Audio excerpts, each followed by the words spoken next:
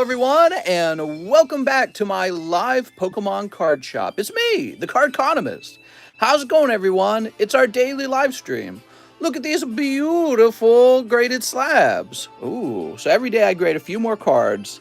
And Tyler Nix was mentioning, I think he mentioned something like he had waited like a month for his cards to come back, but that's actually not true. I think they'll be 2 weeks old tomorrow. So, but they are done, though. I think these were his right here, Tyler Nix. So I just want to mention that, and which means I wasn't running behind schedule on express grades at all. Let me go ahead and grab these here, set them to the side. Yes, we have lots of celebrations. How nice. Go ahead and grab these celebrations. Now you can fish around for the Charizard. All right. 3:30 already, says Brooks. I know. The day is flying by. We had a short day yesterday. We wrapped up early because we ran out of orders. It was kind of nice. I don't get a lot of short days, so it was kind of nice. I laid down. To tell you the truth, I was developing a headache around that time, so it was like perfect timing. So I got away from having to deal with the headache. You know, when you lay down, you stop working, all of a sudden the headache goes away, right? That's how it works. All right, just cleaning things up a little bit. We have Mr. James Wolf is going to be the first order of the day. He's got 18 fusion packs. Let's go over the list real fast. We have this medium. It's still ongoing. There's 1, 2, 3, 4, 5 spots left. $10 per spot for that Celebi. Here's the sub list for the large. The large is zooming by, and that's because it is the Charizard large. And all of a sudden, people have a lot more interest in it. We have the Lost Thunder box break is brand new. Here is the Misty's Tears charity card at 136, and the UFC hobby box. So we got a lot of lists, actually, a whole bunch of them. Kind of diversifies where people are placing their money, so they all fill out a little bit slower as a result. We also have this Rocket Returns pack break. These guys are still waiting for it to finish up. I know it's pretty expensive. There are only 9 spots in the pack break, and the reverse holo spot could be worth like $4,000 if you pulled a mint 10 reverse holo Dragonite. So I know it's very expensive, but so are the potential gains. The potential gains are pretty high too, okay? And those common and commons from that set, there's not a lot of them graded. I was looking at them today, in fact. They're just barely graded. All right, so here we are. We got some TCCG grades returning, and let's take a look at them. So we got Seymour 10, Shantoto 9, Marceline I Remember You 10, Gyarados 9, Galarian Moltres 10, Princess Leia Amazonian 10, and Orbeetle V 10. So let's go over who these are. So this is for Kip F. All right, Kip. Here is Jeffrey Kroon. Your Shantoto has print lines, unfortunately. Marceline, I Remember You for Louis Laura. Very nice. That's a full art. Gyarados VMAX. So this is a rare 9 from the Pokemon Japanese cards. Unfortunately, it has not 1 but 2 dots on this corner. I know it's like really hard to see, but that's because of the color scheme on the Japanese cards. There you go. You can kind of see that better. So I'm afraid that's ruling it out because the Japanese cards are actually so clean that they typically never have those white dots. And this one does. So that's a white dot card. Here's Galarian Moltres 10 with Tyler Nix looking very nice. Princess Leia Amazonian actually grabbed the 10, which is pretty hard to do with the Star Wars Galaxy cards. They tend not to grade 10. They tend not to grade 10. Isn't that funny? And here's Orbeetle V. All right. Cool. So the Orbeetle was for Daniel Sandhue. Thanks for your patience with the grading, guys. As you know, express grading is a 2-week wait time, and bulk grading is just whenever it's gotten to. I've expressed it can take up to 8 months, so I'm giving myself a lot of leeway. We have our friend from Hawaii coming down. He's going to give an internship with card encapsulation a try over here, and that could speed up the grading substantially. In fact, it could reach a point where we don't have enough grades, and then we'd have to open up mail-in grading. Okay, so let me put these to the side. Oh, you know what I did wrong? I forgot to take pictures of yesterday's TCCG returns. I'm supposed to do that every time. So, James Wolf, 18 Fusion Strikes. You got it, man. I got some of these in the mail today. I have some big news. Well, not big news. It's not really that big, actually, at all. Chilling Reign, Fusion Strike, and Battle Style are now up by $1 in cost, and that's a permanent change in price because they are finally warranting that price. All right. Oh, live chat. Yes, let's get on live chat. Anyone going to work for you? That's what I was just saying. Somebody's on the way. He will be here in about a month. He is coming from Hawaii. So there's no official date, but he's coming down here in about a month. All right, here goes.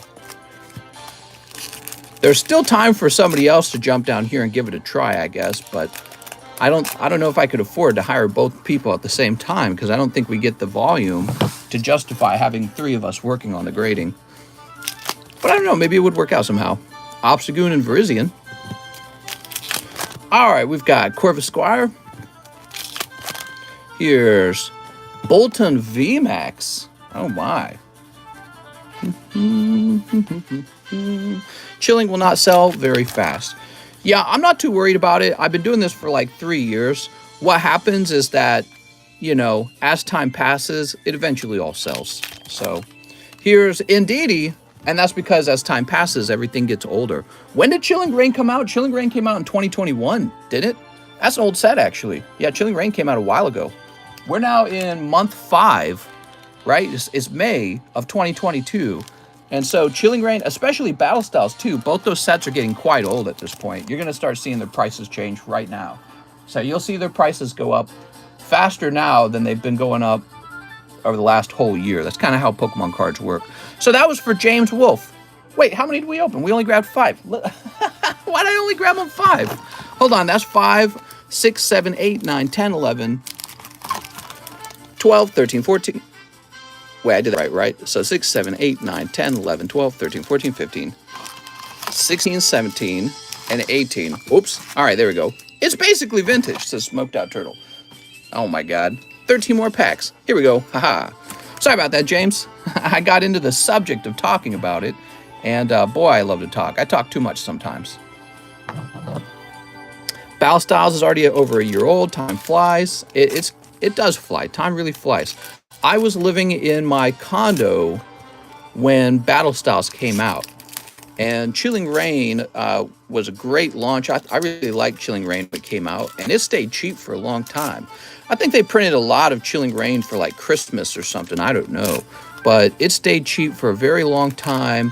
You know, there's like some key indicators that I watch to see price changes, and those key indicators have gone off. So Chilling Reign, Battle Styles, those have both gone off. Fusion Strike a little bit, but I'm expecting a Fusion Strike reprint soon. That's what I suspect will happen with it, but I don't know. All right, here we go. I keep throwing up, and I don't know why. Oof, maybe stomach flu. Is Battle Style same as Steam Siege going to be cheap forever?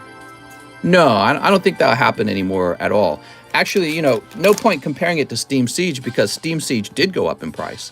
Steam Siege tripled in price since when I first ran into it. I'm excited and eager to work, but need to ship the car, so that will take a little time. Get over here, man. We gotta get that grading done. Here's Bolton. What's up, Micho? Fusion is trash, says Smoked Out Turtle. It's got a couple really good pulls. In particular, it's got a very good chase pull, and that would be the Espeon Alternative Art VMAX. Very cool card, and you have to pull it out of the set, right? So that's a very good chase pull. But overall, I think that Chilling Reign is a better set than Fusion Strike, so I would agree with you in that regard. And that's because you got like Golden Snorlax, and you've got, you know, Galarian Moltres and more in that set. Here we are. But yeah, I mean, Fusion Strikes, I think people have realized that they're cooler than they originally thought. All right, let's pack, and it is Sandshrew. So you walk away with 3 pulls out of 15 packs, one of them being Full Art Bolton V. You know, it's funny, if this was the Japanese set, that would be considered the secret rare. All right. Whew. James Wolf, let's get you a new bag. Nice to meet you, James. How's your day been? Very busy, very busy. Thoughts on the Pokemon Go set? That's due soon. I don't have any strong feelings about it. It'll be another Pokemon card set. So this is gonna say James Wolf 522. Me pulling a Gengar from Fusion, not realizing it was a chase card. Yeah, Gengar's a chase pull in Fusion, but it's the Gengar VMAX. All right, so we have an order from Daniel Ramos. He wants 3 Fusion Strikes and shipping. You got it, man. Aha. Mr. Daniel. Mister, you excited for Astral Radiance? I'm about as excited as ever. I think I'm more excited for the new Japanese sets that come out because, the English set comes out and we're already familiar with basically all the pulls. You know what I mean? So I get more excited for like Dark Phantasma. Ooh, there's that Jenna set coming out. I gotta say, that's a great artwork for a full art. Nice, man. They're really trying with Genesect. Here's Steelix and Mantine. And Panpour. That's the way I always feel too, mister. Exactly. So the Japanese sets come out, and that's very fun. But by the time it hits English, I already know everything about it. So it's just like you're pulling the same cards over again. They ought to release them at the same time. They ought to release them at the same time, in my opinion, for because it's good for business to do that. But I don't know. Maybe it's good for business for them not to do that. What do I know? They've got the numbers, not me. Maybe people double buy as a result.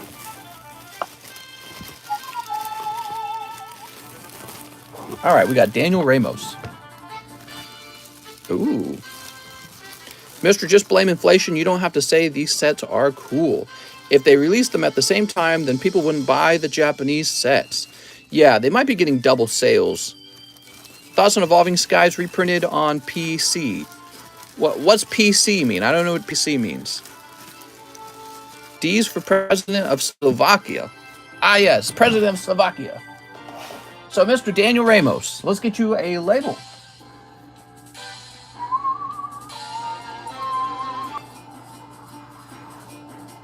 Pokemon Center. Oh, see, how was I supposed to know that? Here we go. Print.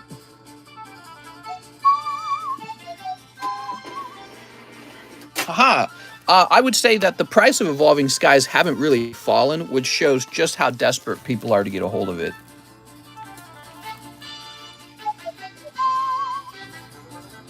I mean, honestly, if the price of Evolving Skies fell enough, you guys would be opening nothing but Evolving Skies. You guys would be going through it right now. Okay, Nicholas says cards. Ooh, what'd you send $8 for? I don't know why you sent me $8, Nicholas. Maybe you'll explain. Next up, we have Joshua Rodriguez. Live shipping. Can you send me my bulk and my cheaper slabs? Yes. Can you send me my bulk and my cheaper slabs? Do you want me to ship everything? It sounds like you're saying ship the cheaper ones, but not the more expensive ones? I'm kind of confused. Let's see. This is Joshua O.N. Oh, good. So you have a lot of cards, and your stuff is right over here. Aha. I have Esperin V Alt Art, but too thin. Oof. So Joshua Rodriguez, let's get you shipped.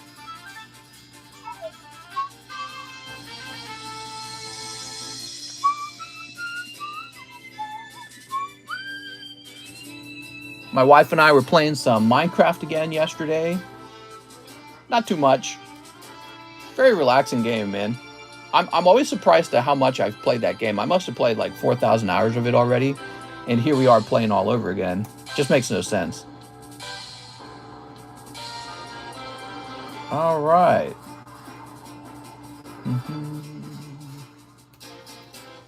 So this is going to be pretty heavy. We're going to set it for a priority mail shipping probably, okay? Oh, the price of shipping went up. I can see it right here. Wow.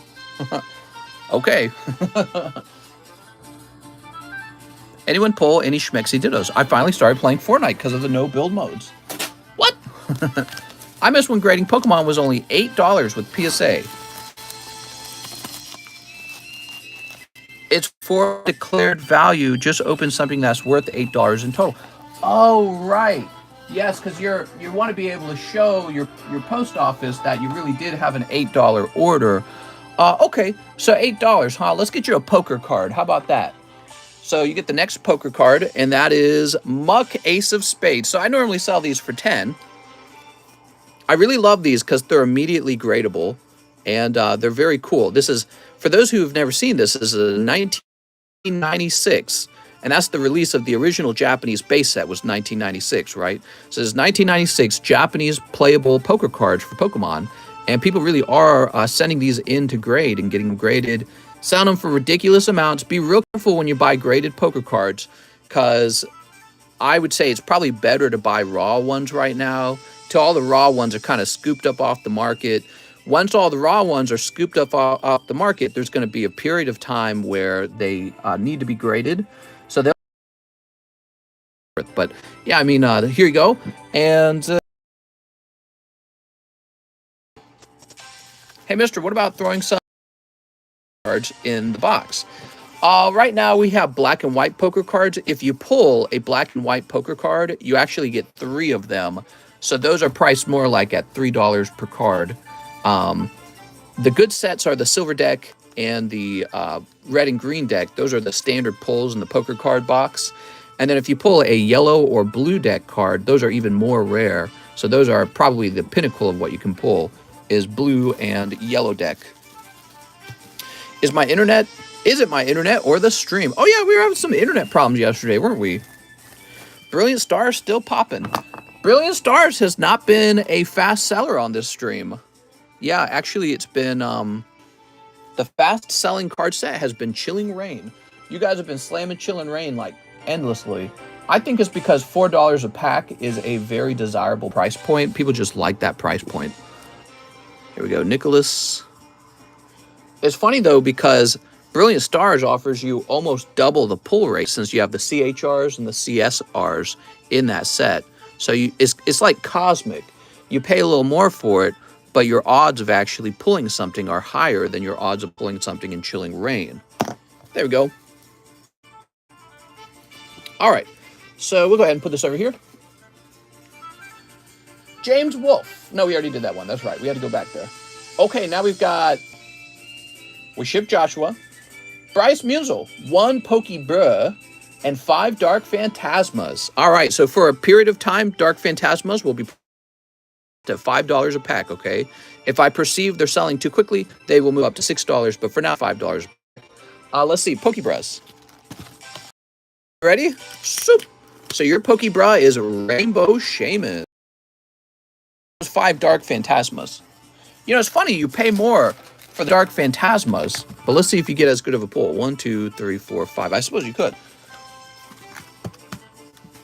I pulled the $50 Charizard. I bought another box, says David.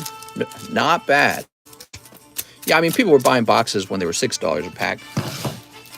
We were slow yesterday, so that's why they're a little cheaper today. That really is how it works. It is all based on demand. Here's Pikachu. Look at that Pikachu. So demand falls, prices fall. Demand is like crazy. Price moves up by $1. Here's Magnezone. I love Magnezone. He's cool. Snorlax. Oh, don't go anywhere. Getting a little sloppy there. Okay, we've got Magnezone again.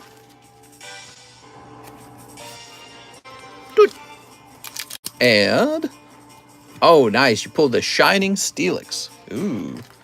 Do you post to Japan? Do I ship to Japan? I would be happy to. Yeah, of course I would. I think I've only shipped to Japan like once or twice, ever. So it's not a very common thing. Okay, that was for Bryce Musil. Got lucky, found 2 antique shops with great prices. What? What is he talking about? Why not based on price of box you paid for plus some profit? Because it's a fascinating thing, Larry. It's because I only have 5 hours of live stream that I can handle per day, right? And so it's not actually based off of, like a set, let's say a set amount for each pack. It's really based on how long it takes to open everything. That's the truth. Like the Star Wars packs or the Nintendo game packs, I had to raise the price on those because I realized, oh my gosh, it takes so much longer to open those. I would much rather be opening a different booster pack that is quicker to open, but offers the same profit margin. So when it comes to sales on this stream, there is something that I call time cost. When the time is not filled up, when you end the stream early, means that prices need to go down so that the stream is filled up to 5 hours again. Whereas when all 5 hours are filled up and I can barely keep up with orders, price needs to rise in order to shrink down what I have to work on it within that 5 hour period. So yeah, it's an interesting way of doing things. But yes, it's not really based. For example, the Marvel packs. Did you know the Marvel packs? I was losing money on Marvel packs, and then I was breaking even at some point. And so yeah, Marvel packs were doing really bad. So it's not true that every pack just is, oh, I'm making money on this, you know. And then some things do really, really well. Some things do really, really well. All right, so let's see. Christian Green, 2 Lost Thunders. You got it, Christian Green. I'll tell you something that doesn't do really well. These box breaks. So these box breaks, they're a bad product for me to sell time-wise, but you guys like them a lot, so I do it for the viewing value. So that's another complex part of the equation, is how much do you guys enjoy watching something get opened? But yes, these box breaks are very time-consuming, so I don't like them. Especially because it leads to a scenario where a lot of people are buying like 1 pack and they got to find their bag, 1 pack, find their bag, 1 pack, find their bag. So I try to avoid that scenario as much as I can. Okay, we got Danny Vachitavong, 5 Rent-A-Girlfriends. You got it, man. Mr. Danny. Yeah, box breaks are no good, but watching a whole box get open is really, it's a viewing pleasure. And so, got to make sure people are enjoying what they're watching too. That was one of the reasons why we got rid of the bag sort, because I was noticing we would lose viewers when we would do a big bag sort. People don't like to watch that as much. I love this song, by the way. Mister, you can give my bag away. Only 2 packs of Brilliant Stars in it, says Johnny Blaze. Sure, Johnny, you want to tell me what your bag name was? There we go. Danny Vachitavong. Mr. Danny. I suspect there's a lot of guys with bags on the table where they only open like 1 to 5 packs and they decided, well, I don't want to ship that. So I think my table is crowded up with bags just like that. There we go. Oops. I enjoy watching bag searching. Thanks for keeping those. All right, here goes. Danny. Oh, here you go, Danny. What'd you get? Fantasy Date Chizuru. Full art. Very nice, man. Picking up the full art. All right. A good box break would be XY Roaring Skies. Yeah, that's a great one. I really like Roaring Skies. What's the large custom look like? It filled up quite a lot yesterday, but it's still got a while to go. So you got plenty of time, okay? Johnny Hubbard. Okay. So Johnny Hubbard, we'll do a giveaway on your baggie. This is for Danny Vachitavong. Or I'll just put your cards into like the giveaway pile. So where am I going to run into Danny Vachitavong? I feel like you have a larger bag, Danny, but I'm going to look over here. All right, we got David. Here it is. Has anyone had the Taco Bell pizza yet? Update, please.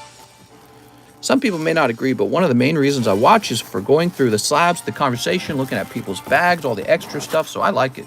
Anything with Rayquaza is a good box break for me, but it sucks when I don't get it. Oh, man, you were in the box, and then Christian Green pulls that Rayquaza. It's unbelievable. You were very close to it. Johnny Hubbard.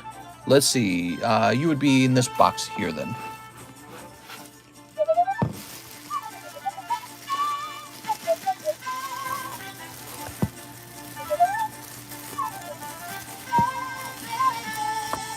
Here we are.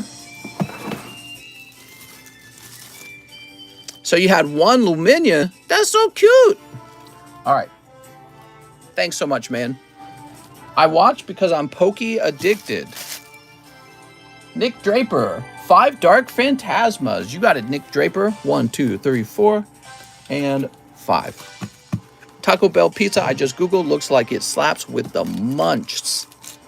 Sneep. His voice makes me feel good. What? It's definitely some troll, right? I think I'm going to purchase that Shaman Ray Ray full art from Roaring Skies.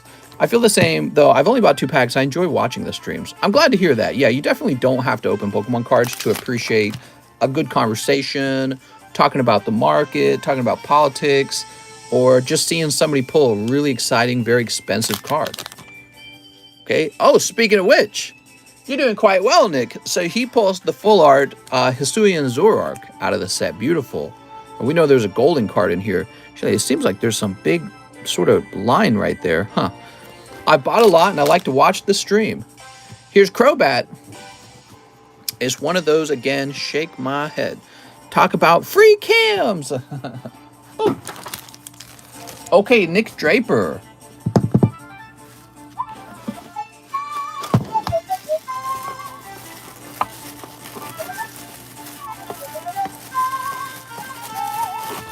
Someone ordered Taco Bell pizza so we can do science.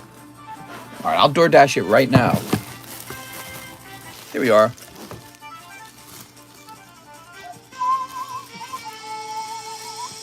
All right, lovely Azorark.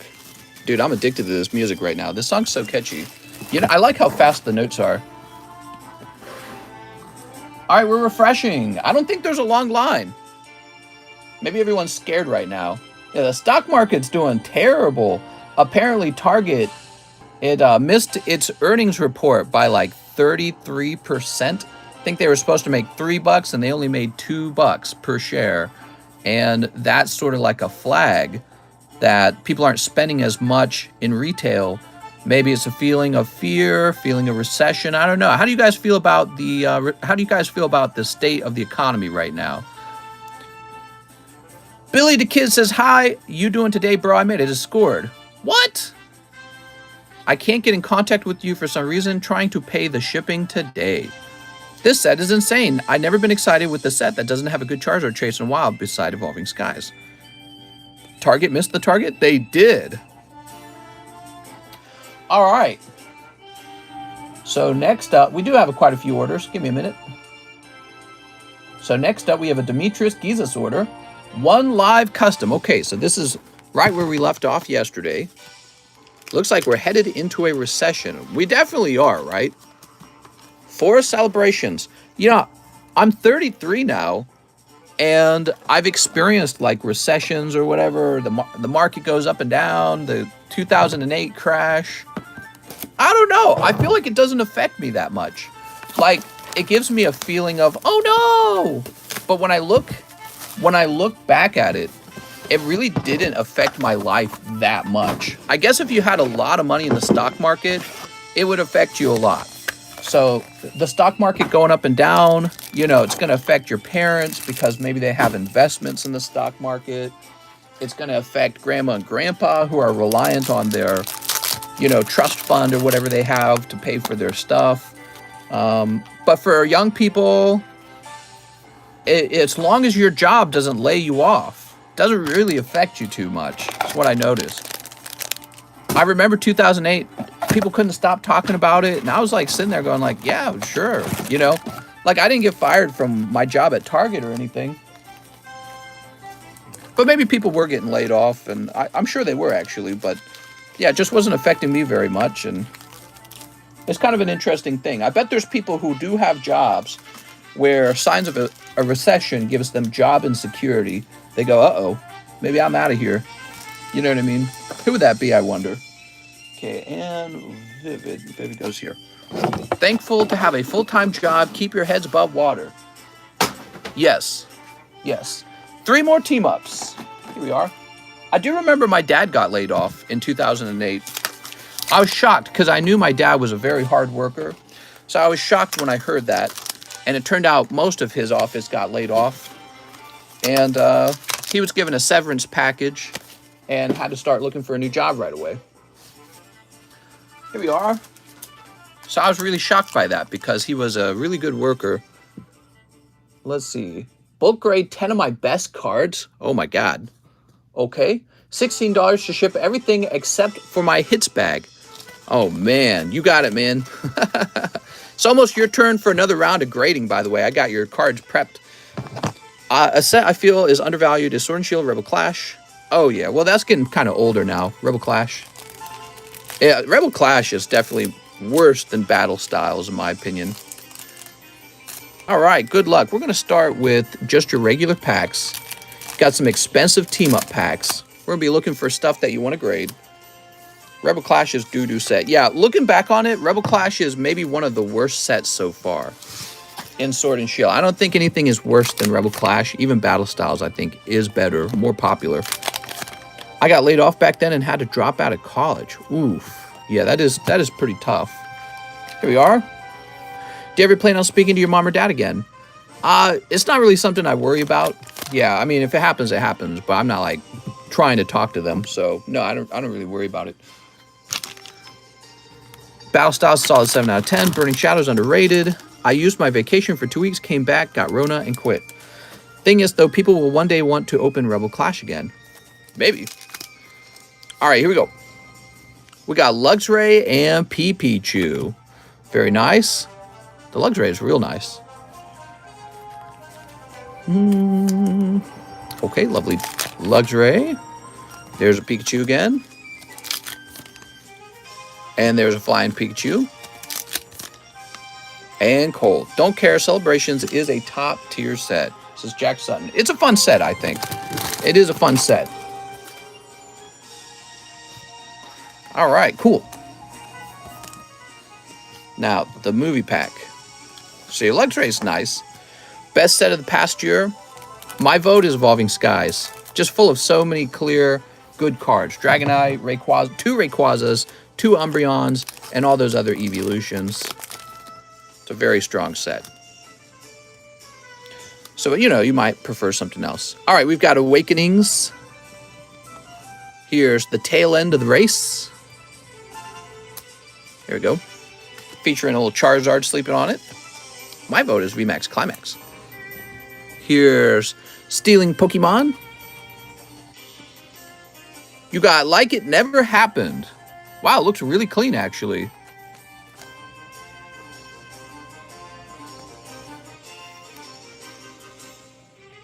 Yeah, that looks really nice. Could be a good sign of other holo cards in the... Oh, you got Bulbasaur, too. But the Bulbasaur is real thin on the bottom. Darn. Yeah, that wasn't sticky at all. You pulled me the Hyper Rare Boss's Order, and I got a PSA 10. Nice, dude. Like It Never Happened. Sounds like a few past flings. Working on about 7 different sets. Living Japanese schoolgirls on cam now. What? Oh, we need a mod. I have a bag. Forgot to say in the PP message. I'll catch you later. Thanks, man. David Fillardo. I opened a Fusion Strike booster box. I noticed that all my holos were bleeding holos. I enjoyed Brilliant Stars. Got good return of value. Base set PSA 10 first edition Charizard just ended in auction. No, that can't be right. Base set PSA 10 first edition Charizard went for 20,000. Nah, he's certainly not gonna. He's not gonna honor it. He's gonna say no, kick me off your platform. I wouldn't sell for 20,000. That's ridiculous. The card has a history of selling for like way more than that. All right, so let's go find your top 10 best cards, Demetrius. Top 10 best Demetrius cards. Get comfy, guys. This could take a minute.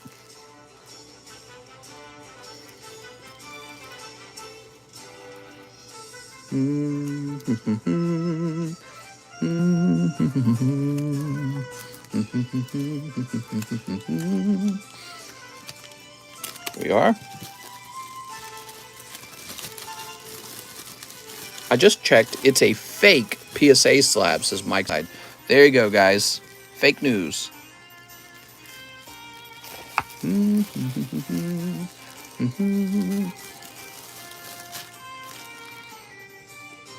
Oh, it's a blue Charmander, huh? Okay, you got some Fortnite holos. I don't really know what to think of them, though. Not an expert on Fortnite value.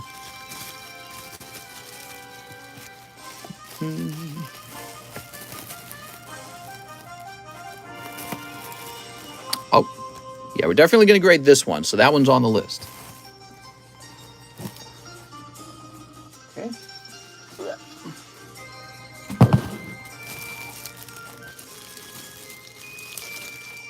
If they're Series 1, they're really rare.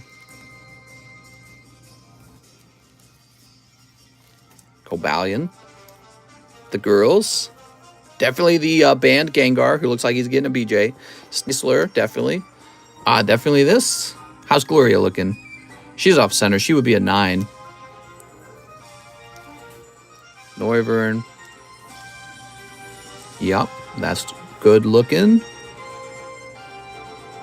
I don't know if I would choose this one first, but that one's looking all right. Actually, this one's looking all right. Okay, so that's a nice little pile right there, Demetrius. BJ Gengar. That's a good name for it. It's the BJ Gengar.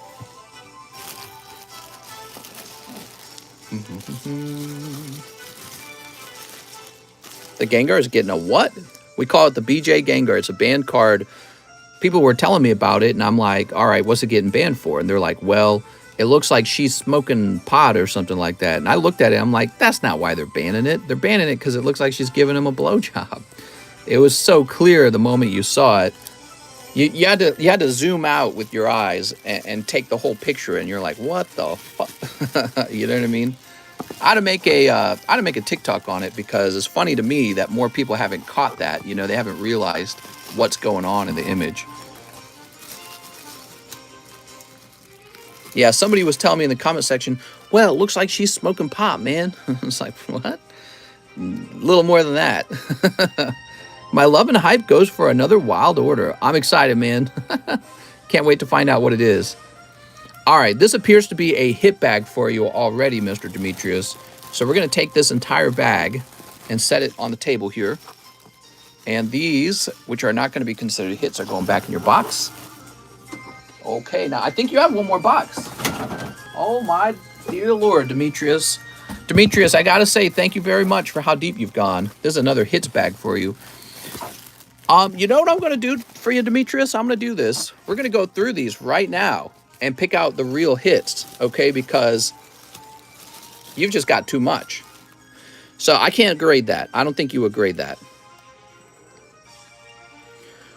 I don't know if I would grade every MDR. Maybe I would, actually. So set that there. That's not a hit. That's not a hit. All right, like I wouldn't grade that. That's going back. Got lots of MDRs. This will certainly not grade 10. These are promos.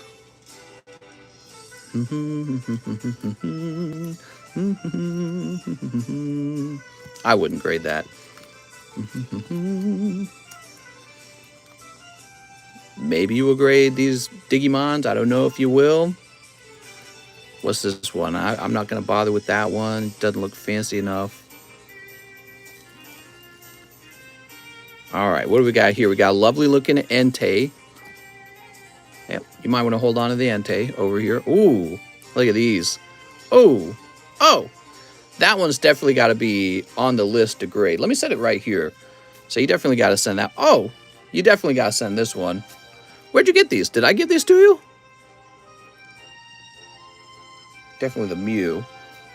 Let me go through here. I mean, you got some really, really strong pulls right here. So the Blastoise, these appear to be ones I might have. Oh, was this this was like a hot pack that you opened with me, wasn't it? It was a God pack. Remember that in the live customs? I remember that. Okay, I think that was part of something I called a God pack. So these are actually getting shipped back to you. These are not going to be considered hits.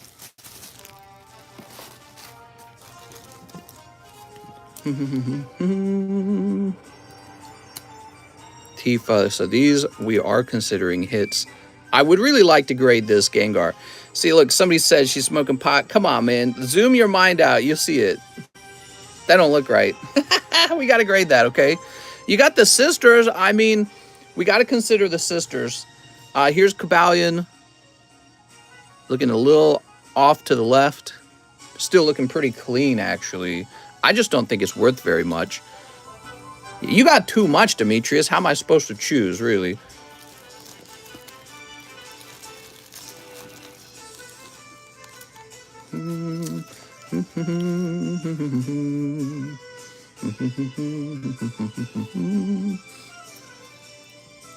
Oh dear, did I mix these? No, I was supposed to mix them. They go like this. There we go. Okay, so let's get the rest of this. I feel that my doorbell's about to go off. No, that's going back to you. That's a bit too off-center, in my opinion. That's really off-center. It's got a weird corner on it. Oh, wait. What am I doing here? Okay, so these are going... We need like a third pile. Here we go. So these belong in this pile here. And this is being sent back. All right, there we go. My own fault.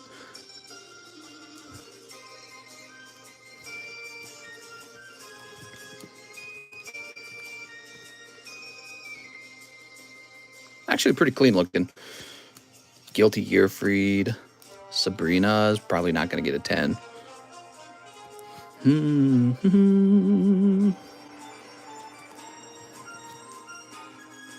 What's this? Very cool. Oh, that's nice. I like that. Like it, like it, like it. Here is... All right, don't worry. I'll get back to reading your comments in a second. I'm doing a lot of concentrating here. It's off-center, but is it too off-center? I don't think it is necessarily.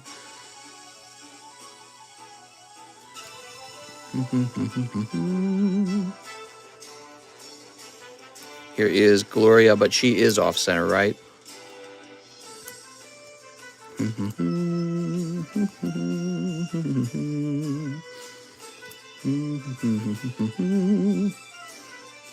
I don't think you'll grade this.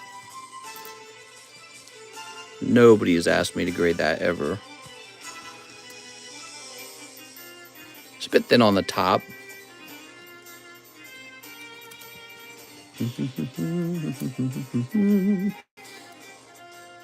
Unfortunately, your squirrel's got a white edge. You got a lot of these girls from the whatever set you call it. They're all full arts. Would I grade full arts from that set? I'd definitely be thinking about it. Okay, Machamp stays.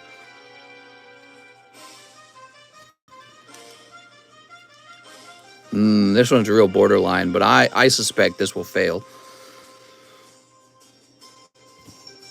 Okay, that's good. And that one will fail. Okay. Is there much left? We're almost done, everyone. I'm sorry. What we're doing here is we're doing a careful investigation of Demetrius's pulls. There's like thousands of dollars of pulls, so I feel he should get maybe a free look-see through all these pulls. You gotta grade this one, man. I'm gonna set that to the side for you. That's a good one. Ghislaine full art.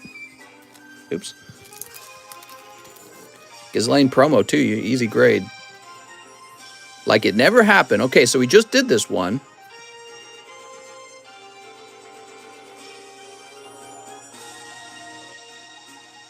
It's close, but I'm leaning toward it not grading 10, actually. Was that the same one?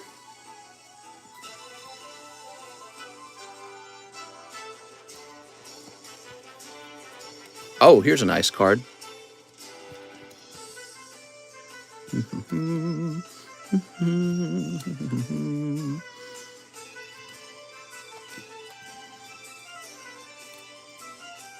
Lightning Storm apparently is valuable. I think it's playable. Is that the issue? What's up, Daniel? He says, loved your heavy bowgun builds. Thanks, man. Appreciate that. I stopped playing Monster Hunter a little while ago, and I've been doing this for about 3 years now. So I'm a big-time collector in Pokemons now. Oh, snap. I didn't know you had this. Where were you hiding this at? All right. Whew. I didn't know you had that.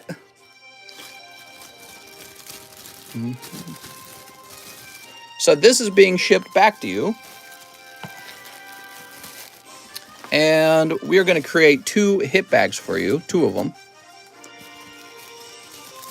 Hello, mister. Welcome back. What's up, Mr. Sauce Underscore? Did I say that right? So there you go. There's 1 bag.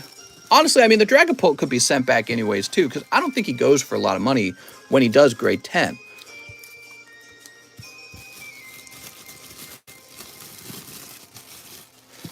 All right, so those are staying here.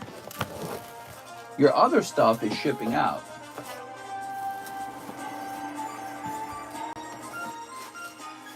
Just rearranging. There we go. Let me print you a label real fast.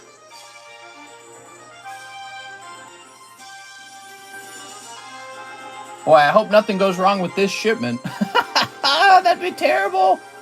Oh, it'd be so bad. But you're going to get priority mail shipping.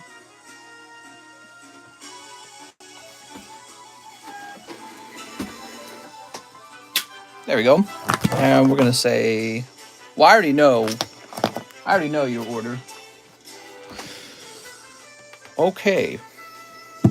I hope nothing happens either. So let's take a quick look at this. You ready? So these are the ones I set aside. This is Sneasler alternative art. and I would definitely grade it. Okay, there's that. Here is Ghislaine.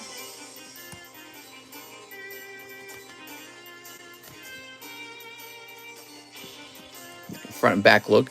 Cobalion we'll put to the side for the moment.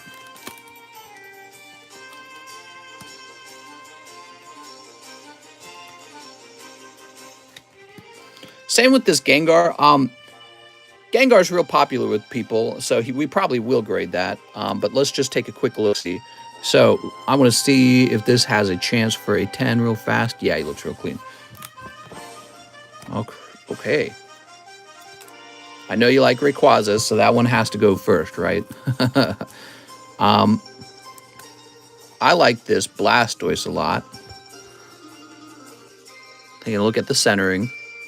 Looking for chipped edges. All right, so he looks real clean on an immediate quick look. So we got to send Blastoise out because Blastoise is one of the more expensive cards. That's why we got to do that. Same with this Sylveon. So Sylveon's a more expensive card. That's why we're choosing it. Oh, man, that's just so clean looking. Took a shot with the top. Sounds good. Well, we'll eventually be done with this Demetrius order. My God. Are you going to update the TCC returns channel with yesterday's return? I need to do that. I stupidly did not do it. I don't even remember all the cards we had, in fact. So hold on. Let's see what we have now. 1, 2, 3, 4, 5, 6, 7. We got 7 cards. So we need 3 more. Now, I'm probably going to do this Mew if it looks nice and clean. It does. Okay, just looking for chipped edges. We found one on that Gyarados I graded today. I was real disappointed in that. All right, now you've got room for 2 more. I'm going to take the Gengar because Gengar's fresh. He's new. People like new. And the fact that they're going to change the artwork for English is fun as well. So he's going to be selected. Between these 3, I'm worried the Cobalion will fail for off-centering. Entei looks real nice. And this is thin on the right. So Entei it is. All right. There we go. 1, 2, 3, 4, 5, 6, 7, 8, 9, 10. So there you go. We got 10 cards. Just for fun, Mr. Demetrius, let's get you 1 free grade, okay? We're going to pick a random Weiss Schwartz. How about this one? So there's 1 free grade on one of your cards. And we're going to place this back in. Don't show it. Now we're going to show it. Let's see what it is. Oh, come on. It's so boring. No. Let me pick 1 more for free. I can't do it. I can't stick to it because there's so much better pulls than that one. Like this one's immediately better, obviously, because of boobs. Let me just pick one out. Let's not do it this other way. I'm going to give you 1 free grade.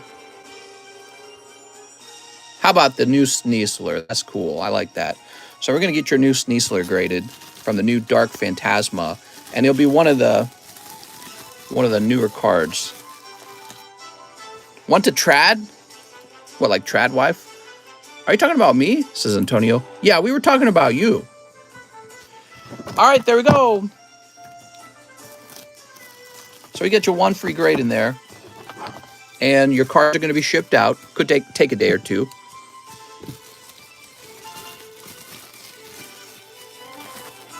All right.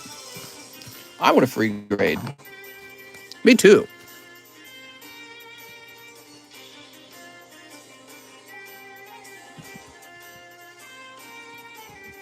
Oh, I should put in. It's 518 though, isn't it? 518 actually. There we go. So yours says 518, and those are sent off to grade. Now you do have some remaining cards with us, and let me get a little holder for that for the moment. And all that other stuff is shipping out, so that was an enormous amount of cards. Yeah, I wish you had pulled the Rayquaza. But, you know, at least the Rayquaza didn't look like it was a 10. We'll call this hits, by the way. You got a lot of you got a lot of stuff over here that you could grade. There we go. All right, cool. We're all done with that and ready to move on. Let me just go over his order one more time. $16 to ship, 3 team up. Okay, we got it all. Brooks Bellinger is next. 1 Dark Phantasma and a Shiny Star V. Okay, Dark Phantasma. Please and thank you, he says. All right. One day my PayPal will reactivate and I'll get my slabs from you, mister. Hiker Theo. Aren't you Theo Lang? Why don't you reach out to me on Discord about it? Be like, hey, mister, my PayPal doesn't work. All right, we got, another Gengar, in fact. Here we are. And flip that around. Oh, it's Venusaur. Tablet kids don't like the stream. What? Here's Sation. Ooh. Bestie, I never got this art. Oh, it's on the way, Bestie. It's on the way. All right, there we go. Sweet. Now this goes to Brooks Bellinger. Thanks, Brooke.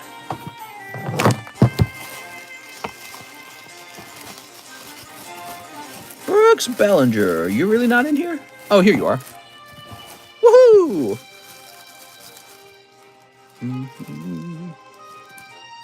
It's that time. Antonio says, are you sure? Antonio, would I trick you? I would never trick you. Mr. Say Pika. Pika! I would never.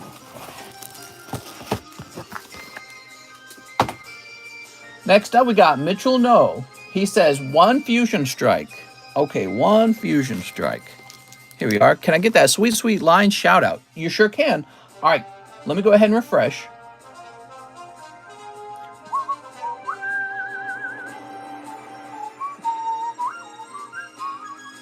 So I can see there's some activity, but it's actually not very much. So I don't think it's a long line right now, everyone. I think it's a shorter line. And here we go. So we've got Mitchell No, David Fillardo, Daniel Kelly, John Galbo, Joseph Jones, Stephen Tripp, Daniel Wiseman, Christian Green, Mario Quintana, Nick Draper, Gustavo Ortiz, and Tim Reeser.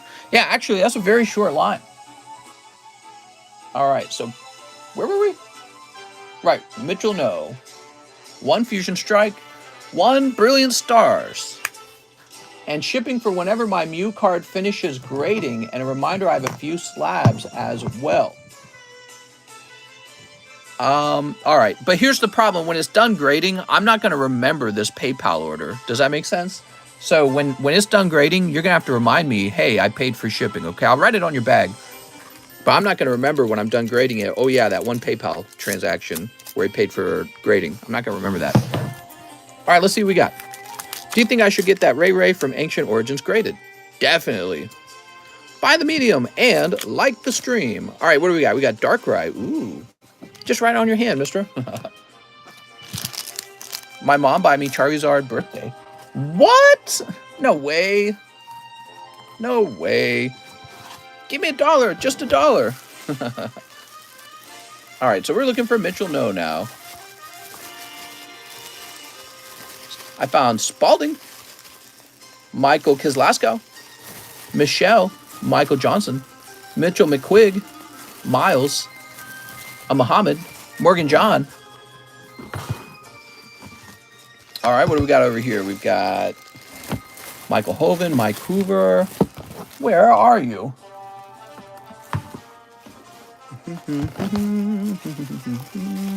Here you are.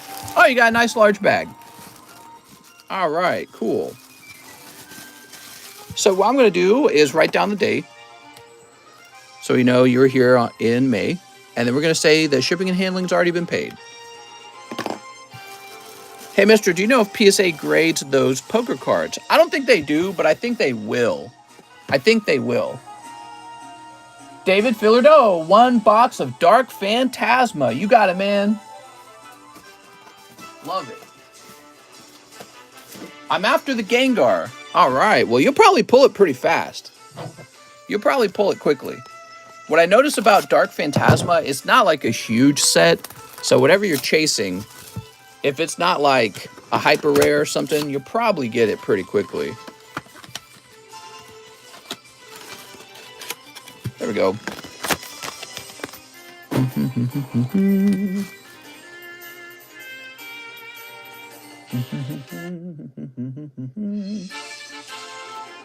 All right, you ready? All right, here we go. At night, the stream was run by many Alexes. What?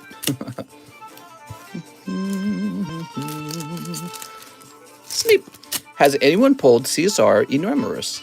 It has been pulled before. Sleep. We have 5 sealed boxes or cases of this set, so I'm sure we'll pull a couple of them. I got 3 cases open right now. And it's a pretty small set, so if that's the card you're after, you might get it. All right, here goes. So once again, this is for David Fillardo, and he needs a new bag. Here's an Amorous. An Amorous. So beautiful. Joining to see a secret rare pretty quick. Let's see, we've got Crobat. Hey, it's the one girl. Very good. You got the rainbow version of her. What? All right. That's my favorite character. Here's Gallade. Hey, mister, where's the prune juice? You know, I keep forgetting to buy some. Any dock babes drive by to see the boat? No. Here's Hunter. When does this set come to English? Hey, there you go. You got the Gengar that you're looking for. All right, the banned Gengar. And you got Gardevoir as your Radiant Rare. Basculegion. Gudra. Look, it's so gloomy. Boop. Okay, we got 2 hollows. There's Gengar on a chandelier. Zoroark. That Gengar smoking pot. Oh my god. All right, so how's you guys' day going? Anything interesting? What's the gossip, guys? Here's Machamp and Gligar. Ooh. Here's Gudra. Did you guys see that Jordan Peterson tweet where he was doing some fat shaming? Oh my god. Wow, your box had 2 full arts in it. Congratulations, mister. I said, wait a second, I'm kind of fat. You can't fat shame. No, I'm just kidding. Here's Zoroark. Gas prices is effed. Yep, gas prices are double where I live now. Currently at work. Oh, we got Pikachu. I'm a Jordan fan, mister. There we go. And Arcanine. How many packs in a Dark Phantasma box? Thanks for asking. There's 20 packs. WTF, this is a hot box, says Kyle. It is. Any box where you can get double hits is nice. So that's for our friend David Fillardoro. Baby formula shortage. Well, if you're having a baby formula shortage, maybe it's time for mommies to whip out those titties and start getting the suck on. Walmart stock hurting? Yes. Target missed their expected revenue goal, which was like, I think it was like $3 per stock. And instead it was $2, which was a big miss. It wasn't like a small miss, it was a huge miss. And so immediately Target stock crashed by about 25%, I think. And then Walmart promptly followed because they're in the same business. So people who own Walmart stock are scared it's going to happen to Walmart too. Mister, not all women can produce milk, you dingleberry. Hey! Breastfeed, says Ollie. Target just needs to get in more Pokemon cards, and that will solve everything. That's right. Mister, does my bag have anything good to grade? My bag is Manuel Diaz. Maybe. Brooke says, so buy Walmart. FYI, breastfeeding is expensive. Guys need to start breastfeeding. There you go. Just like that Family Guy skit. I told people when I first began to realize that a lot of people don't breastfeed their kid, how shocked I was. Because I came from a family of 11 kids, and we never had baby formula. We were all breastfed. So it just kind of made no sense. I was like, I didn't know it was a thing. David Fillardo, but I've since read about it, and now I know. All right. Daniel Kelly. Shipped to my new address. Daniel Kelly. All right, give me a minute.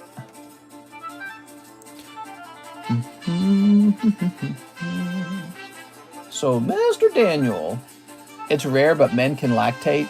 I'm lactating right now.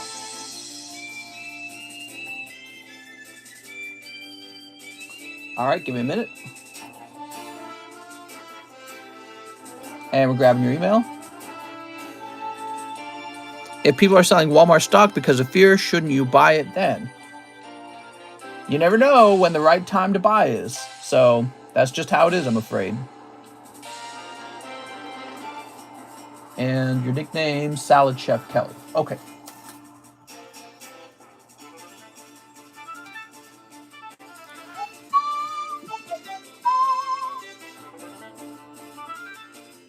Let's see. I'm going to go ahead and print that label.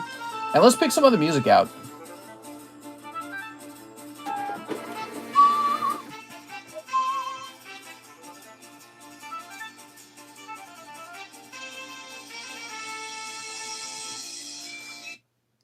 All right, Rosalina's Ice World.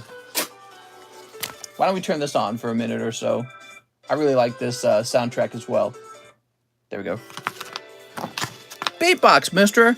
Chicka chicka wee wee. How was that? That was pretty good, right? I don't know how they do all that beatboxing at all. Double breast milk. Double breast milk today. Come on, moms. They be slacking. That's why we're having a shortage. Okay, so now we have John Galbo. Hey, mister, the PSA 8 Fossil Dragonite. Plus live shipping. Okay. John Galbo.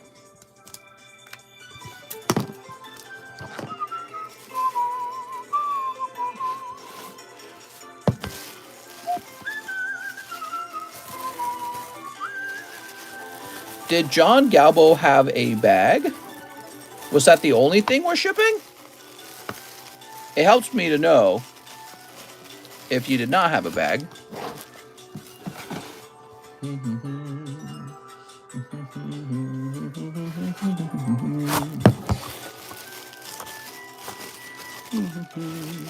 Gotta go. No opening cards allowed until I return. Okay, we'll just wait for him to come back.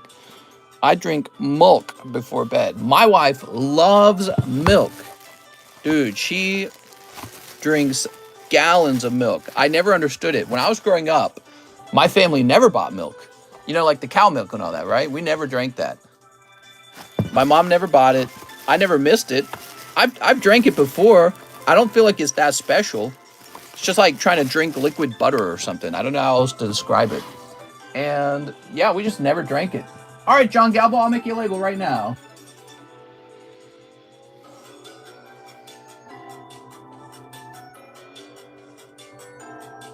Print. Milk is only during infancy. I still don't really drink milk. And I don't eat a lot of butter either. Or ice cream. Not a fan of ice cream. Ice cream's okay. Milk is nasty. All the pus in the milk from the infections the cow has. What do you think people did before 1846? Because formula wasn't invented. Yeah, what about that? Checkmate, atheists. Yeah, how the heck did we survive before formula? It was impossible. I would give my life savings for that venom moth. Really?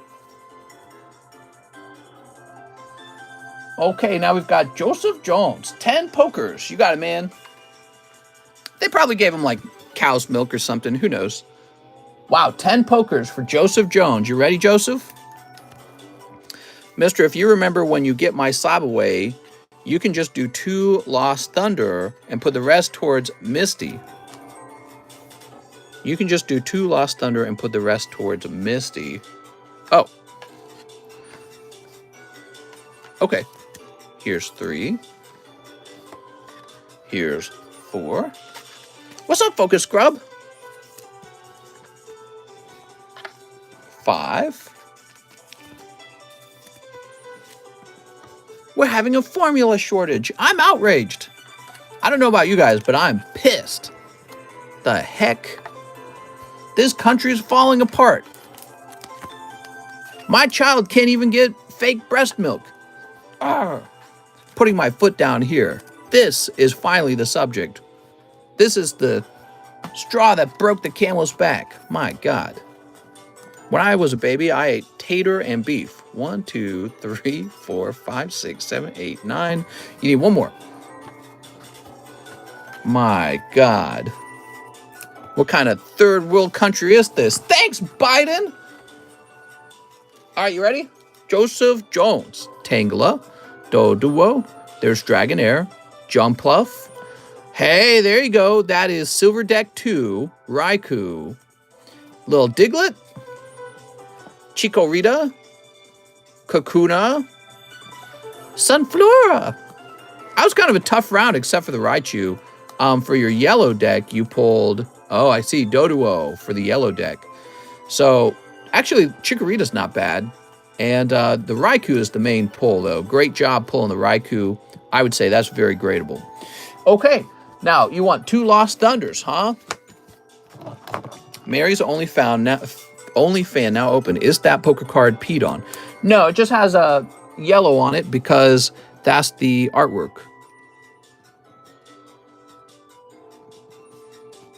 Thank you, Joseph. I've got me a box. You do got you a box. He's one of those got me a box guys. Mister, I'm selling bottles of Gamer Girl breast milk. Can you help me promote it? You can get 20% off. All right, guys, head right over to marysbreastmilk.com and solve all your baby formula needs.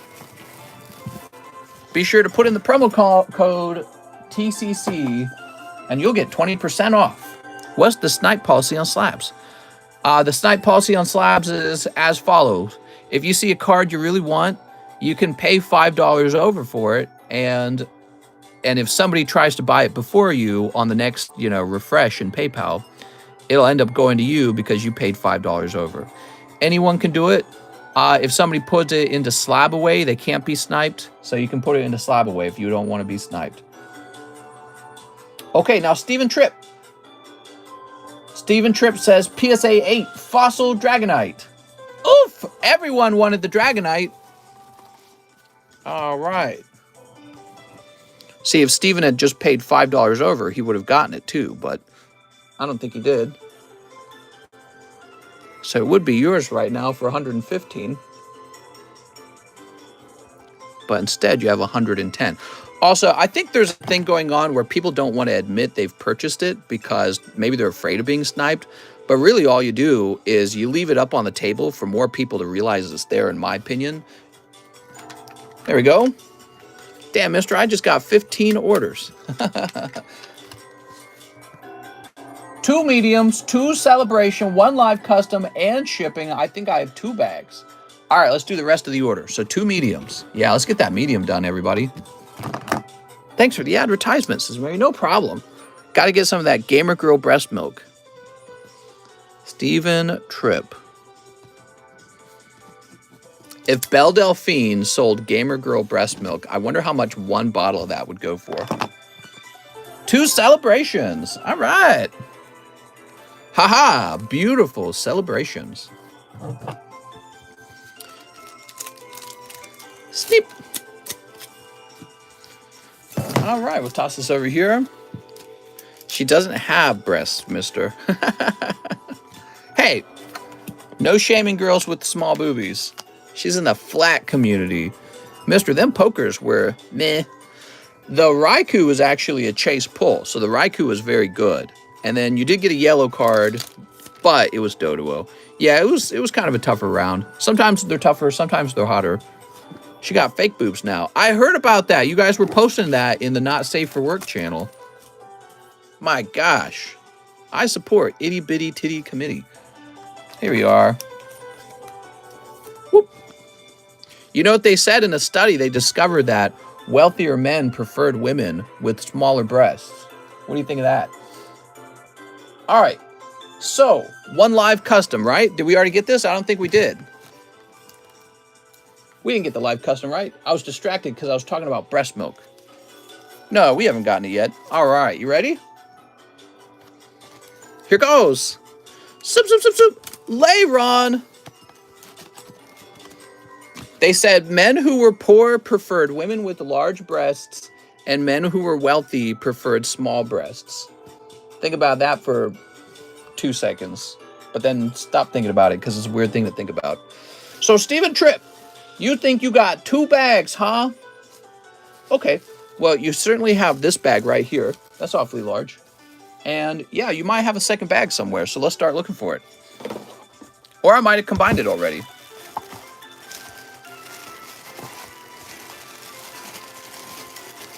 Okay, you're not in here. You just thought about it, mister.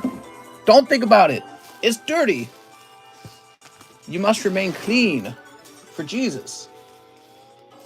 Greetings from a fellow Missourian. What do you like about Missouri? I ask myself that question all the time. I like Josh Hawley. He's all right. I like that he seems a little younger than a lot of our politicians. Let's see, we'll put this back over here. Maybe a little younger, a little more keen. He's ready to go on the attack. Small breasts are superior, says Smith. Let's see, Sage. Guess I have to start pumping my breast now. I just got back and Mr. talking about boobies. I like driving in Missouri. Other states don't feel the same. Really? I'm broken. I don't mind itty, but also bigger is nice. Yeah. Beggars can't be choosers. Sheila, Sean, Stephen Tripp, I'm not running into a second bag for you. I'm going to check up here now. He said he might have 2 bags, everyone, so I must search everywhere for this because it is a possibility that he has 2 bags. Stephen Demas, Stephen Barr, Sean, Scott Riley. All right, I didn't see a second bag for you. If we run into it, obviously it will still be yours, and you can just tell me to go ahead and ship it out if we run into another Stephen Tripp bag, okay? All right, let me go ahead and print you a label now.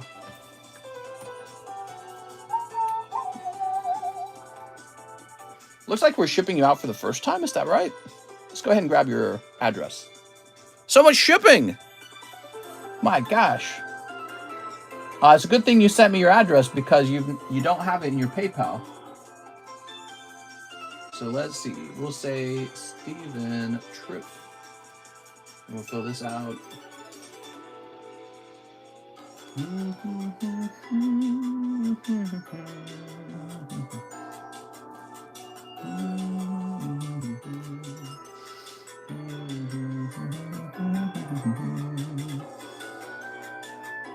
What comes up with this music? Man, titties are acceptable too, says Kyle Sexton. Man, titties. I love them. Don't want to discriminate. All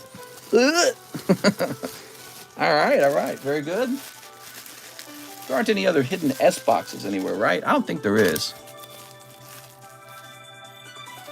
All right, let's change the music up because I'm going to die if I hear this song on repeat one more time. Let's see.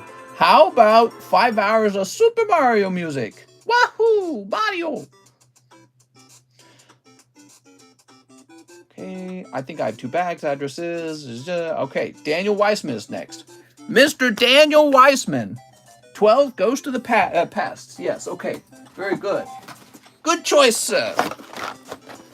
Too big of areolas are nasty dough. Don't want them pepperoni nibs. Wow, dude.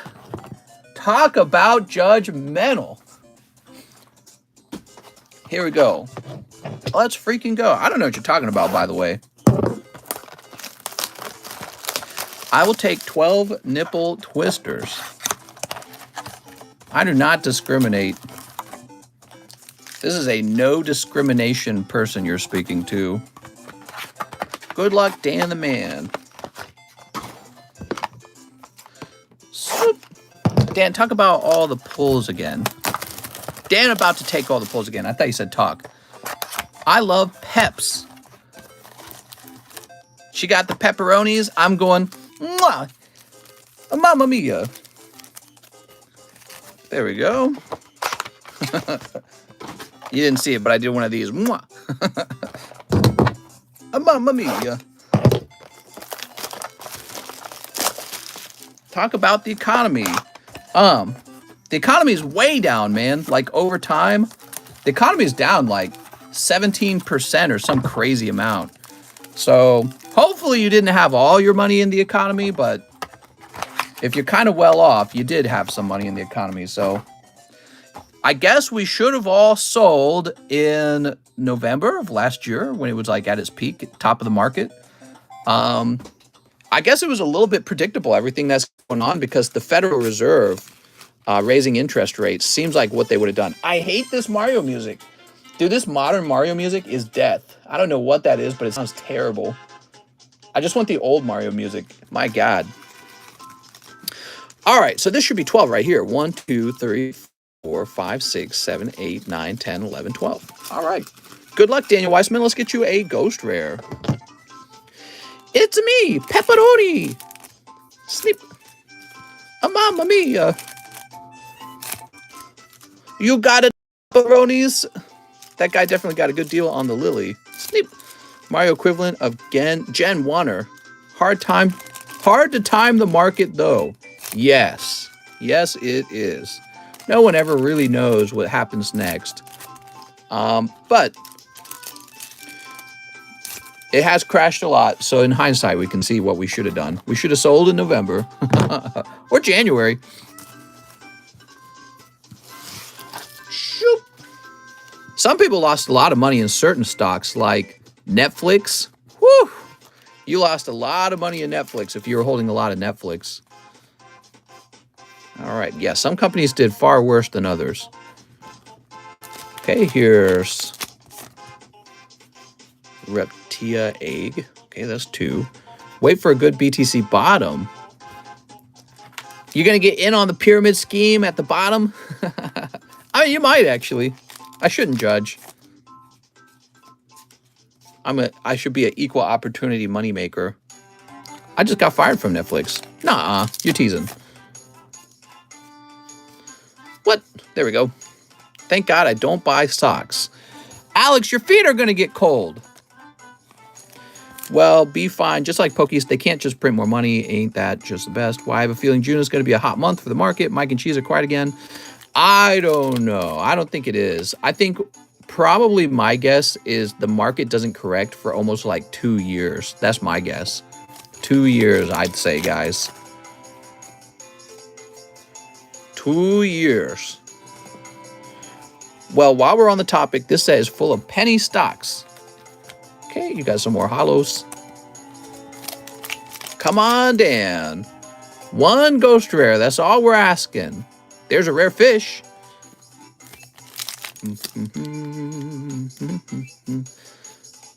All right, that's pretty cold. June is going to be a hot month for the sunshine. Mary, just because you look like a cow doesn't mean you can produce milk like one. Wow. The Dems need the market to rebound for midterms. They really do. And I don't think they have a way to force the market to rebound. Here's Proxy Horse. Fossil Fusion. If anything, I think a lot of people are going to be worried about riots and instability with Roe v. Wade and with the midterms. I think that the country's headed toward maybe a dip in the market continuing, or maybe just not recovering very quickly. I think the moment Biden's out of office, whether he gets replaced by a Republican or a Democrat, you might see recovery in the market right there as soon as that happens. Here we are. Sweet. All right, that's for Daniel Weissman. Yeah, it doesn't matter if a Republican or a Democrat wins. I think that for Biden, he's got too many bad things under his belt sitting right now, so I don't think he has a lot of political power to get much done. And when the midterms are over, if the Democrats take back the House or the Senate entirely, which they basically already have the Senate because of Manchin. Manchin's a Democrat from, I think he's like from West Virginia or something, and he keeps voting Republican. So, but, you know, if the Republicans can take either the House or the Senate, the Democrats will just be locked out of passing anything. It's going to be like gridlock. And I guess for some industries, that might actually be good. Definitely monopolies. You know, monopolies don't want politicians to be able to act on their monopoly. All right, so Daniel also orders 10 rent-a-girlfriends. You ready, Daniel? 10 rent-a-girlfriends. Let's do it. 2, 3. We've got this right here. 1, 2, 3, 4, 5, 6, 7, 8, 9, 10. All right. Cheese gay for Mario. What? Get a room already, says Anthony. He wants 4 in the Lost Thunder Break. Sounds good. You might pull that Lugia, and then you have 2 of them.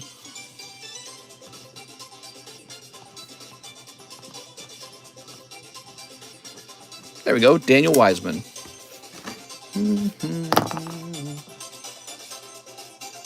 I'm sorry, you needed 4 of those. Here we go. Fix that real fast. All right, 5, 6, 7, 8. One Topps first edition, or not first edition, but One Topps movie. One Sublist custom. Oh, okay, the Sublist. Let's grab that Sublist. I wish Scarlett Johansson would spit a loogie in my mouth. I don't share that sentiment. I never thought she was that attractive. I thought she was okay. She just looks like another lady. Yeah, a lot of women are very good looking if they just stay fit and healthy. That's the same for men, by the way, too, by the way. So, yeah, I mean, I think TikTok proves how many sexy women are out there in the world, not just the small handful of Hollywood elites who get in all the movies. There's a lot of attractive people in the world. Makes you wonder what the future of celebrity will look like, you know? Okay, so you say 50 towards your slab away. Let's go ahead and do that, Mr. Daniel. 50 towards your slab away. A lot of attractive people out there.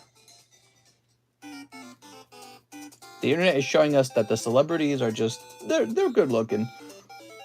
They're good looking, but it's not like mind-blowingly good looking. So you got 220 left on that Snorlax. 5 Fusion Strike. The only sexy women I care about are on trading cards. Oh my God. Lots of attractive people in the world, like me. The power of filters. I prefer Scarlet Pimpernel. Oh my God. 5 Chili Willies. 1, 2, 3, 4, 5. Scarlet Pimpernel, more attractive than Joe Hansen. What? 5 Battle Styles. You know what's crazy is I've lost a little money in the stock market because of the stock market falling like it did. And I'm looking at, those losses going, I literally could have just bought sealed cases of like, I don't know, pick any of the latest sets that have been good. And I could have just stocked up on those and been better off. Isn't that wild? I could have just stocked up on those. Some of them are going up in price. But no, I said, let's diversify. Let's buy stocks. Here we are. Someone protect my data, says Super Dan. Your data is mine. That's what the data collecting companies are saying, right? Okay, we'll start out with these rent-a-girlfriends now. So we made it through the Yugis. Now, rent-a-girlfriends. You could have bought cash and been better off. Yeah, that's true too, huh? If you had just left the money in cash. Sneap. Guess that's what Warren Buffett does, right? He keeps billions of dollars on hand. Is that right? He keeps a lot of money on hand for buying a good deal. Stocks are a good thing long term, though. All right, here goes. Would you be stocking up on One Piece TCG? Maybe. Here's Filling the Hole in My Heart. I've never even heard of One Piece. Can someone fill me in why One Piece is so popular? Is it actually popular? Here's Sei Ruka. I am definitely not an anime expert. Warren Buffett owns Geico. What? Done with the love, mommy. We have, what do you think, Ruka? Morning routine, Sumi. One Piece is the longest running anime. It's great. Here's Fantasy Date, Chizuru. One Piece anime is like 1,000 episodes. I have a VPN. I prefer 3-piece with the side of French fries. There we go.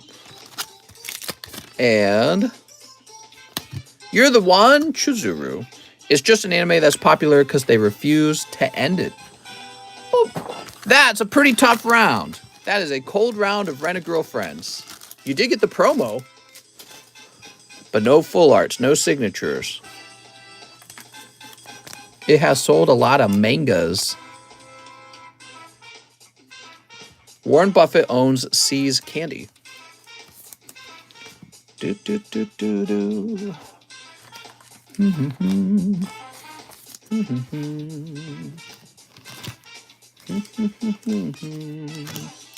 All right, here we go. Is that the same Rocket Returns pack break as the other day? It is. Yes, we're just waiting for it to fill up. I'm not surprised it's taking a while. Rocket Returns is one of the most expensive pack breaks we do on the entire channel. So it usually takes some guys with confidence and deep pockets to fill it up. Maybe I could do a medium just for a spot in the Rocket break. Maybe Mr. Bring the New Hype Dragon Slayer cards. I think there's like 800 episodes. I don't like One Piece personally. I've never heard of it in my entire life. Snip. Warren Buffett owns Yo Mama's ass. Didn't Warren Buffett had like a wife where she would let him hang out with an old girlfriend of his or something like that? I can't remember. No, I remember what it was. She had a friend and she would let him hang out with her friend alone or some weird thing like that. Wasn't that a thing? It was actually Bill Gates who would go on like once a year he would go on a vacation with like an ex-girlfriend or some weird thing like that. Here's Cinderace. How many spots are left in the Rocket Return pack? I will buy. Oh, the Rocket Return pack? So, this is Rocket Returns, and there's 4 spots sold, and there's 5 spots remaining. Whew. Oh, nice. What are you picking up here? Another Bolton. Man, we've gotten a lot of Boltons lately. There we go. Not complaining. You got that in 5 packs. That's pretty good. Panseer.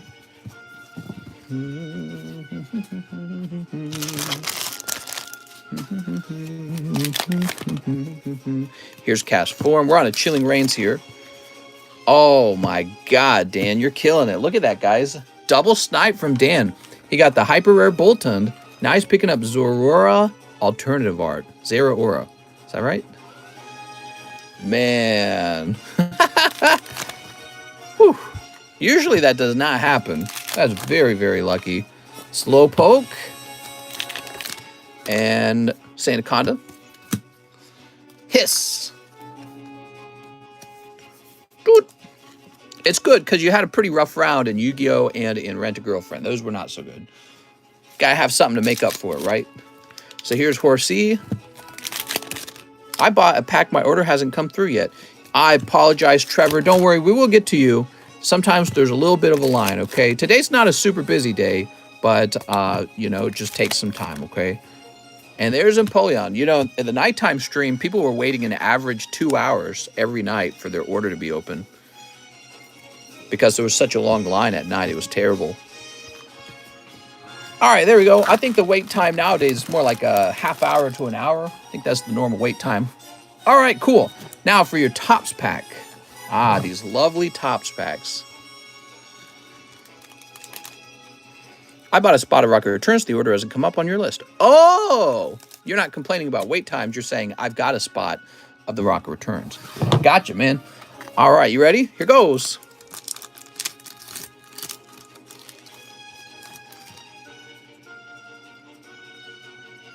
Better than ever. Ooh. Wow, that's looking really nice, man. That's looking real clean. That's what you hope for when it comes to Topps packs, is for them to be really clean like this. And there we go. I'm going to go ahead and sleeve this up.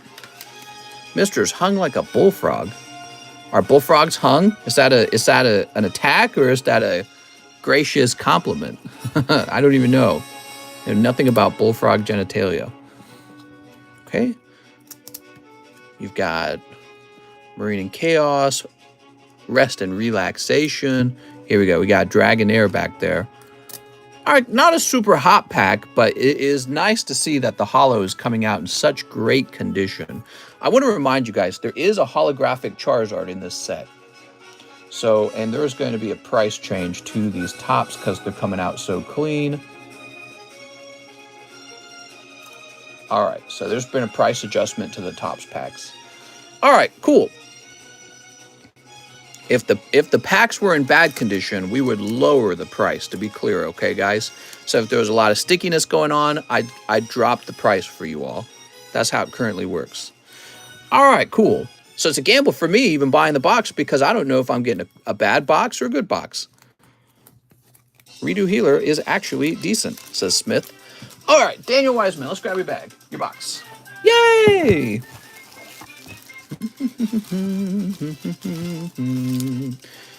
So we're going to take these two out. There we go. Supply and demand. I just think if they're real sticky, you guys shouldn't pay very much for them.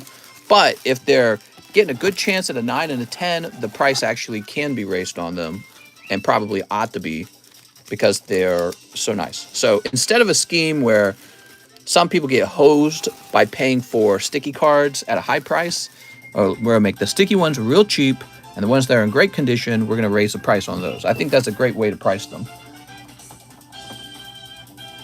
Okay, so Christian Green, 2 Lost Thunders. You got it, Christian Green.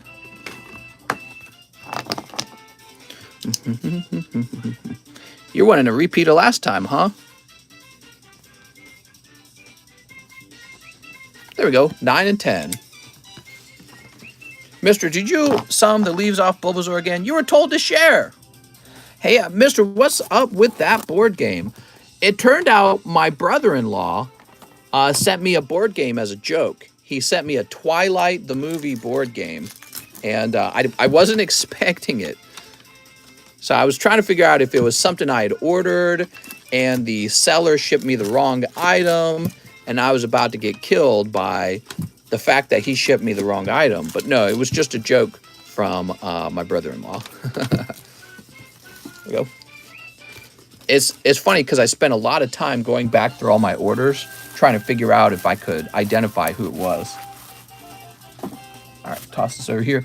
This is an $18 Phantom, but he's got a lower grade, huh? And here's another one of those. So one of these already sold. I have another one, the first edition Abra base set. All right, beautiful cards on the table. Let's go ahead and move on to Mario Quintana. He wants 5 of the Dragon Maids. You got it, Mario. 1, 2, 3, 4, 5. Did Mister get drunk and order a Twilight board game? Yes. Got pokey drunk. Ah, man. Boy, if I got drunk and went shopping, I don't know what dumb thing I'd buy. I paid before you raised the price. Am I good? Yep, you're good. You're fine. There we go. It's people who made a purchase after 4 p.m. over here, so I'll be able to see that. Oh, what's this? Is this a signature? That's a signature. Wow, Mario pulling a signature. Very nice, man. I couldn't tell at first. Zoom in. But look, that's an SP, right? Very nice. Now, I don't know who this character is, though. Is that actually a girl? I can't tell. I think that's a girl. Here we go. We got a holo. Very nice. So that was for Mario Quintana. Let's see if you pull a Dragon Maid rare as well. The regular full art. How drunk are we talking? Oh my gosh, you do. That was very lucky, man. What a round. Woo! This man got Mario hot hands. Wahoo! And a pepperoni. A mamma mia. Mario doesn't mind some pepperonis. Luigi, maybe. Here you are. Boobs be glistening. Shoop. All right. My friend bought a Tesla Cybertruck. They're available for sale now? All right, be right back, guys. I'm getting my Cybertruck. There we go. So that's for Mario Quintana.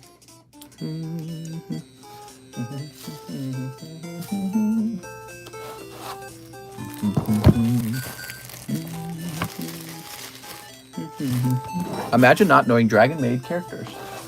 I just don't have time to watch animus, man.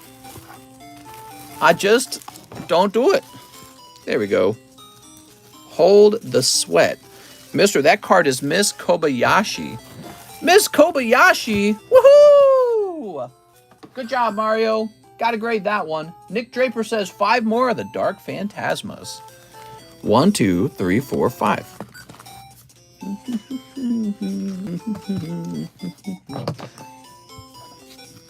She's a main character. She's a good pull. She's a good pull? Wow. Snowlike says, I'm here. All right, here's Zorua. Look at that Zorua. Mister, where is the bathwater? Dragon Maids was a boring show. Don't know what the hype was about, says Smith. Okay, 2 hollows. Here's Arcanine. Okay, we got Arcanine. Here's Zorua. And what do we got here? 2 hollows. All right. So Nick Draper. Let's find your bag, Nick. Whoop, right over here. Nick, not a super hot round that time.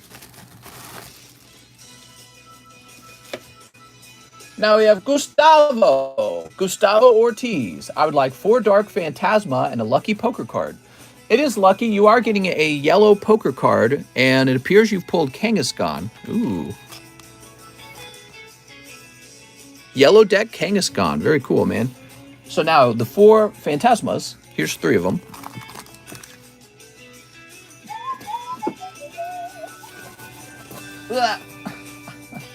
These boxes are so hard to pull out of their case.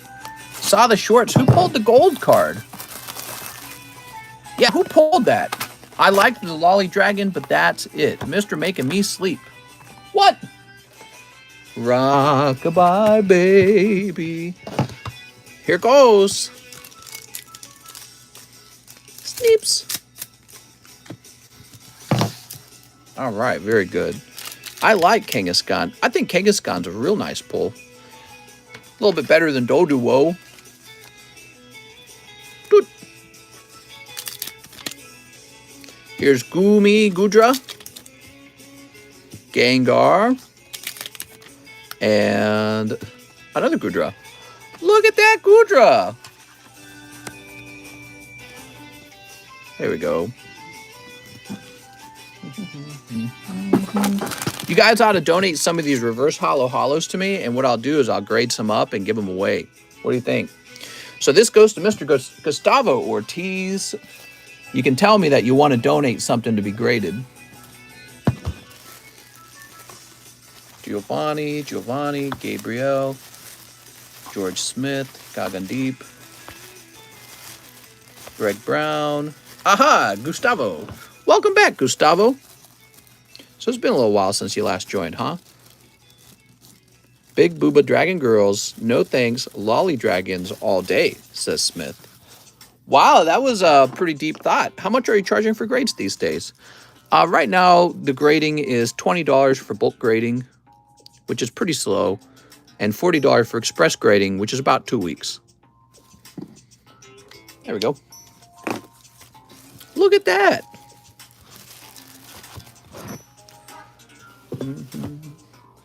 Hey, it's Tim Reeser. One Tops Movie. You got it, man. And a medium. Oh, and shipping a medium-sized bag. You ready, Tim? What's a lally? You'd have my vote. That's not bad, says Hexa. I think that it could get a little bit cheaper when I get help because the demand will probably need to be raised in order to keep up with... So what I'm trying to say is if he's going to work full-time grading all 5 days of the week, I will probably need to increase the number of incoming cards to be graded. So as a result, the price might fall a little. Mr. Sing for Mary. There's a hole in my bucket. Do you guys remember that one? That's an old one. Mechanical Mewtwo. Look at that Mewtwo. He's so shiny. Oh. What do we got here? Oh, that's Pikachu. Mister's such a boomer. I thought I'd pick a super old song to be funny.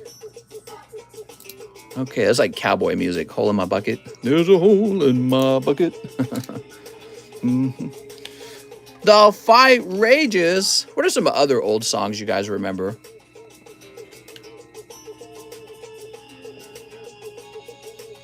Like Ring Around a Posy kind of songs. All right, cool, man. You got Mechanical Mewtwo and Pikachu sticker card. Not bad. Now, hold on. These will go back in. Oops, I Did Again by Britney Spears. Yeah, it's getting pretty old, huh? Dear Liza, dear Liza. Oh, my God. There were so many songs like that, wasn't there? There's, oh, I can't remember them all. So, Tim, let's find your bag. I'm not going to remember them all. There's tons of songs like that, though. I don't think anyone's going to remember them in like one more generation because we're not singing them anymore. That was like music you sang because you had no TV and no radio. A customer asked me if 80s music was considered classic. Oh my God. What? Tom, Trey. Tim, where's your bag, Tim? Tim's hiding his bag. I can feel it. Tim Reeser. Amber brought all her friends back to my home. I dare not. What? Oh, down by the bay. Down by the bay where the watermelons grow. That's another old one. Trevor, T.Y., Tucker, Travis. Oh, my. Why am I not running into Tim's bag right away? You know what? I'm totally distracted. That's why I'm watching you guys post music. I don't know, mister, says Tim. It's got to be right here. Yep, here it is. That's not a medium-sized bag. That's huge. You tricked me. I was looking for a medium-sized bag. This is considered a bag that is like gigantic. Mario music when he enters the castle. We ought to play old nursery tale rhyme music for like a whole day. I was a Boy Scout, Mary. Campfire song stick. What? Something was sticking to you? That's awfully sticky. All right, Tim Reeser, you're going to require heavier shipping. Oh, that's too heavy. Haha, that's medium. That's a very heavy bag. I almost sent it priority, but I think it can still go first class. There we go. My labels are just about to run out. They were so close. It was my Scoutmaster, says Super Dan Kiwi. Ew. Gross. Okay, thank you so much. And now we're ready to refresh. Who was president when you guys were born? The first president that I remember is Bill Clinton. And my parents got me into politics pretty young because all they would watch or listen to is politics. And they would share like their political opinions with me when I was a kid. So they both liked politics. And they would have the radio playing and the TV playing on the news channel all day. They really out here getting people money because they insist the Boy Scouts is homoerotic. And I'm tempted to get some cash. What? He was poked by his Scoutmaster. What? What are we talking about? So, Tim Research done. We got Peter Lucas. Hello, mister. My wallet can't handle these daytime streams, so please give me one box of Dark Phantasma and a live custody. You got it, man. Peter Lucas. Here we are. And a live custody boosty. Soup. That's thunderous. Oof. Okay. How about this Dark Phantasma? Not really, but that's the joke, and it's actually a very off-radar political problem right now. What is? Homoerotic Scoutmasters? Why is it always people who like to work with young kids? I'm not saying they're all crazy, but like, it's like you find a higher incidence of like weird people in that group. You know what I'm talking about? Like, think about it, like school teachers, Catholic priests, Boy Scout master. Some sus about them. I don't know what it is. I'm not beating up on all of them, but I'm just saying, you know. Maybe it's just because they have access to children. Maybe that's all it is. It's just maybe they're just like everyone else, but they have access to children. It's got to be it. All right, here we go. But like, who wakes up and says, "I want to work with children"? F them kids, says Waldo. Oh my God. I think it's as simple as you have to touch a kid to be a pedo, and they have access. Me will sleep with Mister's voice next to my ear because Jesus and God told them to do it. Oh my gosh. Priests are the worst. Now, I was raised Catholic, and I don't agree. There was a priest I knew growing up. He was like an extra grandpa, and I actually liked him a lot. He was a cool guy. He was an old Irish priest. Old Irish priest, and he was a pretty chill dude. But yeah, there's probably like I definitely met a lot of priests, and some of them they were like weirdly silky or something. How do you describe them? It's like they were too soft or something. But not him. He wasn't like that. He wasn't like that. He was very normal. All right, here goes. But yeah, I met some priests that kind of made me feel uncomfortable. I was like, what is up with you?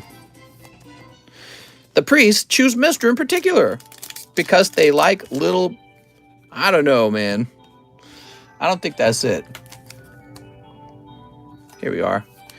You know, it's these people who feel like they have like this closer connection to the spirit world or something like that. You know what I mean? Gengar and Clefairy. I'm going to leave now. You can't leave! Okay, here's Electrode. He's going to explode. I'm distracted by my game. Oh my God. Super Dan says, WTF? Mary ran dry. She's all out of gamer girl breast milk. She's trying her best to alleviate the formula shortage.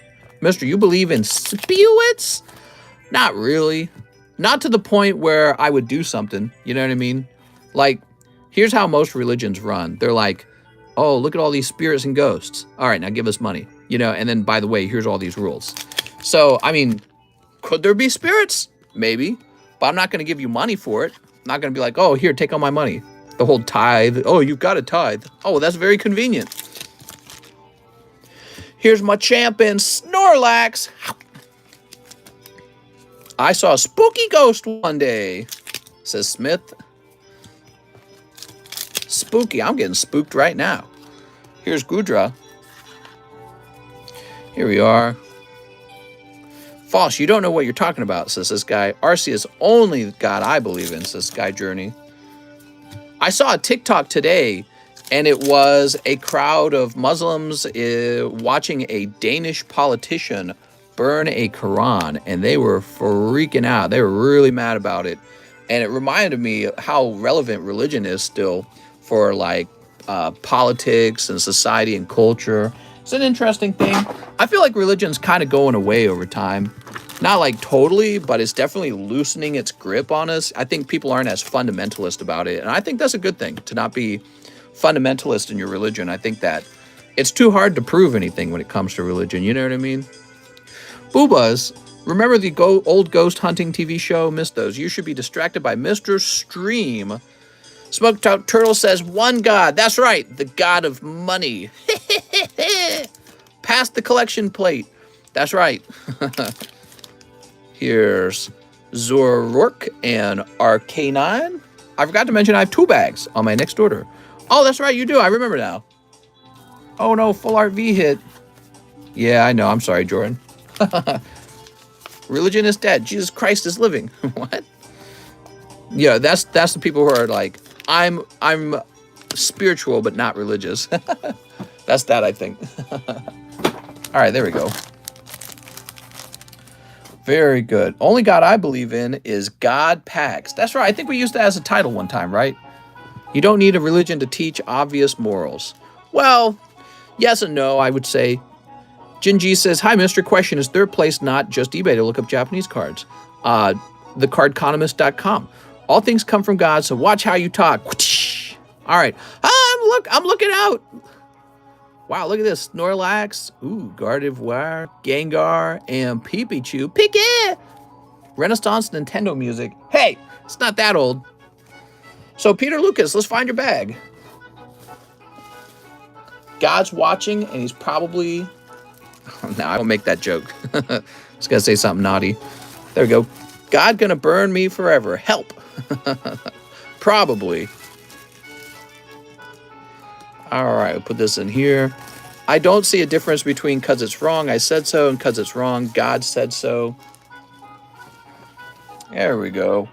God more like God awful. Oh, you naughty boy. There we go.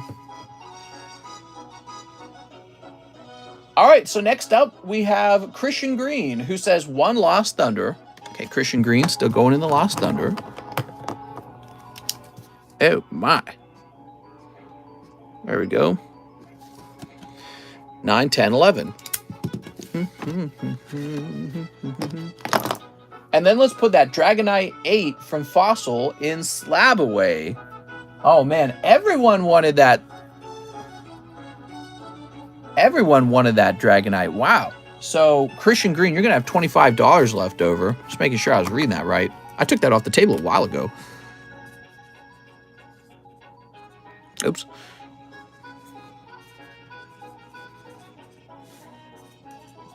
Has the medium gone off yet? Not yet. It's getting real close, though. I think there's only 3 spots. God created a perfect earth for us. All that includes natural disasters and incurable stuff. Thank you, God. Well, that's your punishment for letting Eve eat the apple out of the tree where the snake was talking. Shouldn't have done it. Next up, we got Jonathan Emmons. 2 dark phantasmas. You don't lose anything believing in God, but yeah, that's a common philosophical argument. I guess the typical counter argument is that, yes, you do lose stuff. So if there's a whole bunch of rules stating how you can live your life, you might be missing out on living life in a way that is, I don't know, just more fun, right? So if you're wrong, you miss out on living life. But also, the second part to that argument is that, okay, well then, I guess you should believe in God, Allah, the Mormons, Judaism, because one of them might be right. And so if the only reason that you're believing in a religion is risk assessment, well then you would have to pick all of them, basically, because they're all about equally unprovable. And so it's just a terrible argument all around. Very common pro-religion argument. It's not very convincing. Soup. 1 Evolving Skies. There we go. I already have a bag, says Jonathan. If the world was perfect, then why is my hidden fate Zard a 9? God is real. I was just like y'all, ignorant and foolish. Now he's not ignorant and foolish, but you guys still are. All right, let's go ahead and trim this. Sneep. It's the only thing for sure we don't know. Amen. You ready, Jonathan? Here goes. It's butt-free. It's beautifly. People can't understand that the way religions don't believe in other religions, God is the same as atheists not believing in theirs. What? That's a lot of gobbledygook. God is God. It's very good logic. Yeah? Well, Pikachu is Pikachu. Deal with it, atheists. Check mark. All right, there we go. You guys, man. You messed up the name, says Vizard. I'm sorry. I probably did. Okay, so Jonathan Emmons. I already have a bag. Let's go looking for it. You insolent fool, says Vizard. Here's Jonathan Ibis, John Fleming, Joel, Jonathan Phillip. Where's Mr. Emmons? Bofa is my god. Hey, that's the wrong god. Could you imagine people being realistic and then people seeing it and still vehemently insisting God's existence and then them thinking they're not actually insane? What? All your cardboard will be ashes. Remember that. Oh, no. Ashes, I say. Ashes. Oh, man. I better quickly invest in... Okay, I got to join a religion now. I didn't think of it that way. I never imagined it that way. So what do you guys think? Which religion should I join? Is there a religion? Is there a religion for like butter or something like that? Or like fried foods? I would probably join that religion. All of your Pokemons will be ashes. Are you evangelizing? I feel like there's something within us that separates us from other beings. Well, yeah, I mean, what separates us is the size of our Pokemon cards. So, Jonathan Emmons, I'm still looking for you. Your bag is hiding from me. Did we have to place you on the side? Maybe we had to place you on the side. Oh, here you are. You are on the side. We ran out of room and we had to place you on the side. Take a large amount of mushrooms in a dark room if you want to find God. Mr. Become Pastafarianist. Religion gets you to hell faster than it will get you to heaven. Preach, preacher! I love having a big Pokemon. We do have very sizable Pokemon cards. All right, next up we have David Morris. One live custom. You ready? Here goes. Scroll of Piercing. Pokeangelist. I love it. All right, David, that's very cold. Joseph Jones says, can I get 10 Pokebras? Good luck, man. Joseph Jones, 10 Pokebras. There is a religion of potato. All right, we got Hypno and Gengar in pack number 1. Lapras V. Charizard Reshiram. Coughing. Oh, there you go. That's a hit. The Pikachu VMAX. How many was that? 1, 2, 3, 4, 5, 6, 7, 8, 9. Oh, there you go. And 10. All right, there you go. That was 10 Pokebras. It's crazy to think how insignificant we are, Pokies included. My Pokemons are greater than the known universe. What are you talking about? So you got a lot of okay pulls over here. Actually, I like that Celebi. And then you got 2 very hot pulls here, especially the Pikachu VMAX is a big hit. All right, cool. That's for Joseph Jones. Laws are based off religion, so let's break the law. Down with the laws. Let's do what we want when we want. That's what I've been saying for years, Miguel. I'll open my Pokies and get them for free, too. I don't know. Chat, which is better, Pokebra or Live Custom? Priests have such nice houses. I wonder if it's because God made it or because he took money out of donation boxes. Definitely it was God. And if you want to talk about people with nice houses, you got to look at those prosperity churches where the owners always have like multi-million-dollar ranch houses, which is insane, by the way. Next up, we have Jesus Pantoja. Slab away for Japanese Nidoqueen. First time purchase. Sounds good, man. Let's go locate it. Let's see. Oh, look at that Nidoqueen. Joseph Jones for Pokeball Handler. God knows everything before it happened. It's all part of his plan, but blame the devil for the bad stuff. Yep. So Smith is talking about one of the most common problems for religions to answer. It's called the problem of evil. And it doesn't really make sense. There are all these, there's like these truth statements that religious people try to establish about God being all-knowing or all-powerful or all-good. But they can't explain, where did the devil come from? Did God make the devil? Did he know the devil was going to be evil? Can he not just stop the devil? Right? So, and there's never really a good answer for that. There's always some, wild workaround answer that makes less sense than God just could stand up and fix it if he wanted to, but he's not. He doesn't want to. Pantoja also cut that little skin off your dick.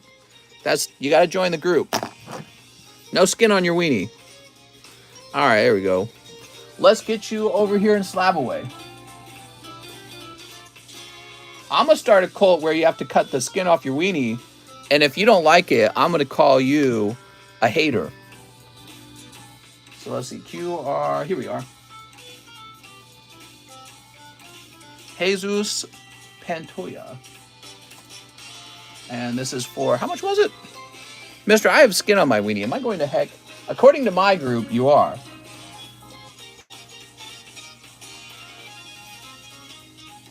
There we go. Keep my name out your mouth. So the devil exists because too many babies kept their foreskins. That's basically what we're concluding in this live stream. All right, so let's see what's next. Marcel Tourist. I want a poker card. You got it, man. 1 poker card. Ooh, that looks really clean, actually. Oh, that's a yellow Primeape. Awesome, dude. I was just thinking it's a king, but it's lacking that etched thing, the ugly 8-bit thing. And that's because in the yellow deck, it doesn't have that. Isn't that interesting? Mr. I know the circumcising of my family. Keep my wife's dick out your cheese. Not the skin where I keep my cheese. All right, Marcel Taurus. That's my cheese skin.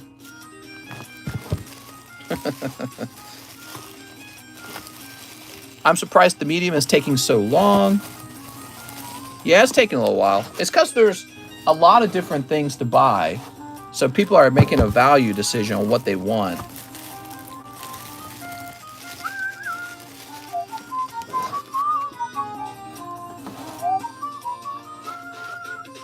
What's the queue looking like? Pretty short, I'm pretty sure. It's a short queue today. That's why I'm not going super fast.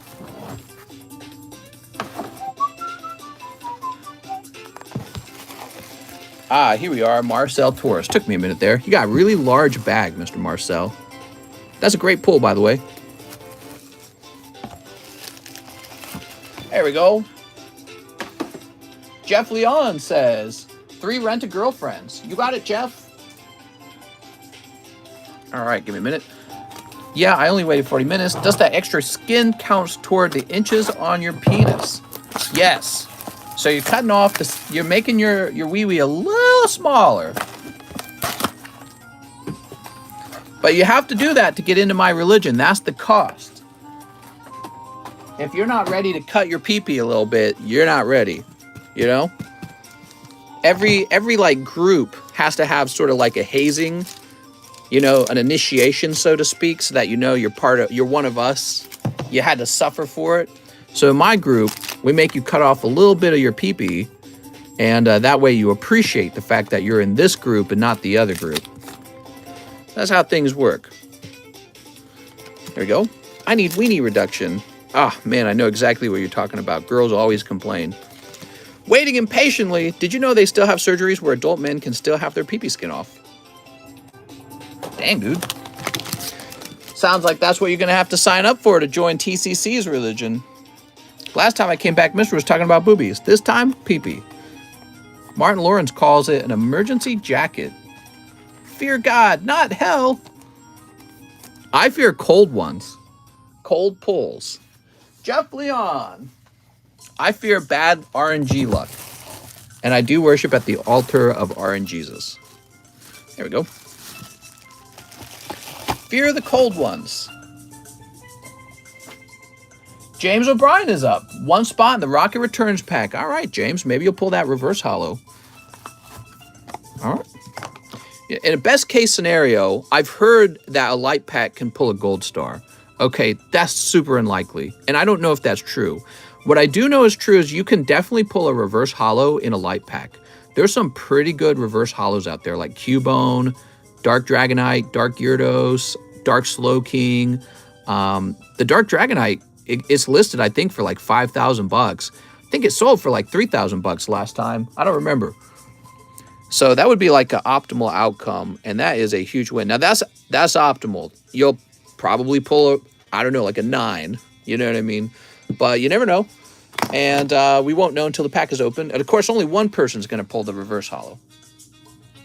Andy Dirksen, pay off my slab away and 8 dark phantasmas. You got it, Andy. Oh, right, reverse Tyranitar. 1, 2, 3, 4, 5, 6, 7, and 8. That is another one, isn't it? All right, so Andy, let's go pay off your slab away. He has a fan club, huh? Okay. Let's see if I can find it.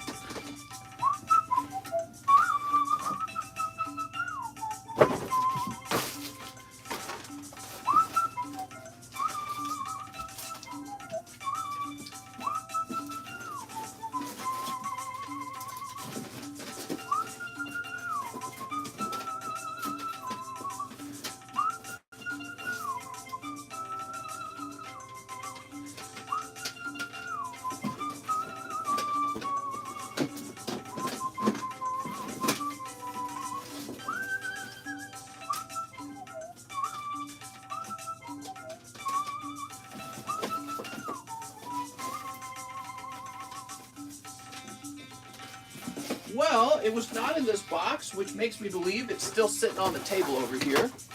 Because I got a whole bunch of unsorted slabs right next to me. Let's see if you're in this pile, actually. You would probably be at the bottom of the pile.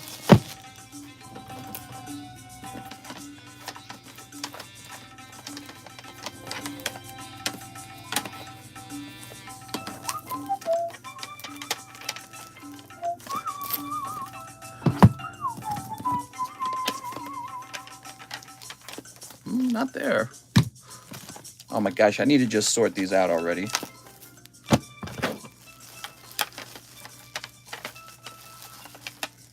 Still not finding you.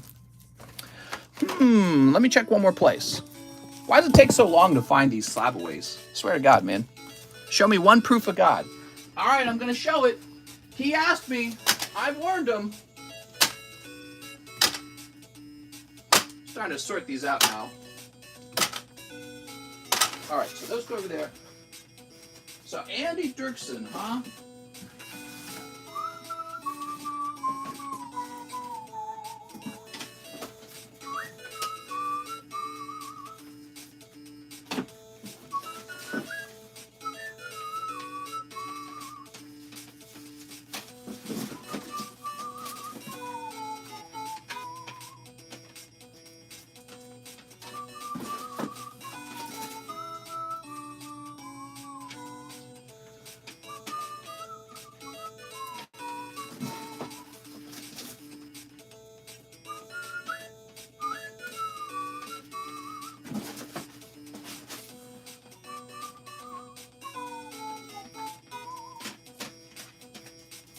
Oh my God, I found it. All right. Woohoo!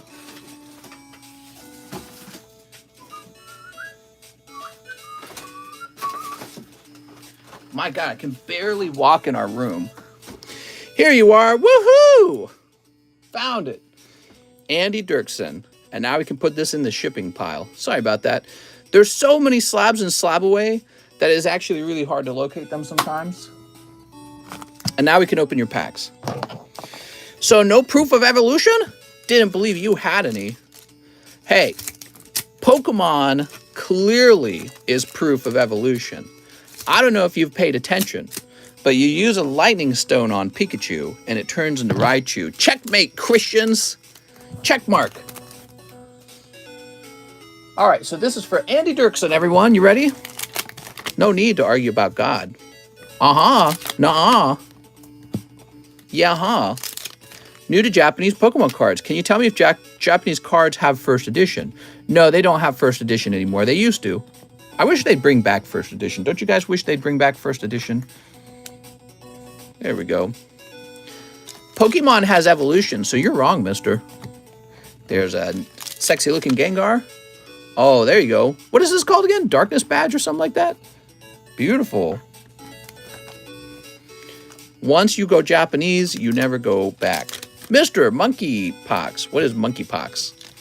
I can't answer it, so it means Magic Man made it. That's right.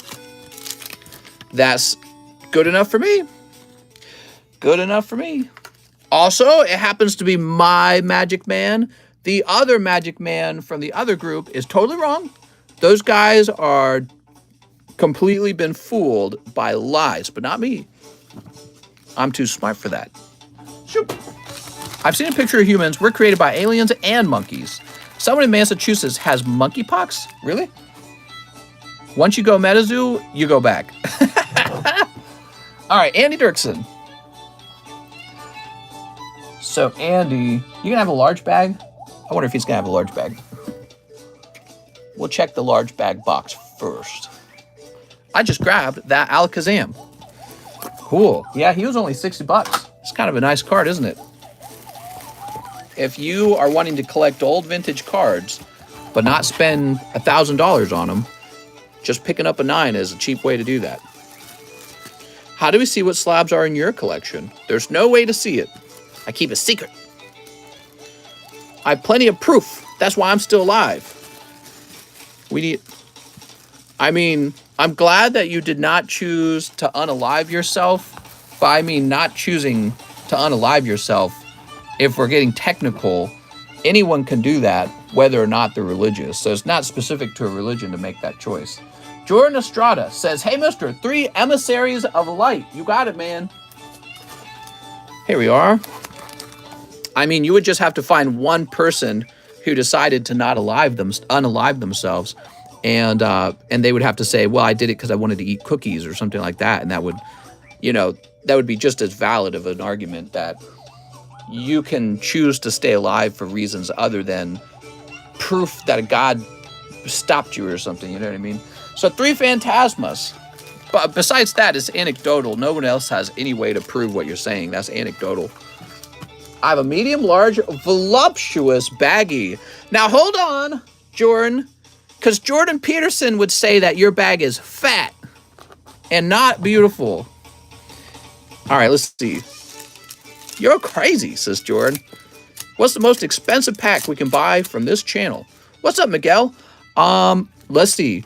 Well, we did have a box break of Rising Rivals just a little while ago. So there was the box break of a vintage Rising Rivals Platinum box, and that was like $200-something per pack, and that was just about a week or 2 ago. Maybe it was a little more than 2 weeks ago. But we're going to have another vintage box break soon. And then if you're talking about the most expensive pack you can buy right now, there's the UFC box break, which I think is like $100. And then there's the, we have a fresh box of Pokemon Topps the first movie. So I paid for a fresh sealed box, and it appears that, so what's nice about it is it's totally unsearched. You might pull the holographic Charizard out. They appear to be in pretty good shape. We're not seeing a lot of stickiness, so you might have a shot at pulling the Charizard, and he could grade 10. That would be an ideal outcome. I'm not saying it will work out that way, but there's a reason there's tens of these Pokemon cards out there. It's because somebody pulled a card in this very situation. I believe in God, but whatever anyone else thinks is I'm cool with. Well, that's because you're not fundamentalist enough. How's God going to reward you if you don't threaten to beat people up for sharing your beliefs? Come on, man. Here's Luneth and Shantoto. What an honest and wholesome guy. UFC is the best Pokemon set in years. God saved you, but won't save all of the sick children. Here's Kimari. Here we go, Kimari. TJS says, I believe in karma. TJS, the funny thing is, I don't believe in karma. I never have. I think there's bad people who get away with being bad, and they live fantastic lives. That's why I feel strongly that humans need a justice system and the ability to catch people who are bad. So I believe strongly in, having a robust system for catching the bad guys and punishing them. All right. Shantoto was a legendary non-holo. Slide that back there. Jesus can suck a lemon. Hey, don't say that. He'll strike you down. How's the Charizard large? How's the Charizard large? There's only 1 spot left. Quick, jump in. There's Gengar. It moved really fast yesterday. Today, moving a little slower, but the sub list is about to go off. I think there's 1 spot left on it, in fact. Remember those people that would go to college campus and would yell at people telling them they are going to hell? I'm sure that's still going on somewhere.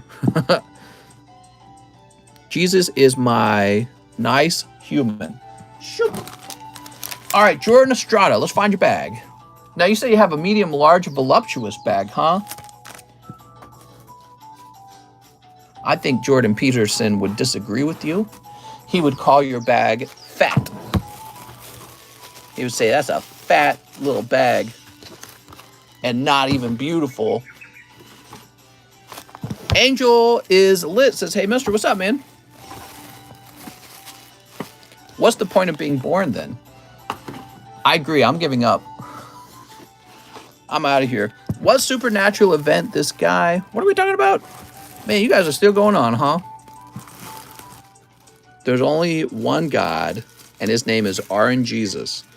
God knew you before you were created in your mother's womb. I knew you before you were created in your mother's womb. Are you impressed? Soup. How nice. Also, God, kill all the firstborns. if you don't let my people go. Next up, we got John Corbin. He says, towards my slab away. John Corbin. Didn't he do that whole thing where he killed all the firstborns in Egypt? It's the same God, right? Let's see. I don't want to be overly critical and hurt anyone's feelings. So 40 bucks from 113. We're going to need the calculator for that one. Calculator time. 113 minus 40 is 73. Boop. Is my bag a handful or like 2 handfuls? I would say 2 handfuls. I heard one time God killed a bunch of people because he was mad. I think the homeless on Fremont Street with signs saying they're just looking at butts are funnier. God flooded everyone but saved one family, then let them repopulate or something. You're right, mister. We need a justice system because karma can't do it all. Exactly. I feel strongly about that, TJ. You a truck guy, mister? Ahem. I did drive a truck for the 4 years that I was in college. It was a manual drive, 1998 or something like that, Ford F-150, or I don't remember the name. And no, I'm not a truck guy. I'm a cheap car guy. So if I can get a very cheap vehicle with cheap insurance, that gives me back my money, and then I can put all that money in the stock market, and then the stock market can crash. So I'm a cheap car guy. All right. Whatever's cheap and lasts a long time. Alexander Hurst, shipping for the CGC slabs. You got it, Alexander?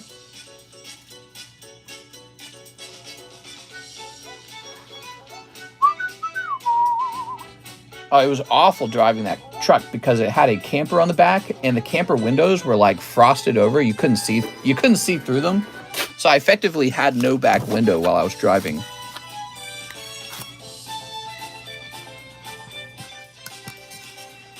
I'm into a manual truck. I had a manual Chevy S10 that lasted like 300K miles. Yeah, the best part of the truck story, I bought it from an old farmer. He sold it to me very cheap. The whole time I drove it, it needed one repair. It was like a $600 repair. It was really funny because it was a manual transmission and it needed it was called like a master slave valve, which I found that to be a very funny term. So yeah, it needed one of those. And that was about it. Lasted me 4 years. Absolutely horrendous to drive. I hated it. It handled terribly. It was exceedingly loud and dirty, and you couldn't look out the back window. So it was hard to change lanes in a busy traffic. But yeah, it cost me very little. And then at the very end, the farmer bought it back from me for like $1,000. So I got it for like $1,800, and then he bought it back for $1,000. Yeah, it was like leasing a very cheap car, basically. He actually bought it back from me. And I was like, this is so easy, man. All right, let me go ahead and unmute. So now we got Manuel Diaz. Add to my credit $23 and would like to see which card might have a chance for grade of 10. Good size bag. All right, Manuel Diaz. I don't offer that. I know what you're talking about. You're like, go through my bag and do a pre-grade. All right, so it says here you got $17 on your card. I'll just run through your bag real fast and show you your cards though, okay? So I can show you your cards, but I'm not going to do a long pre-grade to tell you which ones are going to be 10s and which ones aren't. But let's find your bag. Mr. Manuel Diaz. All right, I'm headed out. See you, Razor. Wait, mister, did you open my celebrations? What Oh, you're owed celebrations, aren't you? Why don't you tell me a little more about that? How many did I owe you? Almost all major religion is based on the same stories. Yeah, they all have very similar stories. Well, that's because you got the Old Testament, right? And then Christians built on the Old Testament, and the Muslims kind of copy-pasted. So they all sound very similar to each other. And then you got like the Mormons, which you got all the Christian branches, which are just like deviations of the Roman Catholic Church. Yeah, so they all sound pretty close. Only one celebration, says Alex. We'll get that, Alex. We'll get that next. All right, so let's see. You got this guy. He looks like he's got ice cream for hair. I don't think he's very valuable. Got Ninja Turtles. Got some blue poker cards. That's nice. This for alligator's cool. Yeah, I like this for alligator. But he's thin on the left. Nato King from the green deck. He looks really nice. He might be gradable. Ultimate energy. Yeah, I like that, Nido King. Why are animal classes so different? The oldest religion is Hinduism, but yeah, mostly it's all the same story. Yeah, you got like, yeah, absolutely. You have like the Babylonian religions, and you've got Ishtar and all that. There's all kinds of studies on how the Old Testament appears to have stolen some of its stories from older religions. All right, let's go ahead and refresh. And let's grab Mr. Alex his celebration. So Alex is correct. Ioma celebrations. Don Silence says, Arceus is my one god.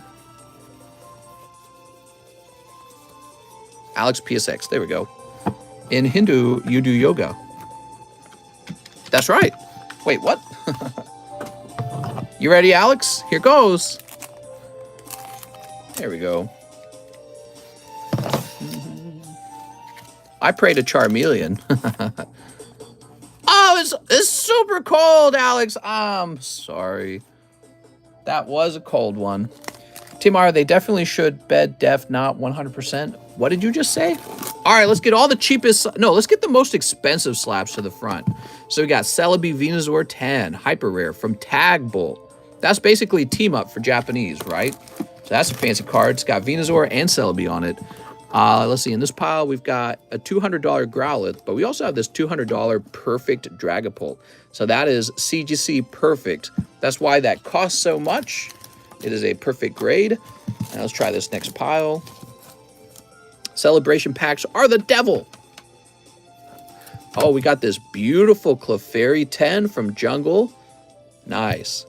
They all have the same God. The only difference is God changed the covenant. No one goes to the Father. All right. Get me some of that middle of the desert lore, huh? Here's another Venusaur Celebi, but this one's the regular full art. Ooh, very pretty. And that one's graded 9.5. And then in this pile, give me some more of that desert lore. First edition Abra. Many religions have turned from those religions and accepted Christ. Actually, isn't Islam's the fastest growing religion, not Christianity. So it's the other way around. If I QR that poker card I just pulled, it'll have you reading comments about foreskin. What? Don't do it, mister. You can't be using the foreskin QR code. All right, we're logging back in. Hey, we had a nice day, actually. I looked at the number of orders. Not too bad. TCC Bible study. That's right. We're here with Bible study. I'm going to teach you all about RNGesus and the true way to enlightenment. Wait, you have a CGC 10? No way. That is not just a CGC 10. That is a perfect 10. There you go. That's a perfect 10. Give him the foreskin title. That's right. Timmy Newt, 3 Dark Phantasmas. All right. Mormons are the real problem. Dude, the Mormons were like racist or something. They believed that, what was it, like Indians or Native Americans? They believed Native Americans were turned red because they didn't believe or something like that. That's some wild stuff, man. Your skin color is your punishment. My God. Can I get the foreskin roll in Discord? Why is Christianity hated so much, but not Buddha? Mormons and Jehovah's. What's up, Go-Getter Greninja? So we 3 fusion strikes. Dude.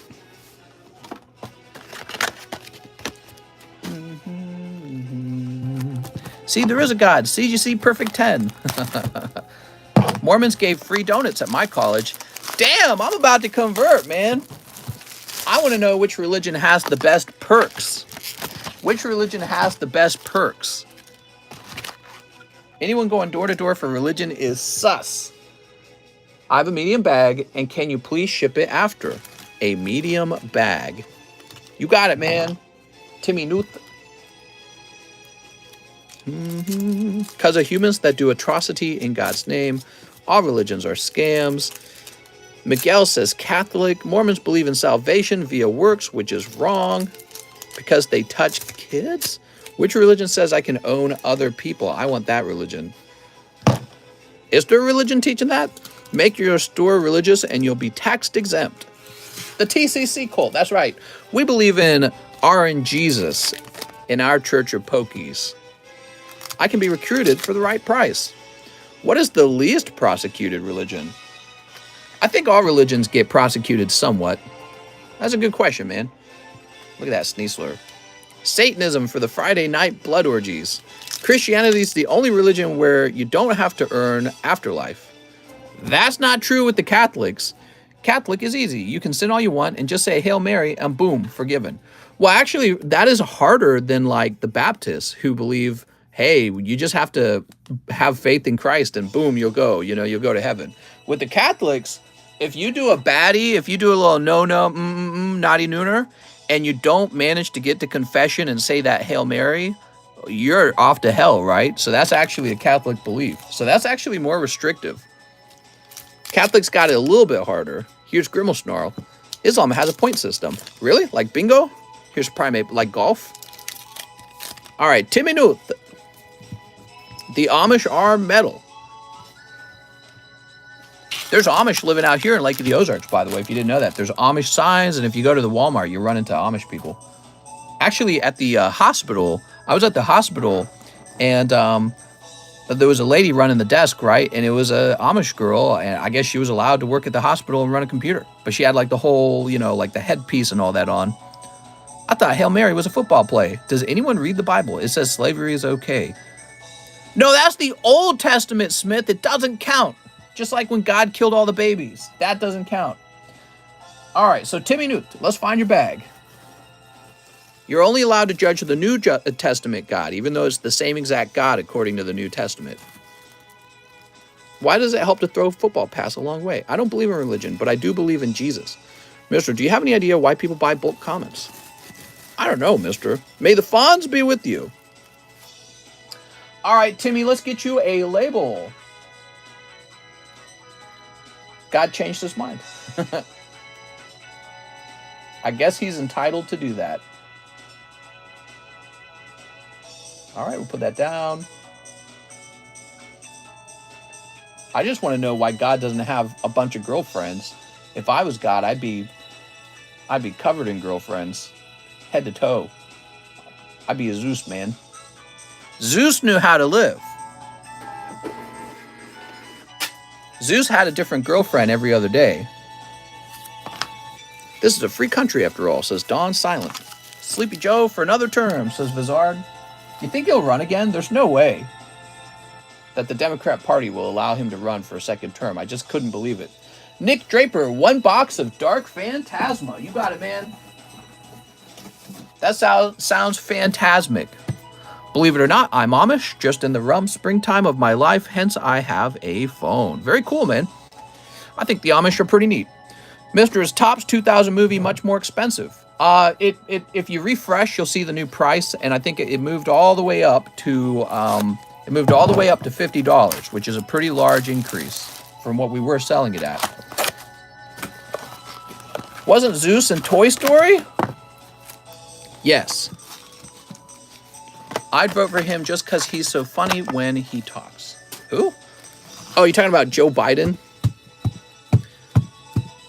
They would be like a God's daughter, though, right? Mister, did you print my label for the shipping? I sure did. Kingpin the movie. Joshua Rodriguez ON, right? Biden could still run with the Democratic Party backing another candidate. What? Oh, I see what you're saying. And that could be pretty bad for them. All right. Sleep. You missed a super chat, mister. Did I really? Hold on. I read Tim's message, though. No, I didn't miss it. I answered it. Bible equals basic instructions before leaving Earth. Sleep. Aha, there we go. Very nice. You ready? Nick Draper. We got, oh, look at that. It's Gallade.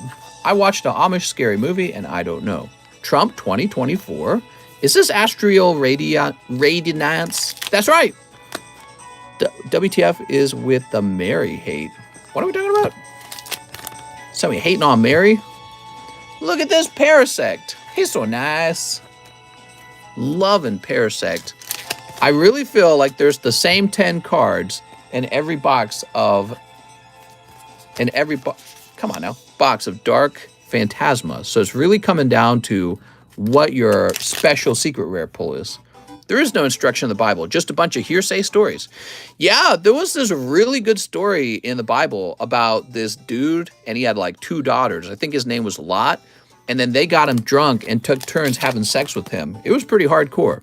I was like, wow, I didn't know the Bible swang that way. Holy moly, they're way ahead of their time. John, you haven't even opened it, so you can't speak on it. Yo, mister, what's the usual round trip time for ordering U.S. shipping? A week, maybe? A week and a half? Try to give myself some leeway. Trash Tasma. What? Fried foreskin chicharrones. Book of Enoch is a Bible I'll read. What? Here we go. The Bible is fiction, collection of stories from a long time ago. Look at this Gudra. I have 2 open a Bible. I own a few. Can I get a yee brother? Trump should announce his return by going on Monday Night Raw. What? Would you invest in hollow bleed graded cards? I would be scared to invest in them because I'd be worried there's a lot more of them than we really know. Oh, there we go. That's a hot box, Nick. There we go. That's what I'm saying, guys. You don't know. These boxes mainly contain the same rare cards over there. What you really need is a hit to come out of the secret rare slot. Very nice. That's hyper rare Gudra. That's a good box. Oh, I hate this song so much. It's one of those disgusting modern Mario songs. If a child is born in the wrong religion, will God punish them? Almost certainly. He should have thought about that before being born. Mask or no mask? A mask if you feel that you need one. If you got health concerns and you're older and obese. Donald Dump, Joe Biden. Look at that electrode. Shoop.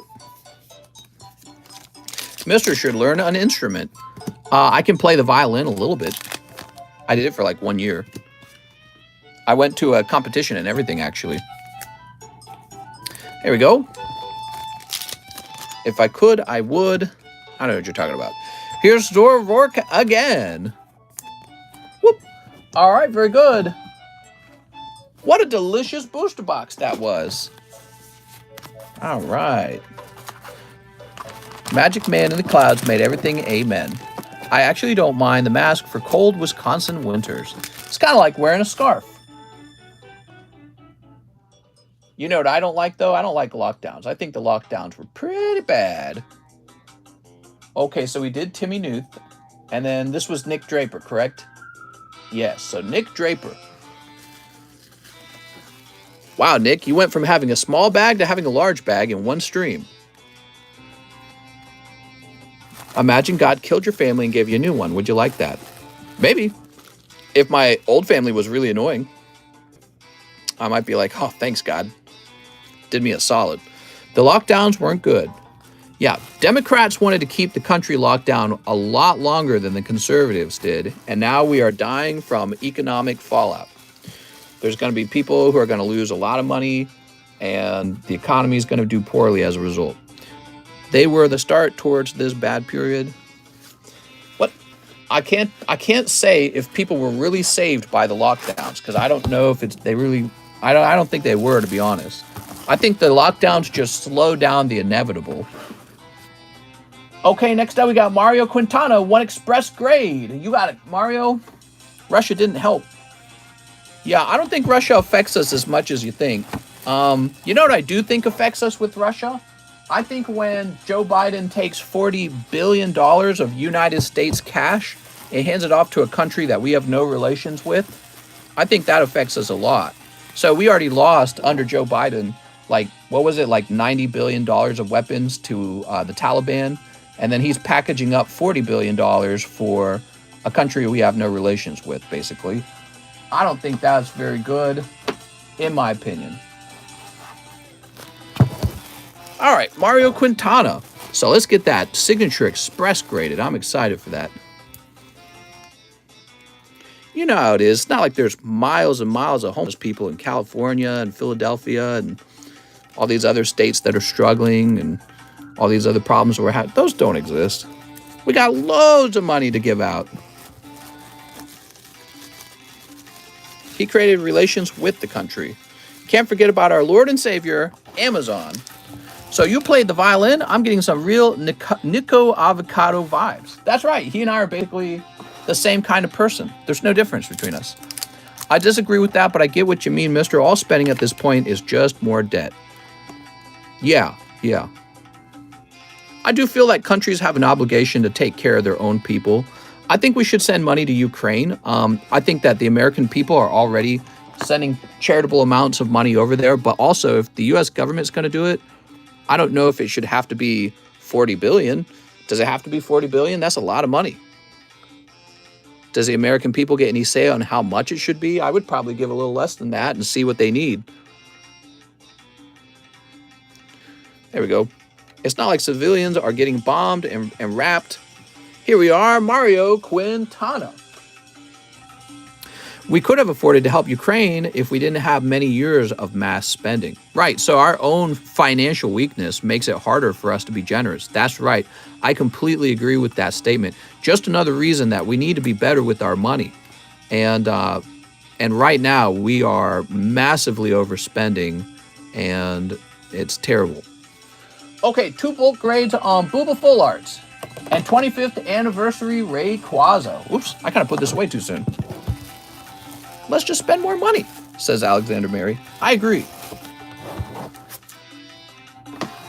The reps shut down the 40 billion because they enacted an audit and the Dems were like, oops, never mind, since they are laundering the money, says Rusty Bone.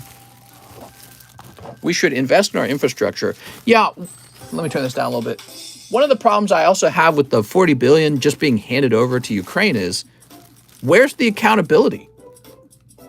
How do we know it's actually going to be spent on the people and not just go into the pocket of the politician, you know?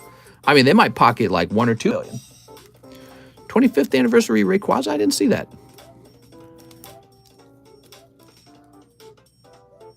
One express grade, 2 book grades on Booba Full Art, and 25th anniversary Rayquaza. What are you talking about? Oh, you've got 2 bags. Ah, all right. Right. Let's go find the other bag. You mentioned that before.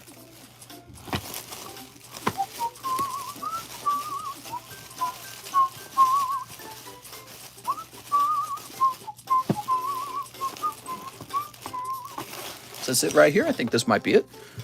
Yep, that's Mario Quintana. Okay, let's go looking for it. I visited my old elementary school, and they started giving brand new MacBook Airs to people, and it was going across many classes. There were dents and pencil marks everywhere on them. That's wild, man. Why would a kid need to be given a MacBook Air for school? Who's paying for that? That is a Rayquaza.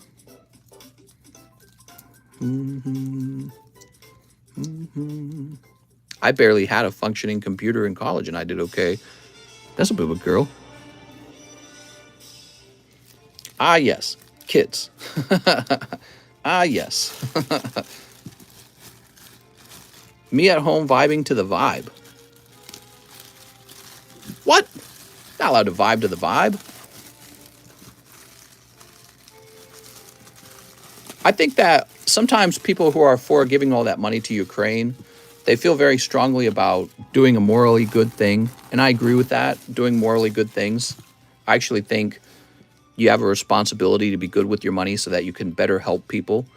And when you are not responsible with your money, you can't help as many people.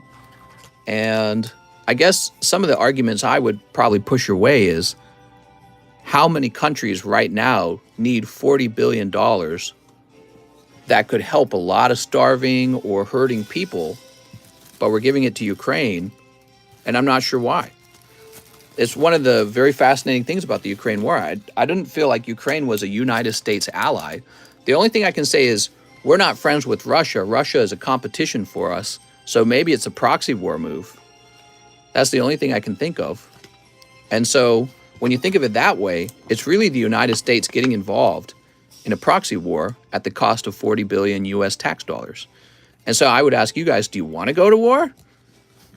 And I don't know if I do. Like, there's a lot of people who claim to be anti-war, and they claim to be, what do they call it, where you don't want to be the world police, right? You don't want to be the world police. United States shouldn't be the world police.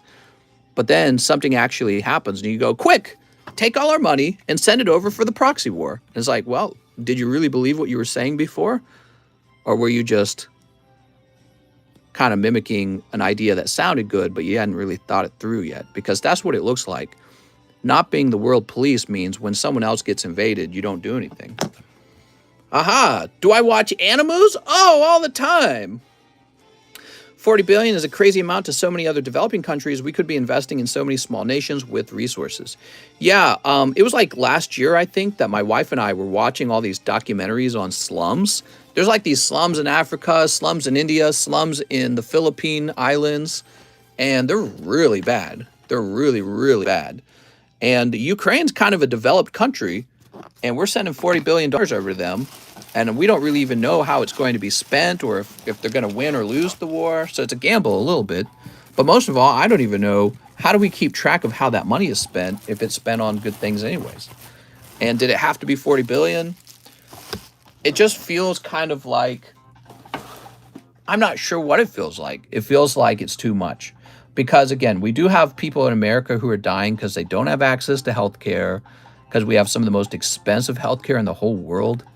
And then you have people who can't afford to rent, they can't afford to buy a home, so they're living on the streets. That's pretty bad.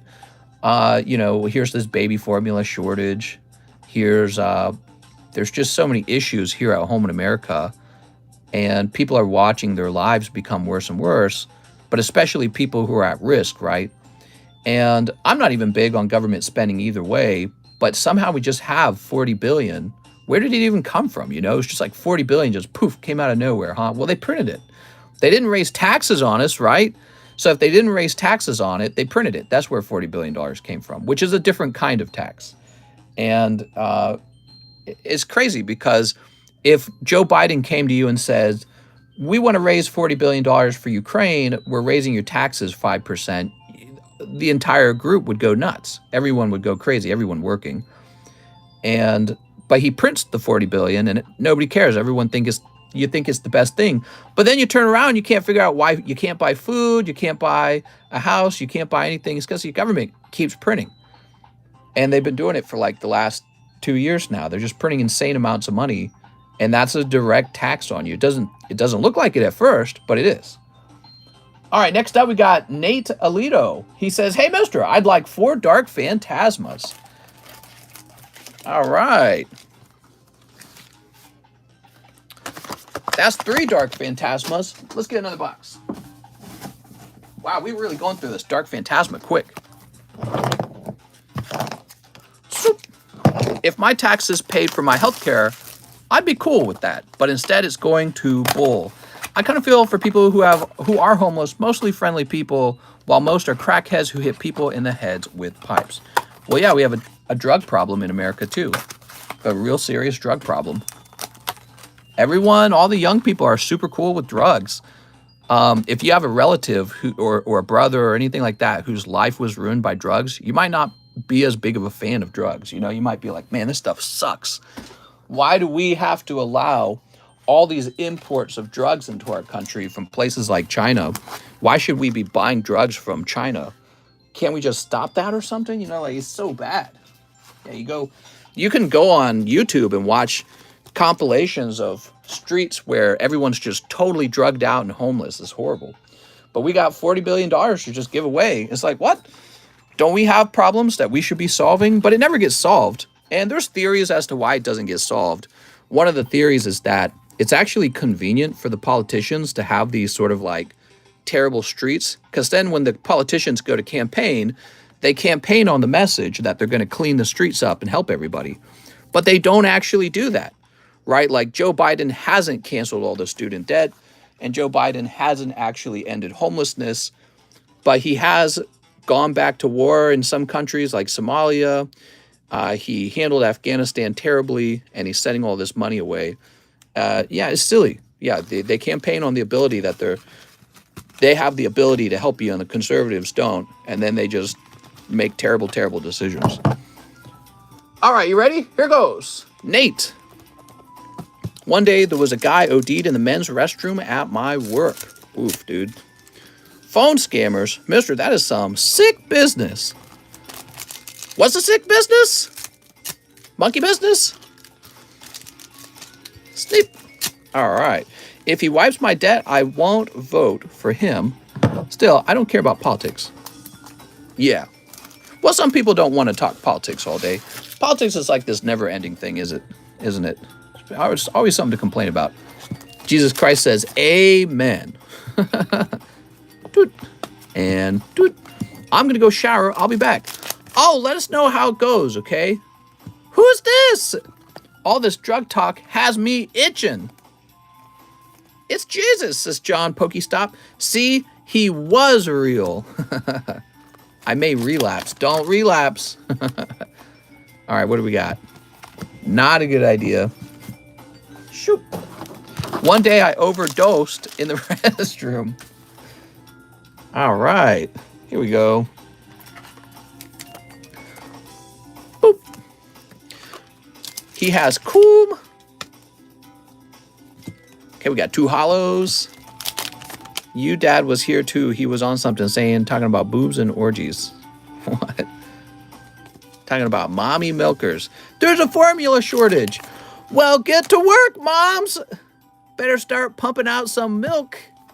We got a milk factory on your chest right now. Man is opening hentai packs, basically. We could fix the shortage of mommy milk in a heartbeat. Government just got to start paying for mommy milk. Problem solved. There's Zoroark. There's Crobat and Snorlax. What if a politician had the power to remove both the left and right wing? Air Force One would be in trouble. What? What are you talking about? Oops. Here we go. Magnazone. Bro, you lied to me. The Charizard is not on my mail. Liar. Antonio, it takes a while for it to arrive. It takes a while for it to ship out, Antonio. It doesn't arrive right away. All mothers can't produce milks. That's why the government needs a government program to milk ladies' boobies to produce extra milk for those who are in need. This will help with employment too. If it's a well-paying job, ladies will be able to produce breast milk for the state. Problem solved. Nate Alito, Mr. Nate. I mean, I might take a job like that if I was a woman. People sell their plasma, right? Guys sell their spermy wormies. If the government said we're paying for breast milk, and I said, wait a second, I make breast milk. And I'd be like, how much you paying? Sign me up, man. We're becoming Mad Max. Here we go, Nate Alito. We are. Antonio says it already took 2. Antonio, it takes like a whole week. Antonio, it takes a while. It takes like a whole week for that Charizard to arrive. Sign me up too. Don't listen to my dad. He's a bit crazy. Amen. Next up, we got David Moraes. 3 poker cards. You got it, Mr. David? They buy cummies? Damn, I make a lot of that daily by the gallons. Yes, but you must be 6 foot tall. You must have an advanced degree or some other special thing about you, or they won't want your cummies. Here we go. 1. CEO of breast milk.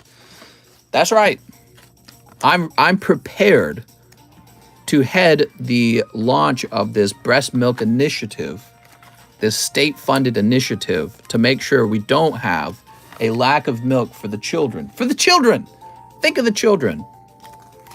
We got Pidgeotto, Hypno, and Apom. He looks like he could give you a hand.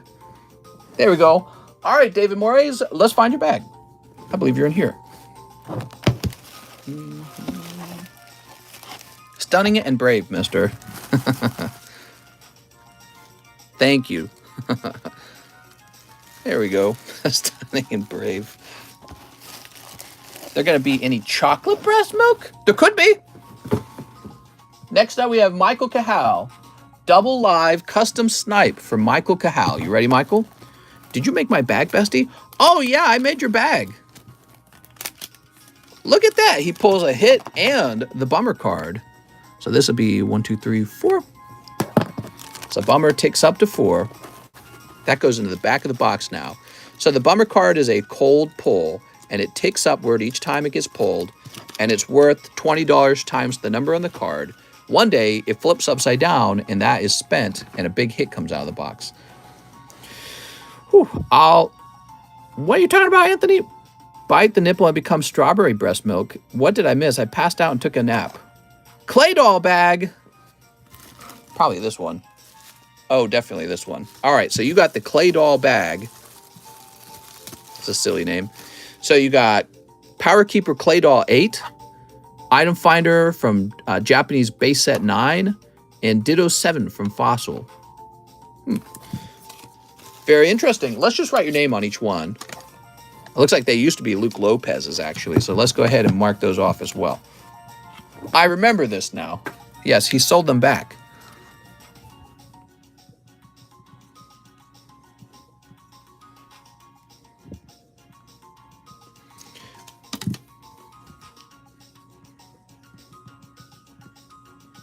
Wow, that took a while for it to arrive to the front of the box.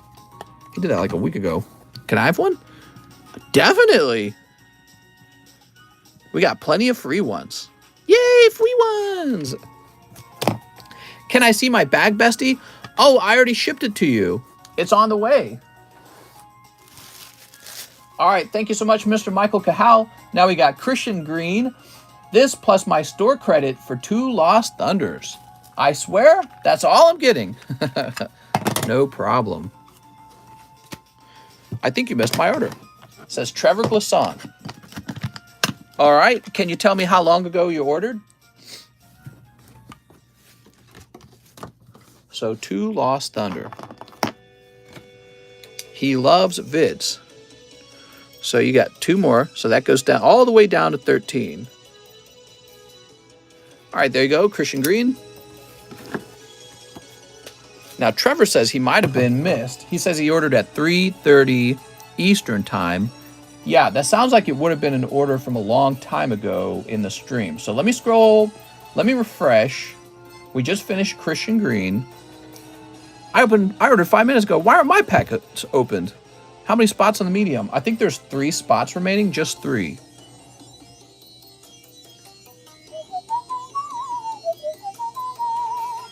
Here we are. So Christian Green. Now we're going to go backwards and look for a Trevor Glisson at this point. Tim Reeser, Gustavo, Stephen Tripp, Nick Dripper, Trevor Glisson.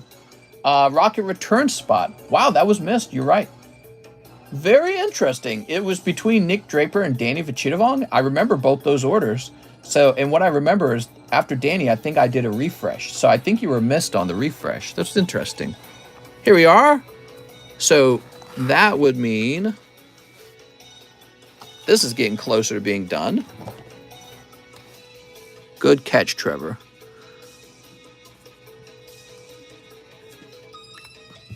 All right, so we got 1, 2, 3, 4, 5, 6. Whoop. AJ, that's my name, love video. What is the medium, says Steven. It's for a simple Celebi card. Are you asking how it works? So here's the medium with 3 spots left. Is $10 per spot. Those are medium booster packs. Each pack has a holographic card in it. One of the booster packs contains a hit card that I trade you for this Celebi with. So you pull the Celebi out. Okay. You'll see once it activates, it all makes sense. Colt Hicks, Mr. Please, 1 medium. Speaking of which, so Colt Hicks is going to take one of those. I will put you on 14.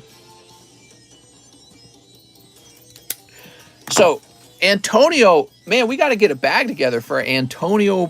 It's Antonio Martinez, right? Antonio Martinez, look at all these evolving skies, bestie. 1, 2, 3, 4, 5, 6, 7, 8, 9. Wow. Okay, we'll put this into a bag for Mr. Antonio Martinez. There we go. Wow, look at that. And we'll just put his name on the front. All right. Martinez. Mister, you're too nice. Oh, thank you. Yes, I love to give away free cards to Antonio. All right, there we go.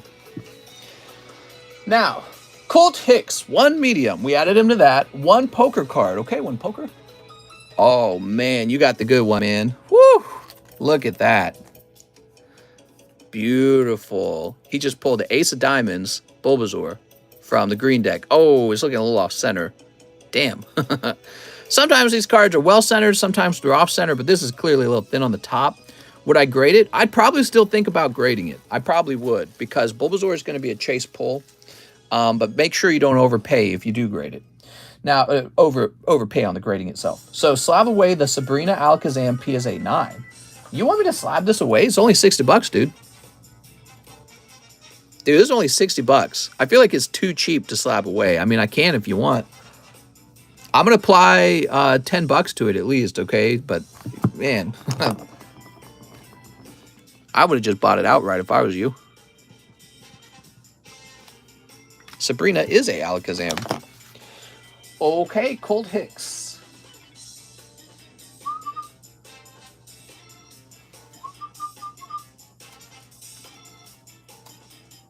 Alakazam. Now, the Alakazam was, what, 60? So I'm going to apply 10 of those dollars toward it, which will make it 50. All right, so $50 left on it. Which, by the way, I need to get reslabbed. Mister, what does slabbing away mean? Mister, sorry, I'm new. We have a program called Slab Away where people can pay $25 to have me put their name on the slab like this. So you got all these guys with their name on the slab. And what happens is they then pay the slab down over time. So they don't have to buy it outright. They just make payments on it until it's done being paid down. When it's done being paid down, they will be allowed to ship it at that point. If somebody pulls Lugia out of this box, says TMR, oh, I know, man, it'll be terrible. I'm scared for you, man. I'm scared for you. It could happen. It could be the better box. I can't remember. How bad was your box? Was your box at least decent? You pulled the Pokemon Fan Club, right? I think I remember that. $32 for international shipping if it's heavy. That's right. Yep. And if you're ordering shipping, be sure to include your phone number, okay? So I can make the label. Darren Thompson, 1 Pokey Bruh. All right, Darren Thompson's turn. Darren Thompson. Oh, picking up a Shaman. It's another one of those Shamans. Rainbow Shaman. 1 spot in the medium custom booster. Okay, so this is probably about done, everyone.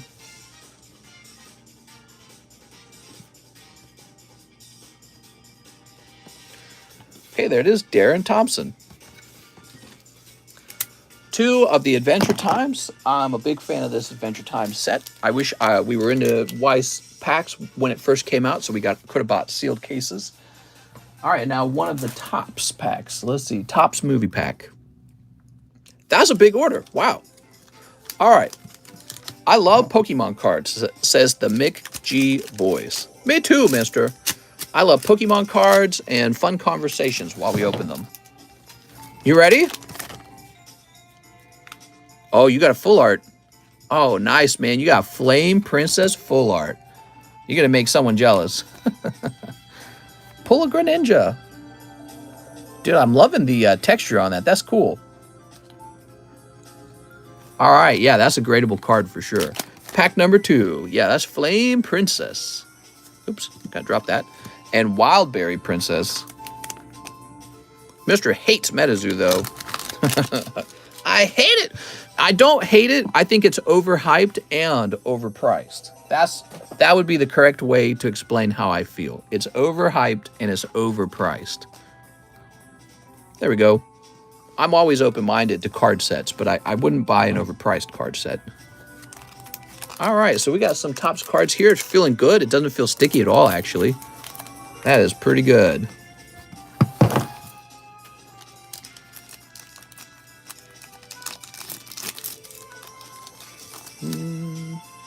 Oh, this is like a perfect pack. So these are much better than I originally thought. This is very good. Okay. Here's Charizard. The fight rages. Those NFT DC packs are crazy overpriced. Yeah, well, it's people trying to cash in on the... Oh my gosh, he just got such a cool card. You just pulled Bulbasaur, Stage 1 Bulbasaur. Definitely gradable. People trying to cash in on the NFT craze, man. It's like, it makes me think of the .com bubble. Look at that Pikachu card. You're going to like the next card. Can you guys actually see it? You can't see it? Cool. So this will be a surprise for you. Oh my God, it's so clean too. Look at that. Holographic Charmeleon. So these are much nicer than I anticipated. Look at that. Man, you should definitely grade that. All right. Whew. Smith says, sheesh. There we go. I'm liking that. That card had 0 stickiness. Yeah, this is nice. All right. Who's this order for? Yes, this order was for, give me a second, Darren Thompson. So if you're hoping to do a trade or purchase this from Darren Thompson, that would be the guy to contact.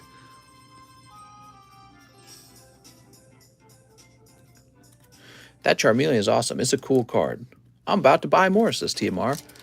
All right. Mr. Darren. Darren with the D. D-A. Darren Thompson.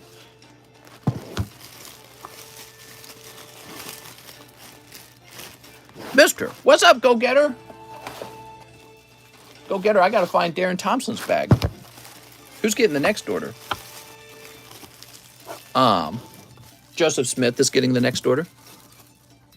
Later, can you pull me a Greninja? I'll go pull you a Greninja. You know, a good set to pull a Greninja out of right now is Battle Region. All right, there we go. Now we've got Joseph Smith, sublist. I believe that is the end of the sublist. It is. Okay, thank you, Joseph Smith. Do you guys know what's in the large? So let me show everybody watching what's in the large. Most of you guys already know, but I'll just remind you. So this is the current large. We changed it out. It's going to have Charizard VMAX in it, Reshiram Charizard, Charizard V, Charizard VMAX from Champion Path, Charizard Brexen, a tag team Japanese Charizard. Not the same as the English promo one. That one actually had to be pulled out of boosters. And then this Shadow Rider Calyrex 9.5. Then some pity pulls like the Togepi, Lugia 9, Pikachu 9, Claydol 5, Double 10, and Gligar. So this is a round in the large with primarily Charizards. And the sublist gives you a chance for a large custom booster. And that's why the large is selling so quickly, is because it's a cool large. The other nice thing about this large is we applied the bummer card. We spent it on this large, which means that it is a cheaper than usual round to be in. Now, let's grab these. We've got 1, 2, 3, 4, 5, 6, 7, 8, 9, 10, 11, right? All right. Good luck, everybody.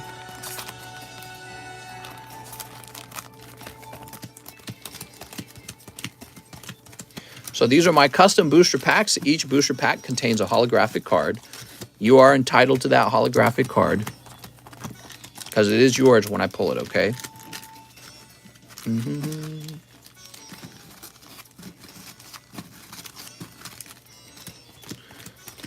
All right. Can I get a number from someone in the audience? Hey, mister, what is the old Pokemon made? Yeah, it's a cool card set that was sold by the Pokemon Card Center in Japan a while back for the card game called Old Maid. Zach Attack says 5. 1, 2, 3, 4, 5. You ready? All right. Peter Lucas. Sorry, Peter. Tyler Nix. Sorry, Tyler. Tyler Nix again. All right, Tyler's got 1. Mike Side. Sorry, Mike Side. Jeff Leon. Joshua Quintana. Demetrius Gizas. There we go. So it's going to be Tyler Nix, Demetrius Gizas. All right. Congratulations, guys. Yay, he's in my number. So here's the actual large, right? And their names go in now. That's what the sublist is all about. It gives you a $20 chance to jump into the large.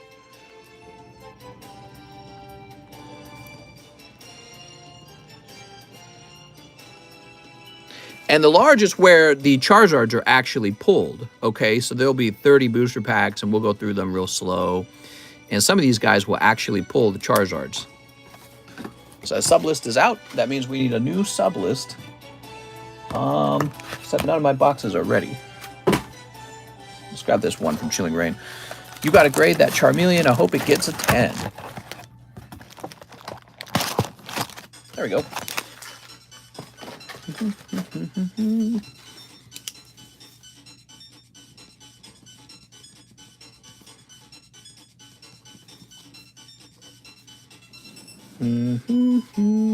Hey, yo, I made the main list. My lucky day. It is a lucky day for you, isn't it? That is very lucky.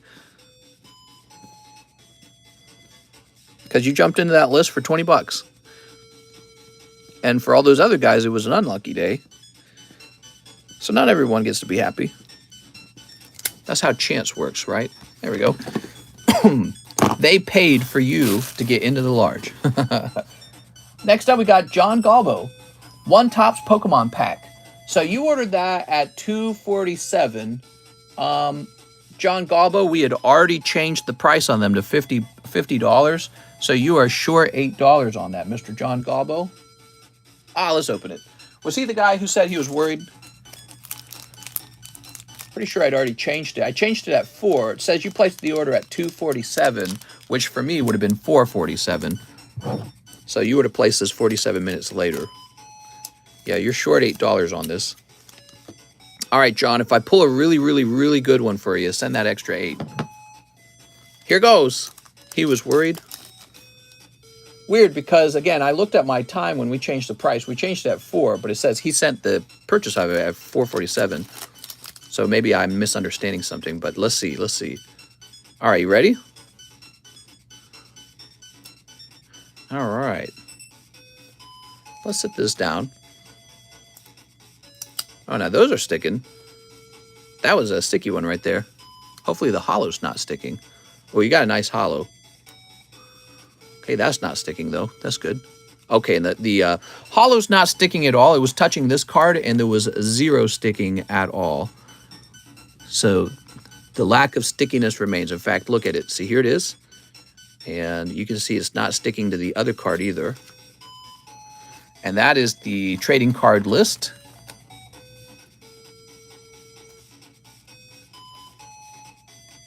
Very cool. So this is a popular holo from this set, by the way. Contains all the Pokemon on the back. You also got the Pikachu sticker card. That's such a cool foil. Yeah, I agree. Yeah, I agree. That's a cool one, man. Grade it, says Zach. All right, that's for John Galbo. And let's go find your bag, John. I can't remember. Didn't you have me ship you, John? John, you're one of the guys who requested shipping today, right?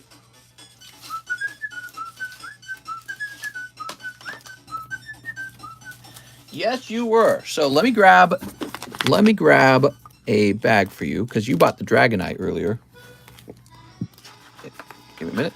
Too much sunlight. Yeah, it's really bright this time. That helps a little bit. I love this song. Delfino Plaza is so good. All right, there we go. So this will just offer an extra layer of protection for your little cards here. The little shield decks. Mr. Someone said they bought Clefable. Okay, we'll move that off to the side.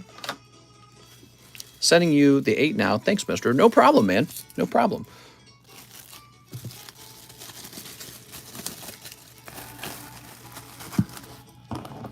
I appreciate it.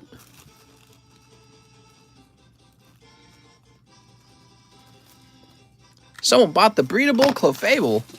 What?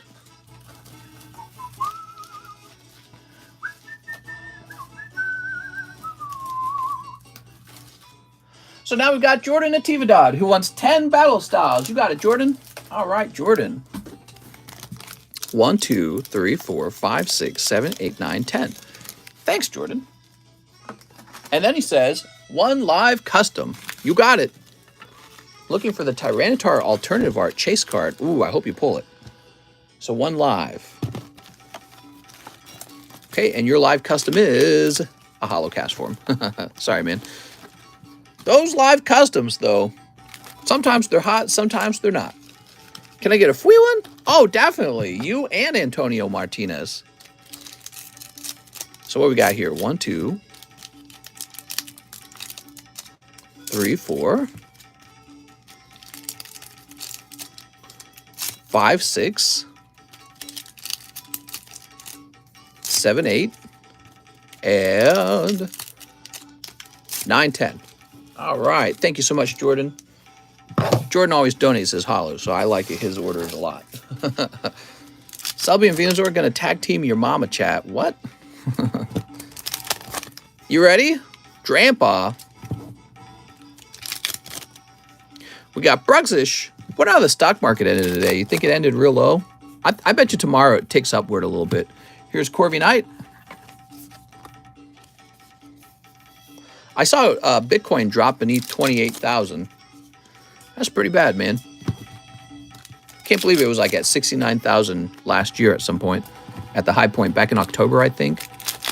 Imagine people bought in at that point. Whew. Crawdaunt. Oh, man. Here's Entei. No, I get all the free ones, says Arturo Perez. Wow, that was actually pretty cold. So somebody made a donation today, Mr. Jordan Natividad, so I think you're going to get the donation. Just waiting for something like this to happen. You got a tough round. All right, so the donation was a Luminion. Here it is, Luminion Full Art. So now it's yours. Yay! Now it's more like you got 2 pulls.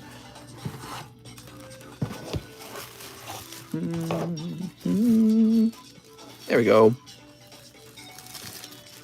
So you pick up Luminion Full Art. Now we got Mr. Cheese. 1-day grade my Flying Pikachu. I'll take a TCC 10 so I can sell it for more in the Pokemon Marketplace, please. Well, let's take a quick look at it, Cheese. Let's take a quick look at it.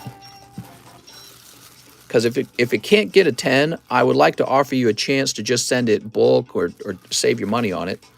I don't know where it is in your bag. Wouldn't it be in the front, though? There's a Roseanne's backup. She's thin on the side, though. All right, so it's somewhere further in the back of your bag, obviously. Take a large chunk of these cards and find it.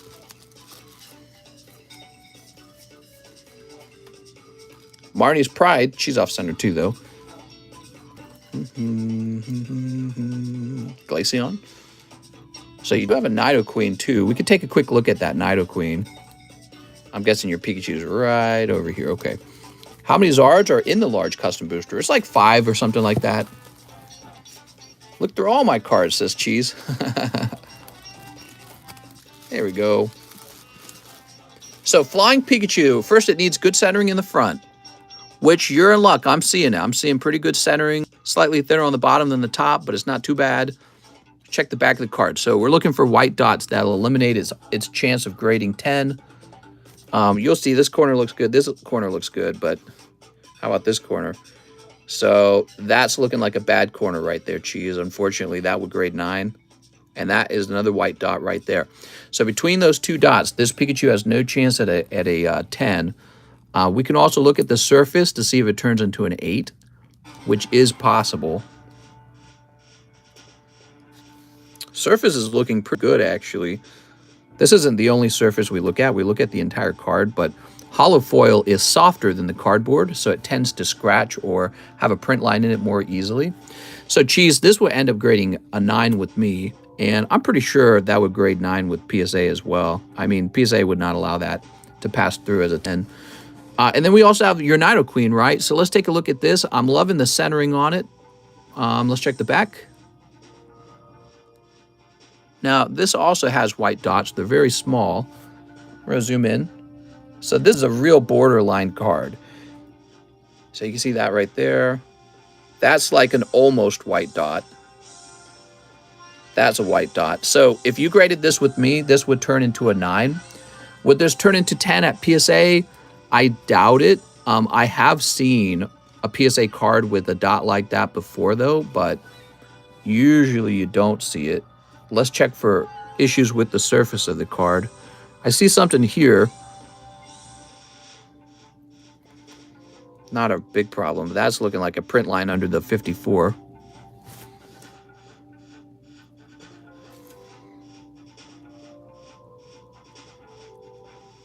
Yeah, so you got a thin print line though. It's not going across the whole card, but when you add that against the white dots on the corners, your card's just going to have no chance at a 10. So neither the Nidoqueen nor the Flying Pikachu can turn into a 10. The Glaceon maybe. Glaceon's got no hollow, so you still have to check it for print lines, but it's less likely because, you know, print lines occur on hollow foil much more often, but it's thinner on the right away. And it's got white dots on the back. So this will also not turn into a 10. So those are all probably 9s. The Nidoqueen might be an 8. I think the Nidoqueen would probably be a 9.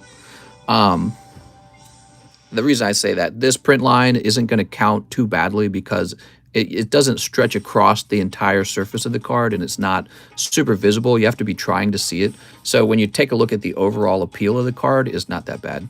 But yeah, poor Pikachu. What do you think of that, Cheese? I don't want you to spend a one-day grade on Pikachu unless you really want it, okay? So if you still want it one-day grade, we could do that. We could also do Express and save 20 bucks or Bulk and save 40 bucks. But I don't know if you want to spend $60 grading a 9. I can look a little bit more into your bag just because you're a moderator and I'm helping you out a little bit. One day it is, says Cheese. It's kind of cool, actually. No, that's a print line or something right here. Something wrong right here. Yeah, yeah, look at that Umbreon. So the Umbreon might grade 10. That's fat on the top, it looks like.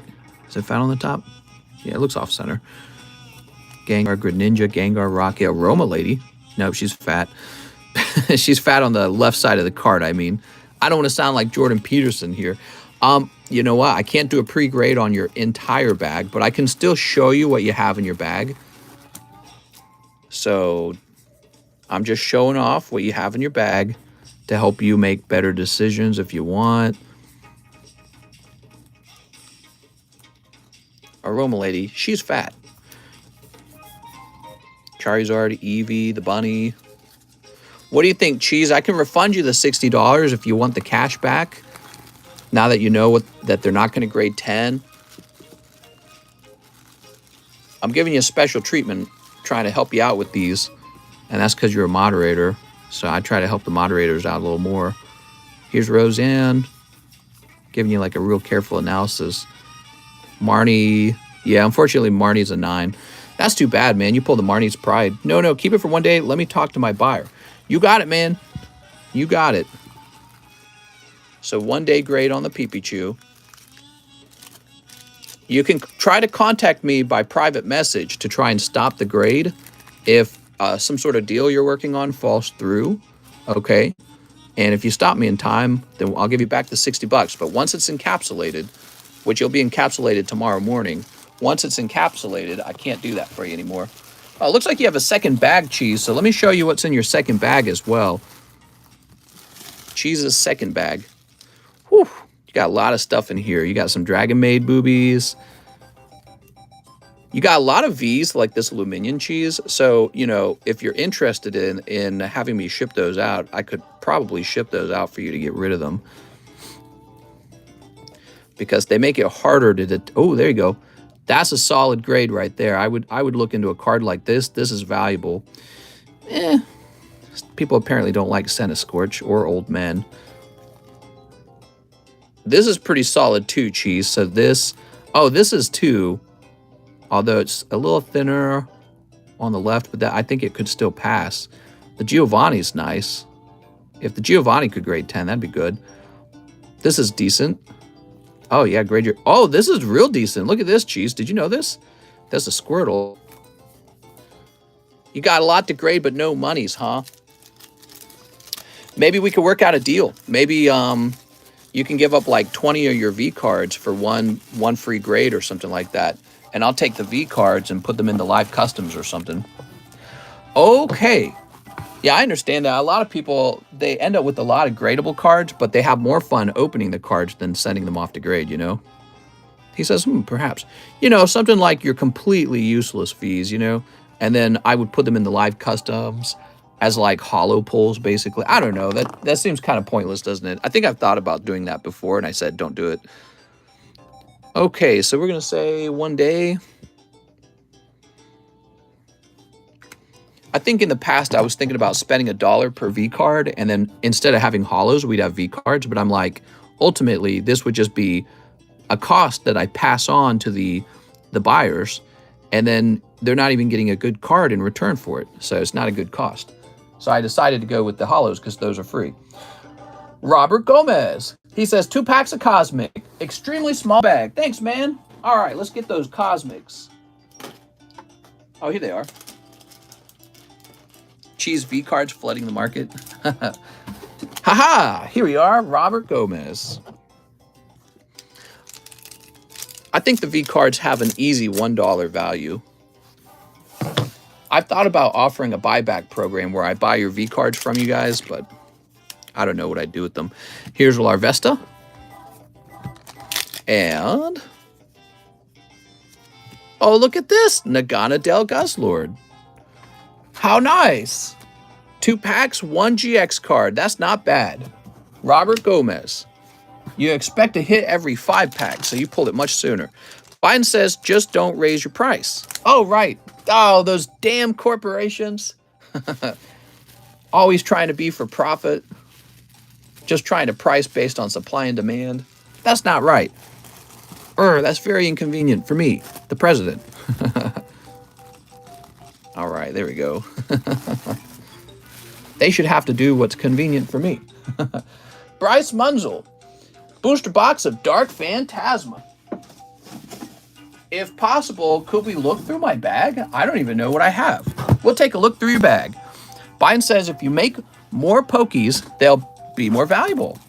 All right, so we got your sealed box. Let's get it open. So we have officially been through 1.5 cases of Dark Phantasma. It is selling. Okay, Mr. Bryce. Mr. Bryce.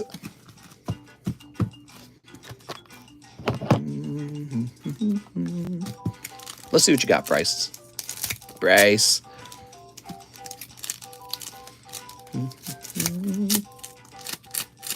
Goddamn, PayPal takes a lot of money. Those PayPal fees, dude.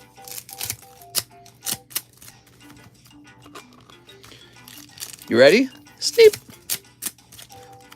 And sneep. Very sneeped. Yeah, remember I got a 1-day grade to work on today. You ready? Okay. So we start out with Enamorous. It's Enamorous. That's my favorite. She's my favorite one.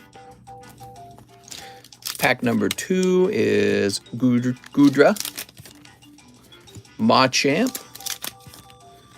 Here's Gallade. Is there a link for the store? Nope, it's just ran through PayPal. You just pay and tell me what you want. That's all there is. Here's Gengar. Okay, there's... That's a nice looking hollow, isn't it? Hisuian Zoroark. Look at that Gudra. Boop. Another one of these golden badges. Wow, we've pulled 3 of these. Enamorous got to be the ugliest Pokemon I've seen to date. Isn't that funny? It's like ironic almost. I think Enamorous is meant to be like pretty or something like that, but she's like the opposite of pretty. Pull me Greninja now. I don't think Greninja's in this set. Yeah, no Greninja in this particular set. Bryce Munzel, good luck. So there's still time. Bestie, you never responded. Were the packs you sent me free? If they were, I would cry. Oh, yeah. I sent you all the free ones. Is there a price break when buying a booster box and not just packs? Are you saying, is it cheaper to buy it by the box? The answer is no. The price is just what the price is. I find it too much work to like, you know, oh, here's the booster pack price. Here's the booster box price. So I find that's too much work. So you're already buying it at the whole booster box price. All right, now what else we got? Gengar. Wow. And, oh, look at that Zoroark. There we go.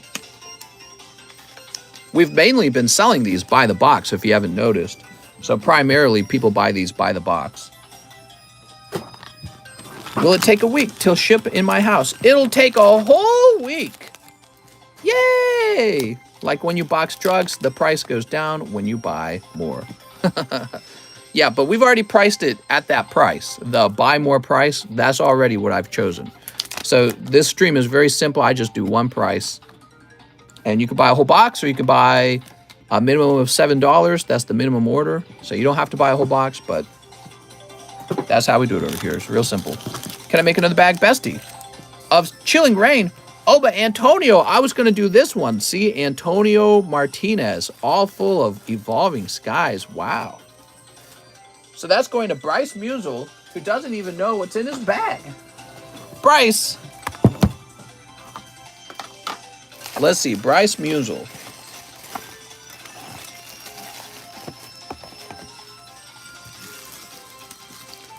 A ton of holographic cards are in your bag. You got these stickers.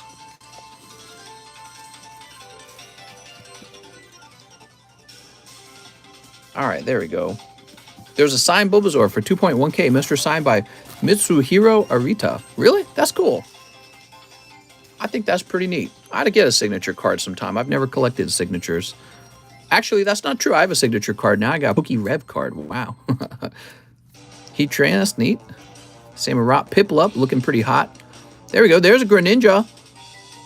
There's a Greninja. Okay. Rattata from Rocket Returns. Pikachu. Magnezone. This guy, which was an unfortunate pull. Okay. Got some more holos here. Dude, you could have a separate bag just for holos. It's ridiculous. Shaman. That must have come out of one of those medium packs.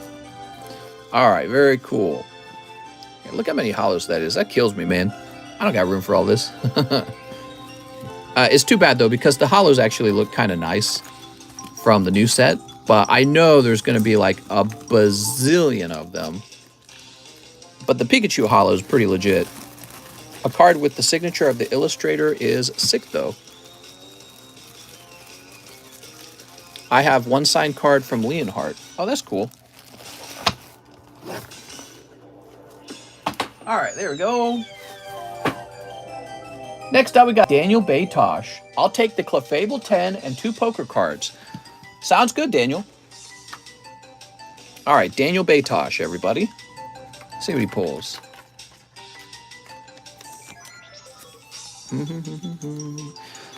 I'm shipping towards the end of the month once my slabs are finished and I finally get back home. Won't be back till June 4th. Oh, cool. Oh, nice, man. That's Zapdos. That's a great round. Look at that. For Alligator and Zapdos, everybody. Pokerev a tool. Now, why do you say that? So this is for Daniel Baytosh.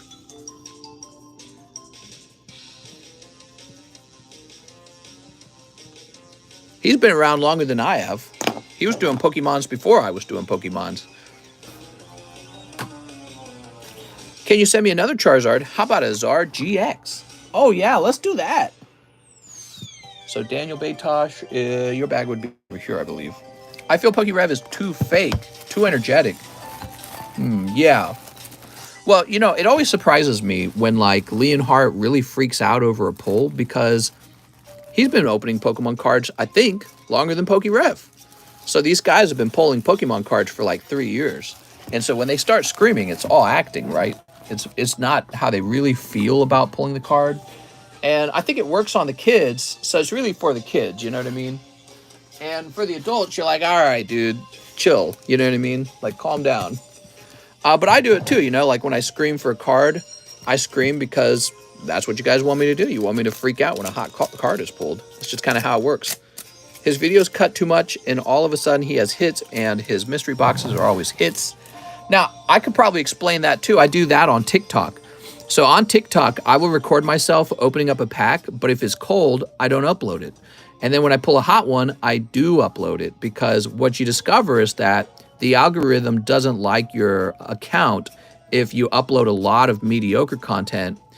The algorithm only likes your account if you upload good content. So you constantly prune the underperforming content, and then you don't upload everything you've recorded. So he probably opened a bunch of them. Then when he hits a big hit, he probably uploads it. That's my guess. Oh, look at that. Full art right away. Centimeter Sumi. She says 1 centimeter. She's talking about your pee-pee size. All right, and then finally, Secret Date Ruka. That's for Jeff Leon. Thanks, Jeff. So, Mr. Jeff. Yeah, I do that with TikTok. I only upload the good ones. If I uploaded bad ones, you guys would see like 10 bad videos, 10 bad TikToks, and 1 very hot TikTok. And this would actually hurt my account in the algorithm, because they'd be like, he's just uploading a bunch of crap. So I'm afraid that's how it has to be. You ever have trouble getting your Wiggly Tuff? Oh yeah, I had a lot of trouble getting my Wiggly Tuff. All right, let's do a rotate on these slabs, shall we? How about the cheapest slab in every pile? So we got this Charmeleon 8 for $22. Here's $30 PSA 10 Duraludon. $25 Mewtwo 8. Oh, cheapest card in here, I think, is this Neat Arena. And Phantom 9. So we're going to have a little fun. We're going to go ahead and do, let's say, like 30% off on all these. So if Charmeleon's 22, what would that come down to? 22 divided by 3. That would be like -7. So, you know, it would be like $14. We'll make it 15. So this is 15. This would become 20. This would become, similarly, this would be like 17 or something. This would become 40. And this would become, what, like 12 or something? All right, so the marker indicates their new price. So they're all a bit cheaper this round. But just for now, because if they don't sell just now, maybe I'll group them into a bag and put them into the live customs. All right, let's go ahead and refresh. And when I put them into the live customs, they'll be discounted then too. That's kind of what we do here. So if they don't sell, they eventually go into the live customs. And then I put them in there for cheaper. Typically I do. Not 100% of the time, I guess. It's kind of a perception thing too. Like if I perceive a card as pretty valuable, I'll be like, all right, well, let's just sell it for what it should sell for. But if it's like, you know, like that Charmeleon 8, sure, I don't care. We can discount it. How did you get all these slabs? Well, I graded them myself. Sent them out to grade. So next up, we got Darren Thompson, 1 Pokebra. Darren Thompson, are you ready? Here goes. What's the Growlithe? A 10? It wasn't. It was like an 8.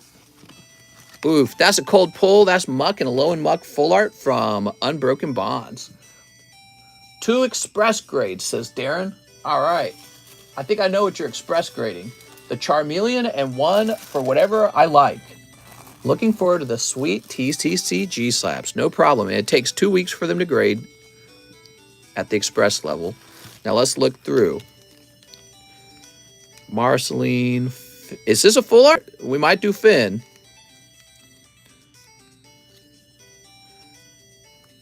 You got a yellow deck Jinx. That's tempting.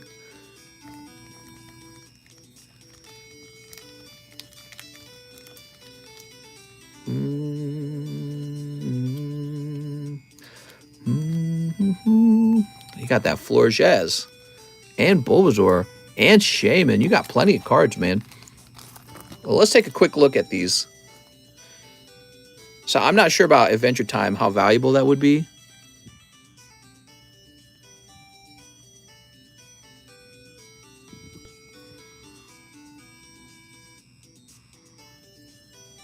This is going to miss the 10, unfortunately. Okay, let's take a quick look at the Pikachu. Man, I'm tempted to send in the Pikachu. I'm sorry, the Jinx with the yellow deck. This is cool and probably would grade 10. A lot of the Weiss Schwarz do go for 10s. Not all of them, but a lot of them do because they're printed so well. But this is actually vintage and rare. I guess the Weiss stuff is rare in its own way, but I don't know, I think it's just more of an experimental kind of thing. Can I see his bag? Mister, I bought the Mew.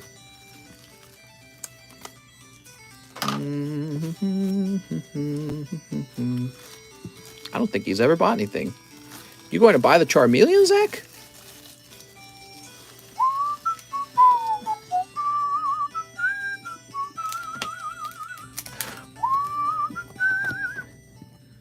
I shouldn't whistle so much. I've heard myself whistling in a playback of the live stream. It is so annoying. I'm like, oh my God, this dude whistles too much. Oh, the slab. No, you take them. All right, here we are.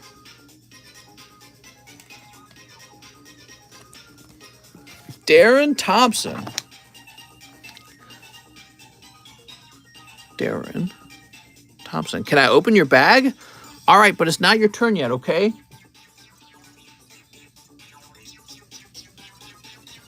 Thanks, mister. There you go.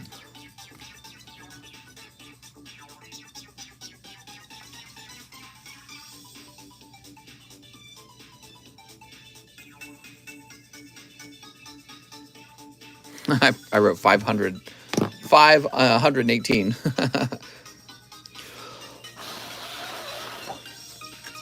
All right, now we've got Louis Laura.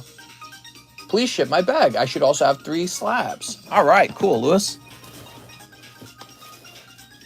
Let's see, Louis Laura. Looks like we're gonna have to grab the L box to find you. So Louis Laura ordering some shipping.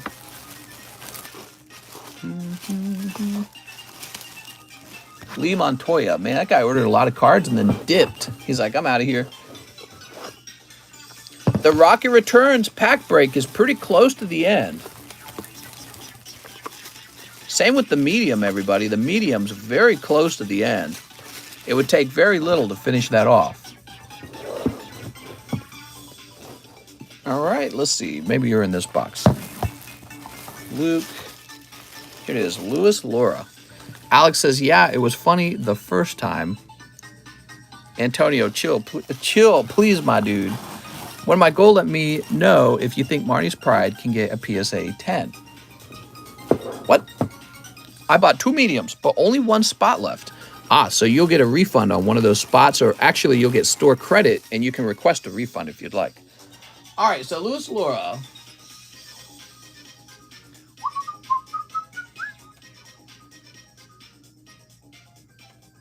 And print. I had to go check and see if the mailman ever arrived. You know, the mailman hadn't shown up when I started the stream. He hadn't been here yet. Parents need to use the belt more often. I second this notion. I want that kid to get whipped. Now we have Fabiola Baltazar. What's up, man? He wants 3 of the Series 1 Fortnites. I have a small bag. Fabiola, what's up? Welcome back. So we got 3 of your Fortnites. Let's pull you a holographic legendary outfit. 1, 2, 3. There we go. I agree, Alex. Some kids need to be hit. Oh my God. I'm here, mister. Fresh from jail. Oh, you did pull a holo. Fabiola. What were the odds? All right, you ready?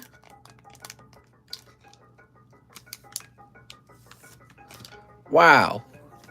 You're making that look easy, man.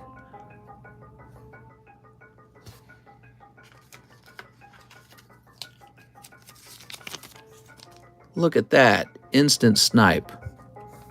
There we go. Caster, epic outfit. I'd love to grade it, mister. Look at that. Beautiful.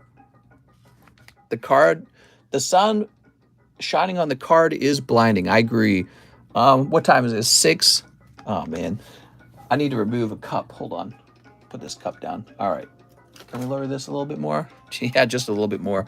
If I cover the blinds any more, I probably could bring it down. I just don't want to. All right. Make it inconvenient for me. So, wow, Fabiola, you got a gradable card now, man. What if that graded 10? That'd be pretty crazy. See what you got in bag number 2. You've got Dazzle, rare outfit. Get the long stick from the backyard, says Alex. And giddy up. Oh my God. What are these outfits? That's funny as heck. All right, you got the giddy up outfit. Very good. He should have cut the pack like me, says Demetrius. Oh my God. That's a terrible idea. No pack cuts. Make charitable donation to Misty. Choose your Switch, boys? What are you talking about? All right, very good, Mr. Fabiola. Yeah, I'd grade that hollow if I were you. Is that Gandalf? It is. David Capistrand, 2 Vivid. Where are my Vivids? I'm almost out of Vivids. I don't know if I have any replacement Vivid. I might have a replacement Vivid. I'm not sure. There we go. And 1 Evo Skies. All right, let's get you an Evo Skies. So I heard Antonio Martinez wanted to donate an Evolving Skies to you. There you go. So that's from Antonio Martinez, graciously donating to you. All right. Wow, that's really kind of you, Antonio. Sneap. Donating your Evolving Skies. Giving them away. David Capistrand, you pull... Wow, you pulled a really great card out of there. Frostlass. Man, that was a really hot full. That was so nice of Antonio to donate it because it would have been his otherwise. That's wild, man.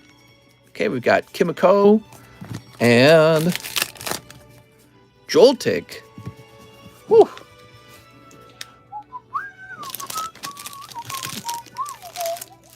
All right, David. That was actually a very lucky round. It's kind of wild. That was like a 1-pack snipe.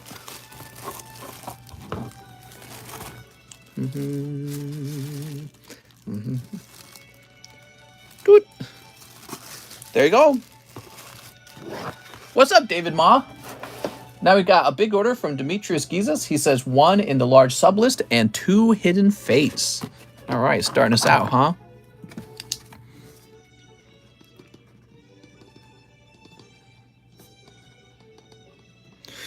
Whoop. Clip it, says David. 2 hidden fates, you say. We got hidden fates? We sure do. All right, he's feeling lucky. He says, I'm going to pull Charizard SV49.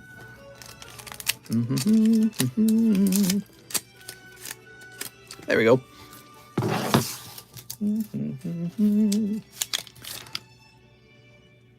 Well, you pick up the birds. Okay, so the first pack is not cold. So who's going to join me on Minecraft after this? I'll probably play some Minecraft later today. You guys going to play some Minecraft with me? Celesteela! How nice. Okay, so that's for Mr. Demetrius. Both packs held a card in it. Nothing really crazy, though, to be honest. Nothing that is, like, mind-blowing. You know what I mean? Can I join in on Minecraft? Oh, yes. Huh? Did I hear Minecraft? My wife and I are on a little Minecraft server together that we just started. We're just having a little fun. We didn't know what to do last weekend. And she was tired of playing Elden Ring, and so she didn't want to play it anymore. I was like, all right. All right, it looks like the line's really short. Let's see. Yes, we have a very short line. David Moraes, Patrick Strader, and Demetrius Gizas. So David Moraes orders Mew on sale. You got it, man.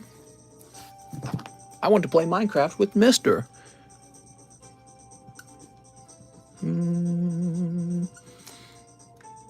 Wish my wife played games with me. She plays a lot of games. Mostly mind games. Next up, we got Patrick Strader. 25 for the Duraludon. And 1 Pokebra booster. And 1 medium spot. All right, you got it, Patrick. I thought somebody said they ordered 2 spots and that they weren't, it was too many. Did we miss any orders?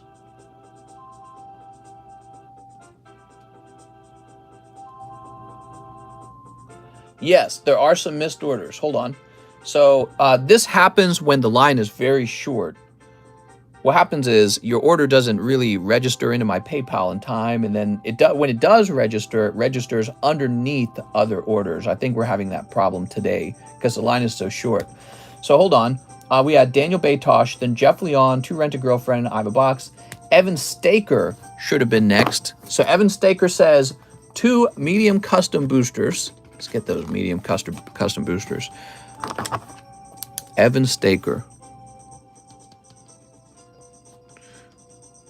Evan, you have $10 left over. Would you grade Blockbuster Pokemon cards? Yeah, of course. As long as they were officially licensed.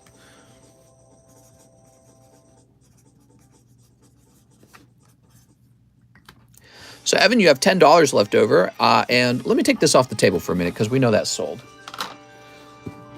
Let's grab this card now. So we have this beautiful 9.5 Celebi. And we're going to find out who pulls it right now. You guys ready? So this requires 16 packs. That's 11.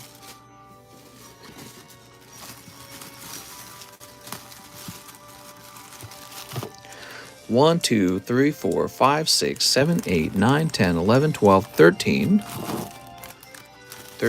14, 15, 16. There we go. So we got 16 packs. 1, 2, 3, 4, 5, 6, 7, 8, 9, 10, 11, 12, 13, 14, 15, 16. All right, there we go.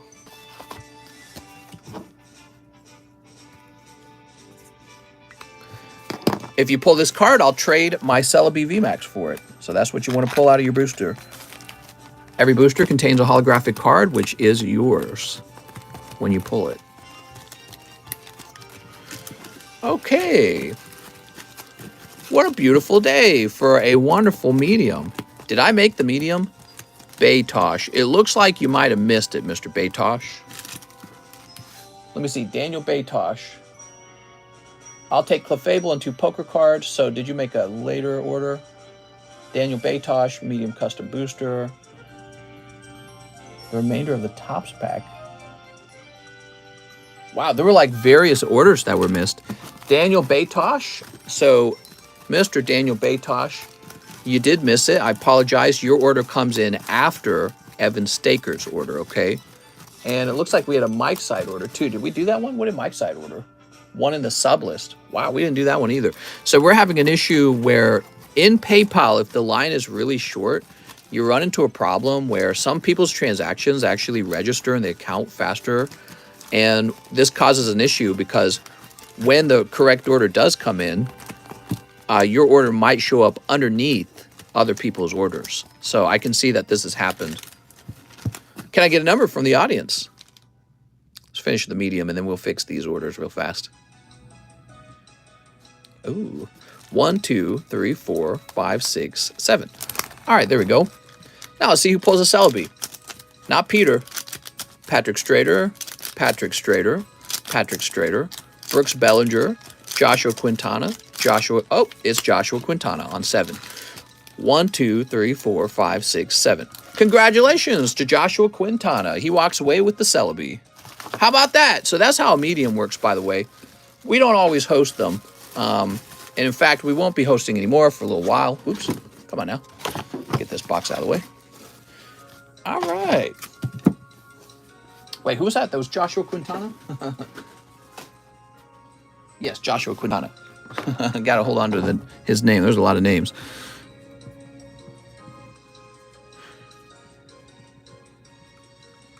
All right, so that was actually pretty good for you, Mr. Daniel Batosh, because if you had picked up that last spot, you wouldn't have pulled this anyways.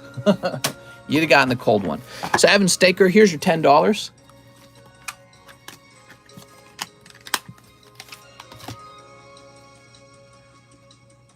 Now, Evan Staker also needs a live custom. Here you go, Evan Staker. Tower of Darkness. Does the 25 down for slab away count toward the slab price? I'm afraid it doesn't. Okay, so that's how it works. I'm afraid it does not. So we also have an Anthony Haymeyer order, and he says, shipping for my 6 CGC slabs. Phone number here. All right, so I'm guessing that that's an international order. Yep, going to Canada. All right, give me a second, guys. I'm going to fill out this label for Anthony Haymeyer. Mr. Anthony. Looks like we've shipped you before. Oh, and it saved all the information. Wow, this is going to be real fast. How about that, guys?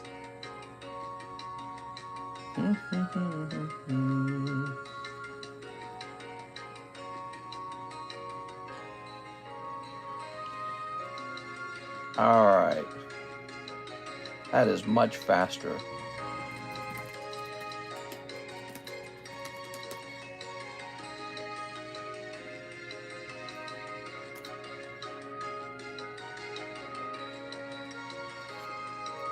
And print.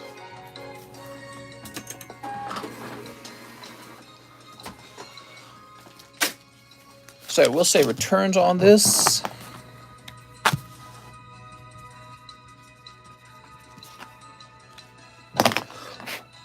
There you go.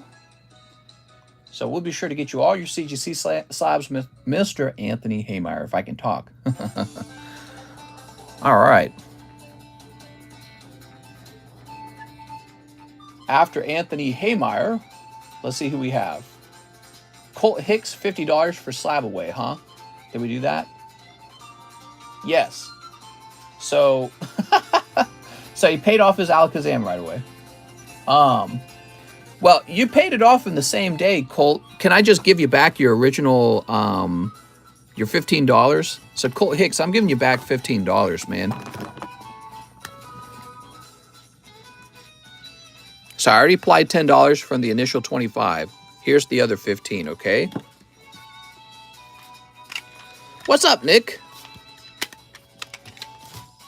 All right. That goes into the shipping pile. Now we have Mike's side, who wants into the sub list. Here you go, Mike's side. Mike's side says double or nothing. Triple or nothing. There you go, Mike's side. John Galbo. The remainder of the Topps pack, I appreciate that. Daniel Baytosh, the medium custom booster. And then we took care of Darren Thompson, so we already did that one. Luis Laura, Fabiola, David Capistran, Demetrius Gizas, David Moraes, Patrick Strader. All right, so now we're back to Patrick Strader. Thank you, Patrick, for your epic patience. Let's get back to this, shall we? What did I write down? I wrote something crazy down on that. This is going to say Patrick Strader. There we go. Now, he wants a Pokebra booster. You got it, Pokebra booster. Patrick Strader. Oh, beautiful Rainbow Typhlosion. All right. $10 for the medium, last spot. If no one else gets it, otherwise I'll take a poker card. All right. Oh, you got a hit out of the poker. That is Cubone.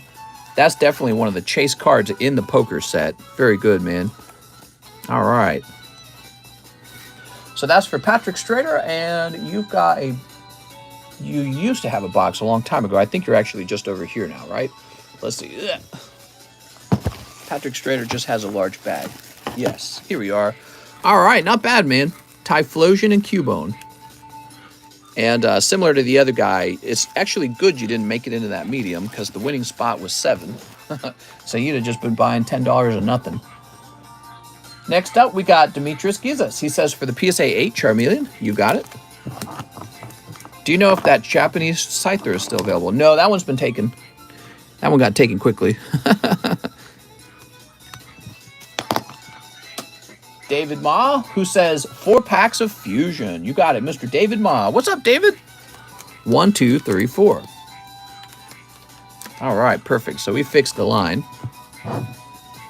Yeah, my wife and I have been playing Minecraft together and watching TV at the same time. Have you guys seen our setup? We have 3 TVs. 3 of them. We got 2 giant TVs for gaming and then a smaller TV above that.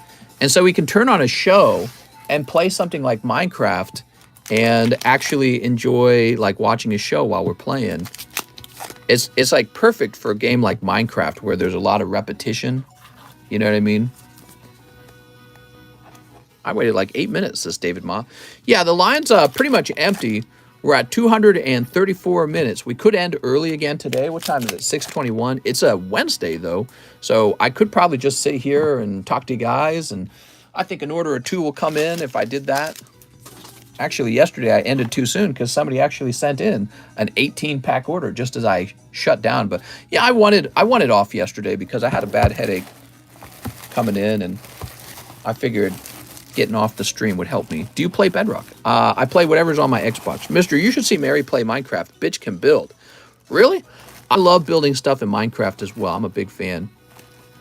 Katrina says, what did I miss? You missed everything, Katrina. We pulled all the pokies already. Oh, you missed it. Woe is me. 12-hour stream or nothing. Should I ship that bag soon? If you want. It's a pretty fat bag. Okay, so we do have a few more orders.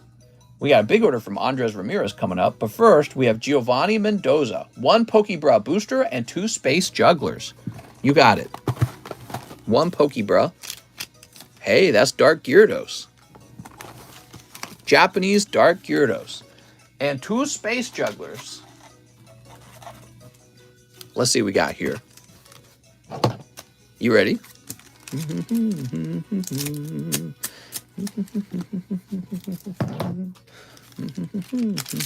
Mr. plays Bedrock with Quip. Cold. All right, cold space jugglers. Thank you so much. Let's go find your bag. Mr. Giovanni. How do you guys feel about the Pokebra boosters? They're almost ready for a restock.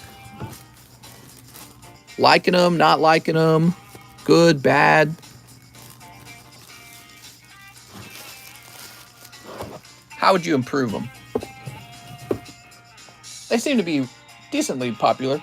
Nelson says 2 Dark Phantasmas. All right, you got it, Mr. Nelson Artiga.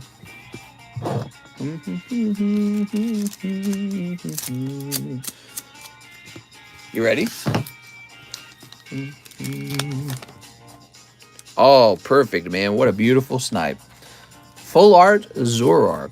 All right, Hisuian Zoroark. It's a great looking character. I like the design. Giant hairdo and all. All right, very good. Mr. Nelson with the snipe. What are they, says Roberto. The Pokebra boosters, they're like the live customs, but only for raw cards. No slabs at all. And it's just a new thing I'm trying. They seem to be pretty popular, actually. I think I've sold more Pokebra boosters today than live customs. Just what I needed.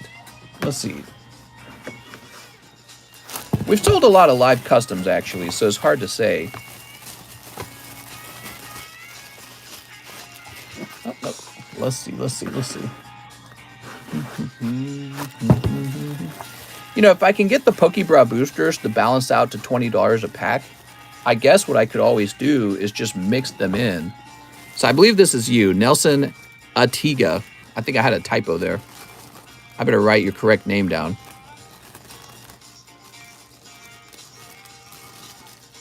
Mister, I'm Nelson. You're Nelson? Yay! How's it going, Nelson? Nelson, I would have guessed you were like a troll account with that name. All right, we'll write Artiga. There we go. Fix that. We'll make sure it says the correct last name. Andres Ramirez. Oh, I hate this song. That's like that new Mario music. Andres Ramirez says, paying full on my slab away and PSA 10 Venomoth Japanese. Oh, you're taking the Venomoth. Nice, man. All right. Andres Ramirez. Nice, dude. How much is a Dark Phantasma box? You can buy all 20 packs at $5 a pack for $100. All right, so on your slab away, you're paying that off as well. Let's go find it. Andres Ramirez. Here it is. You had the Yanma, huh? Back in April. All right, let's take a quick look for Andres Ramirez. I'll be back. Gotta try and find it.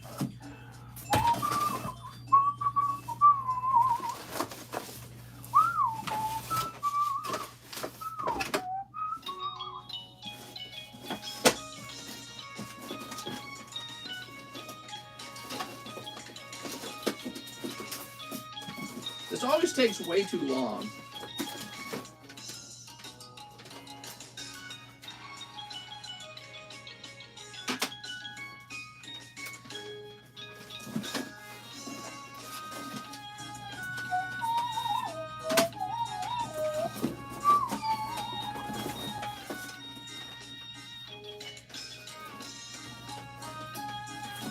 Man, Larry Ellis has a Torchic with me.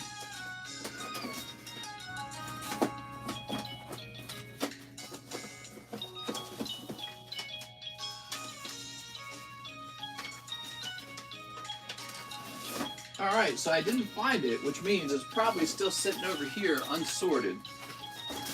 I really ought to just sort that stack out already. Alright, hold on, let me sit back down. Dude, if you guys could see how crowded this is ridiculously crowded in here.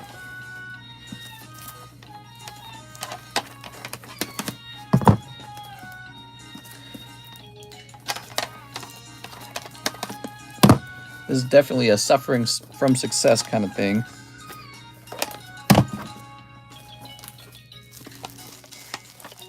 Wow. All right, let me check one more spot. I had to do this with the other guy too.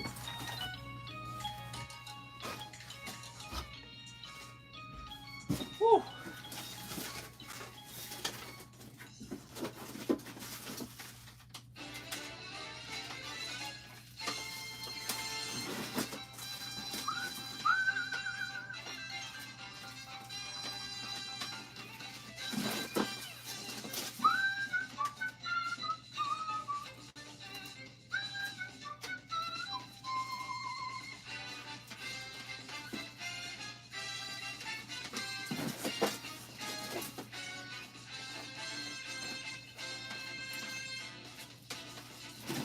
Still looking? My gosh, there's too many of them. Here it is, I found it. All right, cool. My God, that took forever.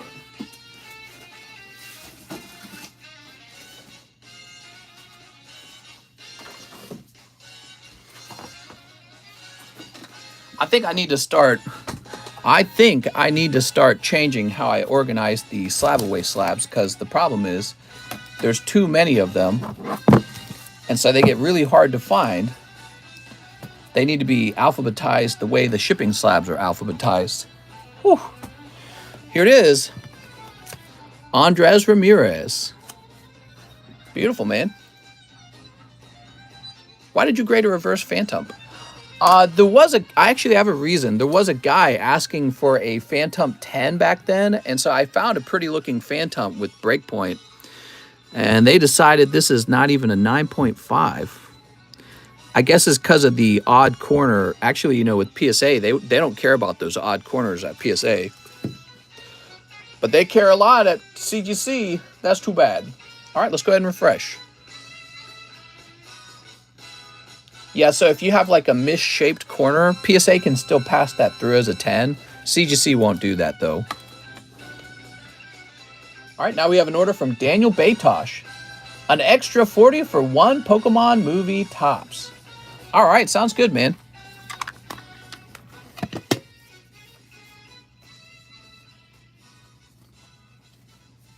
Oh, did I not? I guess I did not write you down a card or something. Thought I did. How much did you pay to get it graded? Probably like 15 bucks or something. Have you seen PSA 10s with the small white dots? I have, actually, yes. I think it's very bad when they do that. They shouldn't do it. But yeah, they've definitely done that. There was a card I actually was very upset with when I bought it. It was an expensive Rocket Returns card, and when I flipped it around, it had white dots on it. And I was like, how can this be PSA 10? So as a consumer or a collector, I was very disappointed with that. Where did you get that Metapod from? The Metapod is from a collection called the Legendary Collection, and it's like a reprint set from the WotC era. And I actually didn't open it myself when I was young, but I do remember it, which is weird. And yeah, it introduced reverse hollows. Oh, what do we have here? Squirtle, huh? Oh, yes, there we go. Look at that. Beautiful. Yeah, so I actually remember them, but I wasn't opening cards anymore. I must have been reading Pokemon news or something like that. Maybe I saw it in a magazine. Okay, we got two non-hollows here. So where is your hollow? Oh, dude, look at this. I saw your hollow, but you're also picking up Charizard. Very nice. So you got Squirtle, you got Charizard. Beautiful. And then your hollow is the Rebirth of Ash. So that's not super crazy. I don't think that one's going to go for a ton of money. But your supporting cards here, Squirtle and Charizard, are fantastic. So very good, Mr. Daniel Batosh. The Charizard himself is especially a good pull. All right. Glad to see that. Okay, and Daniel has a bag in here. Wait, no, you're up here, right? I think you're up here. Which grading service do you recommend? I don't know. I don't know. So I myself have to use a grading service. And personally, I would like it to be PSA, but they're so expensive. And so I couldn't tell you which one I ultimately prefer. Where did I last see? He was in here then, huh?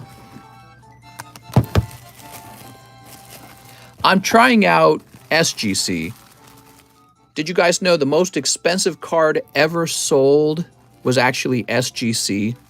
It's an SGC baseball card. And so I was scratching my head going, why do I never use SGC? And you know what? There was no answer to the question. I didn't know why I wasn't ever using SGC. And then I think CGC is decent. I like that they have a really tough slab. Ultimately, I don't feel like slabs are like the end-all be-all for whether or not I'll grade with the company. But, you know, it matters somewhat. So, yeah, I mean, I like their tough slab. And then they're pretty tough on grading, except for when they're not. So, like, it's weird. But apparently, CGC is pretty good at detecting fakes. So I do like that they're good at detecting fakes. So that's good. And then again, a PSA is just the preferred one right now. Slabs are kind of I like slabs. I'm all in on slabs. I would not collect in folders. I wouldn't collect raw cards. You know, slabs, what they do is they allow you to send the card to a company that can assess the card to see if it's a fake or something like that. All of them have roughly a 10% price difference. GMA, haha. Yeah, GMA. All right, I don't like GMA too much. The problem with them is they give the 10 out too easily. They need to be tougher on their grading, in my opinion. So that's the problem with GMA. But I mean, the card, if it's an authentic card, then it's an authentic card in the end. So I actually do look at GMA slabs, and I buy them every now and then. Okay, so let's see. Next up, we have Tim Jans Schulz. Tim Jans Schulz. So he says, I need a new bag. No problem. Now, this doesn't go in a bag. This goes in a box with everyone else. And what we do is we write your name on the back. So that's how this really works. Nice to meet you, Mr. Tim. So we write your name down on the back. Why y'all hating on baseball? All cards are cool, in my opinion. I'm not hating on it, just to be clear. They might be, but, you know, baseball card collecting kind of paved the way for card investing. And that's really what I'm all about. I really like the idea of collecting cards that we know are going to go up in price in the long run. And, you know, it's like hoarding gold or something. You know what I mean? It's like that. So I'm all in that. I love it. Nicholas Spingo says 2 celebrations. All right, 2 celebrations. I collect baseball and Pokey. Yeah, now see, I just do Pokemon cards. 1 NBA. All right, 1 NBA. I just do Pokemon cards. But I respect that other people like sports cards. Now, I worry if I offer too many sports cards on this channel that you'll actually drive away your Pokemon audience because they just want to see Pokemon cards opened. If we open too many of the sport cards, they might get bored. So it's kind of difficult. You know what I've talked a lot about with my wife? I've talked a lot about hiring somebody to host a sports-only live stream for card opening. And I would find it interesting if we opened like an office where all of the card product was kept in one office. And then we had like computers and comfortable chairs set up. And you could work for a pretty good, maybe like a cut of the profit or a good salary or something like that, hosting these live streams. And I would provide you with the setup and with the YouTube channel that has notoriety and the product, and you would just sit there and stream. And so it'd be like a streamer job where your job is to just go live and open packs for people. So yeah, I've thought about that. But and one idea for that is to have like specifically a sports only guy, because I don't do a lot of sports. How's it going, Johnny C? Welcome. Did you ship my slabs yesterday, or is my memory awful? I believe you did have me ship your stuff. I don't have a strong memory either when it comes to that. Just getting off work, trying to catch your stream. Oh, sure, man. Sure. Good idea, says Sandslash. Yeah, thanks, man. I mean, that's my idea overall. It's not just sports, Pokemon too. I would love to have an office where there's like maybe 4 to 5 streamers and we all, ooh, look at that. There we go.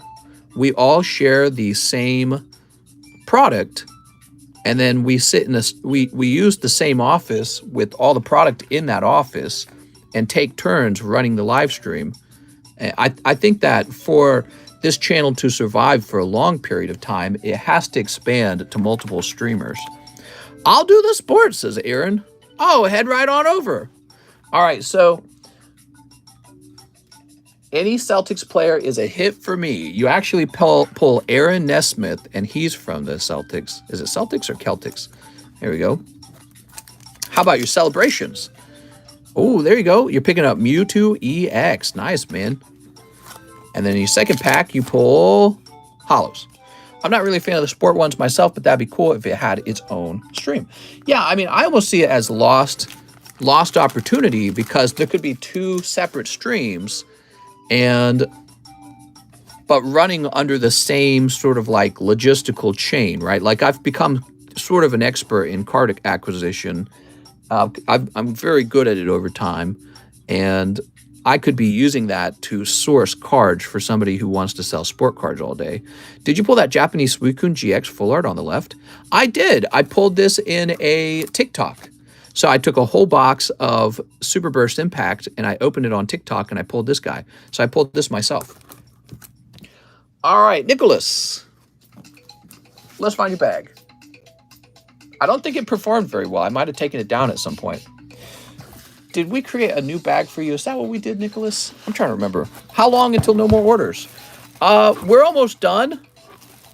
We're at 250 minutes, and we're supposed to go on for 300 minutes. That's what we're supposed to do. PHANTASMA and SportConomist. We created with 1 poker card. Here we are. All right, now you don't need those supporting cards in your bag anymore because you got more cards. There we go. Next up, we got Joshua Quintana.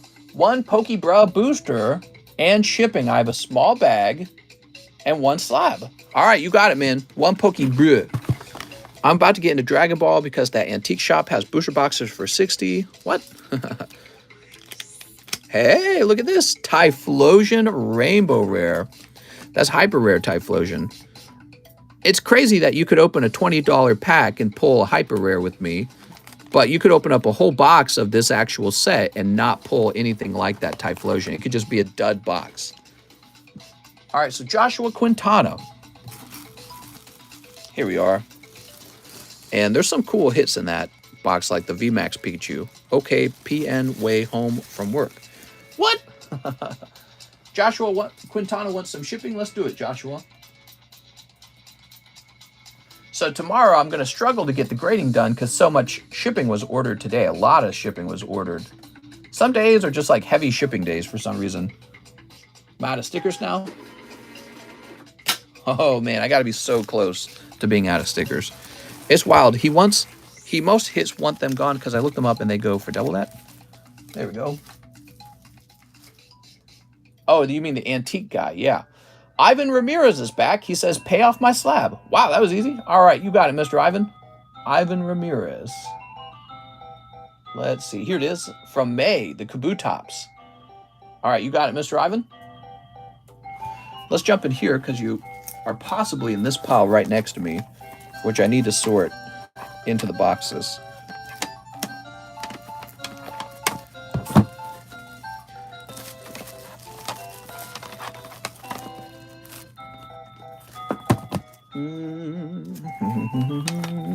Here it is.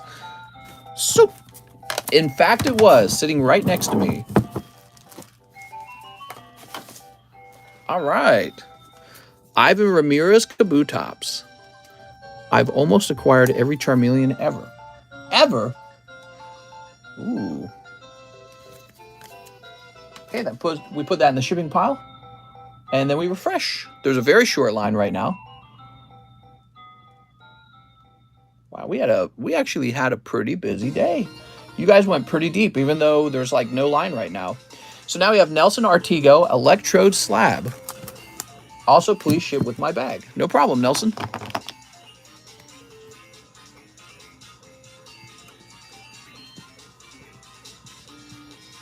Glad I could provide you guys with some cool vintage cards.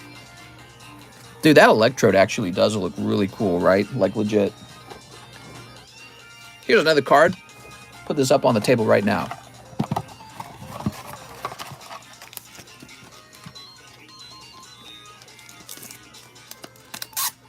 Do you have the Charmeleon sticker hollow? Somebody who has graded it with me might have it. Maybe you're talking to Zach. Electrode is underrated. I've always thought he's really cool. I guess I'm into electric type Pokemon. I'm not sure.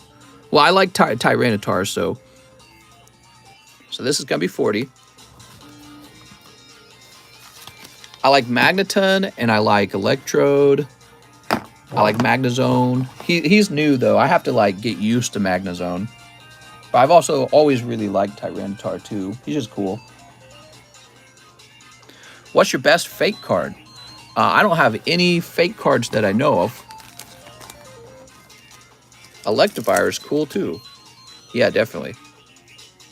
Is Shining Fates rarely ever open now? No, it still gets open regularly. So this is that Koga's Ninja Trick, huh? Gym, Trick, Japanese, PSA. And we want to go by lowest priced one. Mine's only a 4. Okay, so we're probably going to price this at about $50. So this is the banned version of the card that has a symbol that looks a lot like the Nazi symbol. And because of that, it's very interesting. People go, ooh, have you seen this one? And in fact, let's make this 48. We're going to make it a little bit cheaper than 50. It only graded 4. It's a worn out card. It's funny, though, I still graded it because, you know, I had a hunch it was still going to be profitable. Doesn't matter what grade it was going to get. I was like, this is going to be profitable. And so I'm sending it out. Demetrius goes, it's a fascinating card. And it goes for a lot of money when it grades 10. I don't know if I ever sent any 10s out. Do you have a Rainbow Rare Toxtricity VMAX? A little while ago I did. Had a lot of them.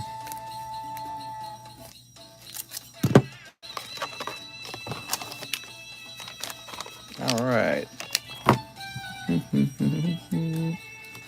I like banned cards. Yeah, exactly. There's also the corrected version, which has a much lower population. Somebody already bought that from me. They put it right in the slab away.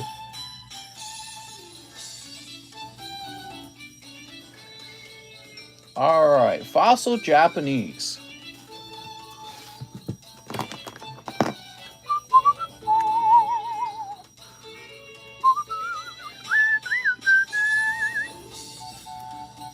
So he is a shockingly cheap $140. Wild. All right. Next up, we got Jesse Sashquin. What's up, Jesse? 1 VMAX Climax for Jesse. Dude, VMAX Climax, when that came out, that was selling off the shelf so fast. And 3 Dark Phantasmas.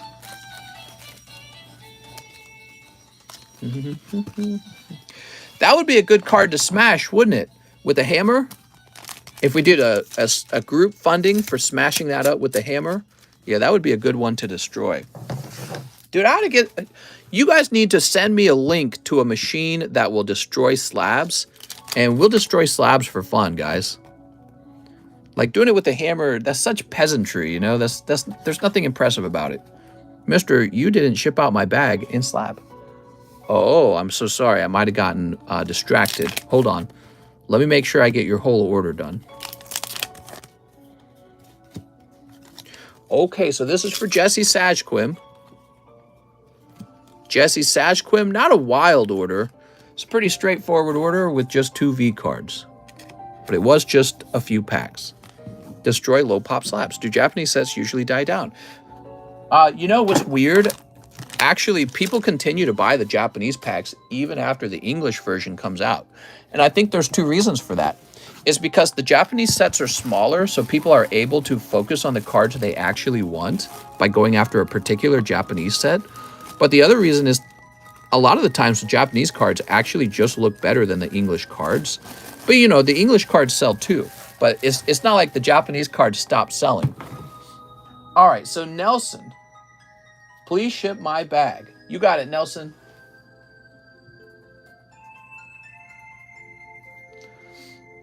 Let's go find it. There we go, grab that, and then let's go looking. What about Japanese women? Do they also look better on average? All women are beautiful. I don't know how to answer that correctly. Is there any nice way to answer that? Nelson Artiga. I'm more into women with mustaches, which they are lacking. Not a fan of that. Mr. Where can I see a list of available slabs for purchase? Mr. Basic, I don't really have anything like that. You can just see what I have for sale on the table. It's a very common question, though. Nelson Artiga. Maybe one day, maybe when Mr. Pokejohn's over here, I'll give him like all my slabs and I'll be like, here, put these. No, that would be too complicated. All right, so Nelson Artiga, here we are. Let's go ahead and get this shipped. There is a freaking huge amount of shipping to do tomorrow. So I'm going to have my hands full tomorrow. There's like a real fetish for Asian women. I never really understood it. Yeah, I never really understood it. I always just thought they were like women, like all women. Yeah, I never really thought that. I think, is it like a cultural thing? Maybe it's like a cultural thing. Maybe they're pining for the Asian culture or something like that. I don't know. Slab being shipped too, right? Absolutely. Yep. They always do. Tell him to catalog them. That'd be so fun. I would catalog your entire collection. What else is in the large booster other than the chance at Zard? Gosh, I don't know. I don't remember everything in there. Alexander Mary is next, and he wants to slab away the Dragonite 9. You got it.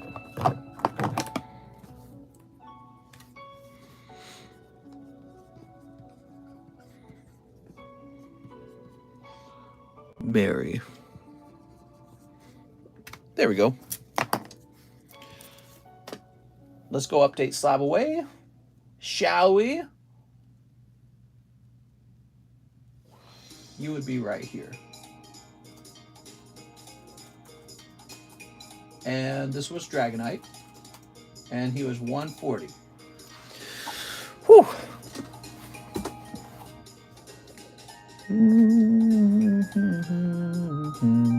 Nicholas Spingo says, Koga's trick and 3 more NBAs. You got it, man.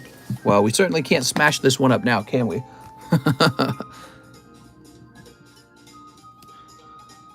Nicholas S. Spingus. There we go. Did the rocket pack happen? It's so close. Here we are. So 1, 2, 3, 4, 5, 6. We're 3 spots away from the pack break for the Rocket Returns pack. You want to see some other lists? So here's the current sub list. It's just kind of started. Here's the Charizard Large. Everyone's excited for that. Here's the Lost Thunderbox break, making some moves, about halfway done. The Misty Charity card at $136 remaining, and the UFC Hobby Box. All right, so those are the lists. There's no more medium. The medium's done. So 3 more NBAs, you say? All right. Where's the Best Vendor Award? Best Vendor Award, how would that be handed out? Best Vendor Award, huh? Is the Rocket Returns pack heavy? Now, I don't actually know if it's heavy or not, but I'm not selling it as a heavy pack. I'm just selling it as a light pack. So it doesn't matter. And it's okay if it's not heavy when it comes to Rocket Returns, because nobody really cares about the hollows in the set. Everyone cares about the reverse hollow. And I was told that the gold stars show up in the reverse hollow slot. So if that's true, then really all that matters is whatever's in that reverse hollow slot. Okay, we got Colin Sexton, Eric Bledsoe, Obi Toppin, and Onyeka Okongwu. I don't know if I said his name right. Terrible at these names. So he's the card of the back. pack number 2. You ready? All right. So we got LaMelo Ball rookie. There you go. There you go. That's a nice little pull. It's got LaMelo Ball rookie. Here's Cameron Johnson. Oops. Here's Caleb Martin for the Hornets. And Alexej Selections rookie. Wow, that's a good one, says Rip and Flip. Alexander Mary goes, oh. Josh Green Mavericks. Danilo. Rui Hachimura. And Peyton Pritchard for the Celtics. Is it Celtics or Celtics? It's LaMelo Balls. There we go. Pretty neat. I like how sturdy the cards feel. Very different from Pokemon cards. All right, now these cards go back into their pack. Go back from whence you came. I like Pritchard. There we go. And we'll toss this away. And then we'll find your bag. Yay! Do you ship worldwide? Yes, I do, actually. I do. It's a lot more money to ship international, though. So international shipping is $18 if it's a light bag. And then if it's a heavy bag, it's $32 USD. And I also need your phone number whenever you pay for shipping. So people do buy internationally and ship, but it's, you know, it's a little extra step and it's a little expensive. Okay, let's go ahead and refresh.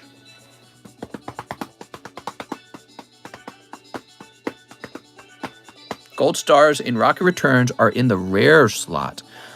Really? So a different guy told me they're in the reverse hollow slot. I've never pulled a gold star, so I kept saying I have no idea if it's true. So I'll just take your word, and I'll stop saying that it's in the reverse slot. So we're basically done. We're out of orders, and we're at 266 minutes. Since we have a little time left over, why don't I just price up some slabs for you bad boys? You guys want to see some prices? I know you do. We'll just end the stream that way. Did I miss any tops pulls? I don't think so. Personal experience, watch someone in a card shop pull the Trico way back when. Oh man, look at this. My God. Jolteon from Jungle. Here's a Glaceon from Sun and Moon era. I can order 4 tops packs? You definitely can. Yes, you can. You guys can still place an order if you'd like. There's pretty much no wait time.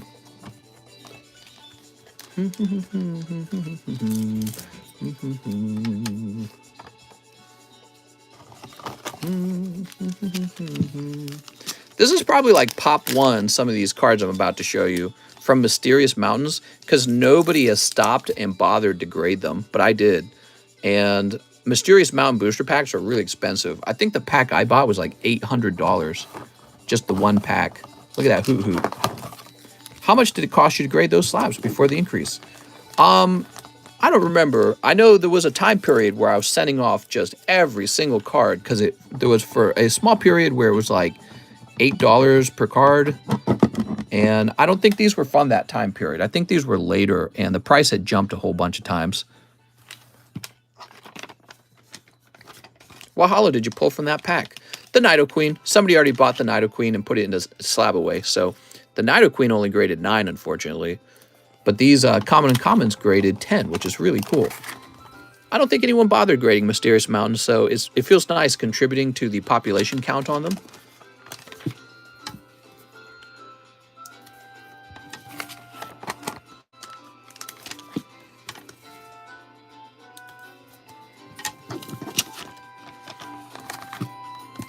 Jolteon. You know, I had to wrap up and go for a jog. I've been doing a pretty good job getting my run in every day.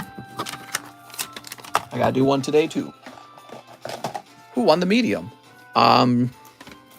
Joshua Quintana.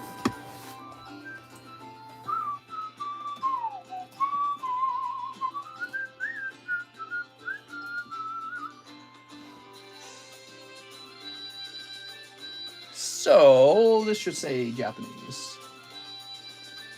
There we go. So I see, we have it sorted by highest price. Let's do cheapest price. There we go. So that's actually pretty cheap. Wow. 55. So that's 55. Now this should be expensive though, right? That's a collectible. That's a card you're going to want in your collection, and then you show it off to your girlfriend, and she's like, oh my God.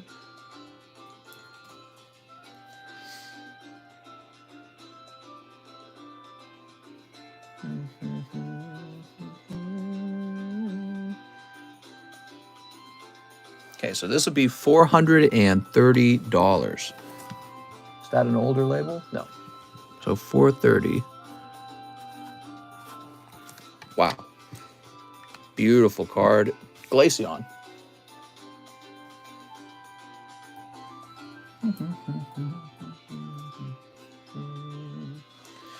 And this would be $75. I'll make mine $70, so I'm making mine cheaper. Here's the Ho-Oh SM what? 57. And this one is going for about $70. We'll make ours $65. Be a little bit cheaper. Now these, I doubt there's going to be any competition for these. I doubt it.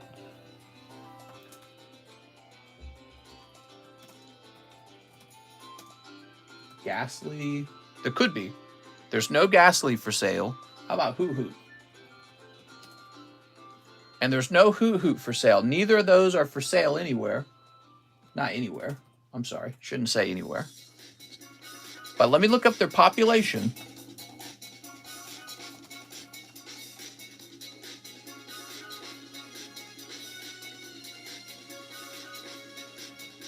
I think I have to say Mysterious Mountains. Yeah, with an S. There we go. I don't like this song. This is another one of those modern Mario soundtracks, and it's just terrible. All right, so here we are. Japanese Mysterious Mountain. And we're going to look at Ghastly. First edition Ghastly is Pop 4. He is Pop 4.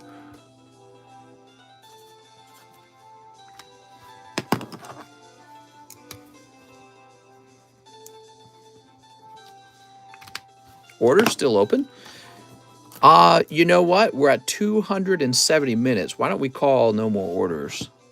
And we'll refresh and see what the line looks like. So let's try the Hoot Hoot real fast. This Hoot Hoot is crazy, dude. He is Pop 2.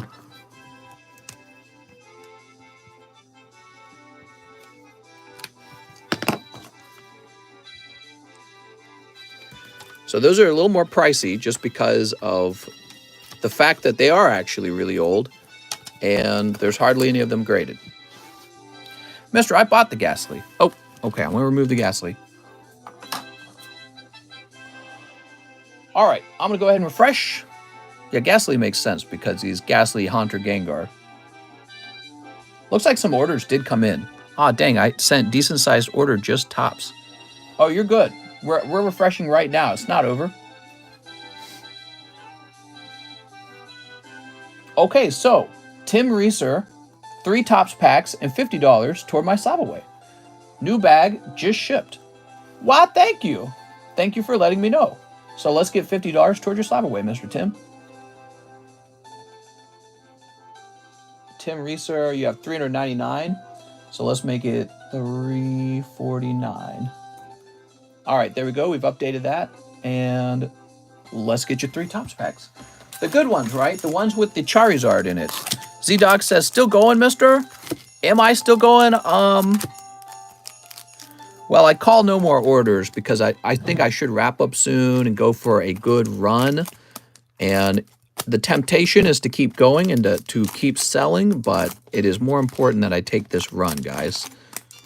So I'm gonna call no more orders. But we'll be back on tomorrow. I hope you join me. I might stream twice tomorrow. What's tomorrow? It's Thursday. Can we get a price reduction on Ursaring? I really like Ursaring, so no, he's got to stay high. Actually, you want to see... So I like Ursaring because he's an evolution. And let's take a look at his pop too.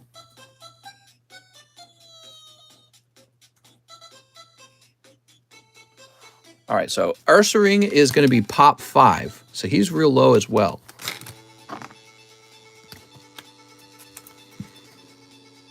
Besides, he's in a hot tub.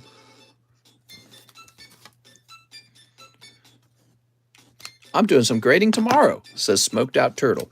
All right, you ready? Mr. Tim Reeser, would you still grade these lesser-known Pokemon cards at the current PSA rate of $50 a card?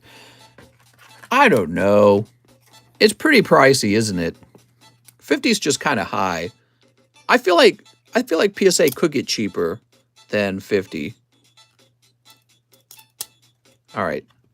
We got Charmander. Let's go ahead and remove this. Stage 1 Charmander. That yellow dog, expensive. He's a fox.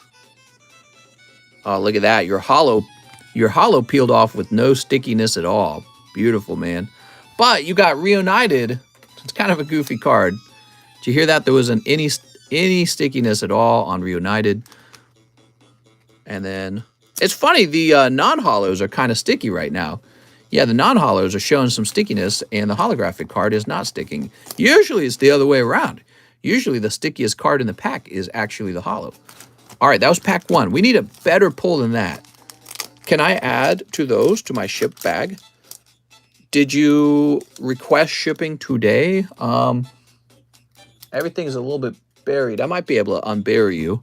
All right, let's see. Here's teamwork. Thank you for the donation. The Battle of the Champions.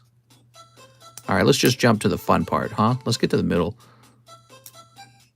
Oh, nice. There's Charmeleon and Rebellion. I think Mewtwo is about to rebel. What do you guys think? Oh, you got a nice non-hollow card in this set. So let me go ahead and sleeve up Mewtwo. So once again, we find that the holographic card is rather unsticky.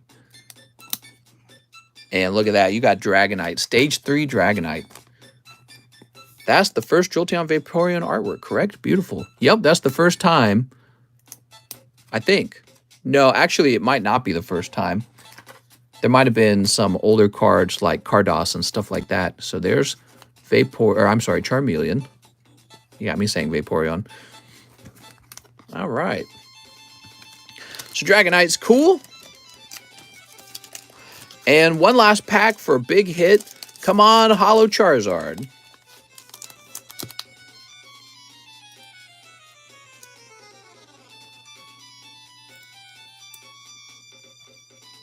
All right, look at that. That came right off. Looks real pretty. And it is called Round 1 equals Defeat. And we've seen this card before. It features all the large Pokemon. Sticking a little bit, actually. Sticking on the back, not the front. Oh, actually, not... Okay, not too bad at all. I thought it was like sticking in the middle. There we go. Round 1 equals Defeat. It was sticking on the edges, it felt like. There we go. So, Mr. Tim, no crazy pulls. I didn't see any super crazy ones in here. Oops. But here is a Dragonite. Yeah, not the hottest round. Damn it. What I noticed is you didn't get any die-cut cards. You did not get the sticker cards. And your 3 hollows were all like actual movie scenes. Let's see how you did real fast. So this is just okay. I like this one. This one is actually pretty cool. Round 1 equals Defeat with Mewtwo, Charizard, Blastoise, and Venusaur. This is just okay. This is decent. This would have been better if it was hollow. You got Rebellion. I think that's a cool card. That's Mewtwo wearing his armor. And then I think Reunited is one of the weaker pulls. It comes down to the fact that it just doesn't look very clear. It's not very clear. This Charmander suffers from some sticky residue, so that was unfortunate. And then you have this Charizard where he's about to go down on Meowth. All right. Do you ever open a box for yourself? Well, it depends on what you mean by box. Like, what, a box of... Like a whole vintage box for myself? I don't think I've ever done that. Tim Reeser. Now, you want this to ship out with your other ones, huh? Yeah, actually, you're right here. I think I can do that. Zoom Bulbasaur's face. Oh, I'm zooming. Okay, there you go, Mr. Tim. Thank you so much, man. Now, let me take a quick look at those other orders. There was a couple others. We got Eddie Petty. What's up, Eddie? 1 Pokemon Tops pack. All right. Wow, that's funny. You ordered right after Tim. Wow, your willpower is crazy. It says Smoked Out Turtle. So he says, 1 Pokemon Tops pack, and I'll trade my Garchomp Giratina 10 slab for however many Yu-Gi-Oh! Ghosts from the Past packs you think is right. I have a bag and a box. You have a Giratina slab? What kind of slab is it? Is it a card you pulled out of the live customs?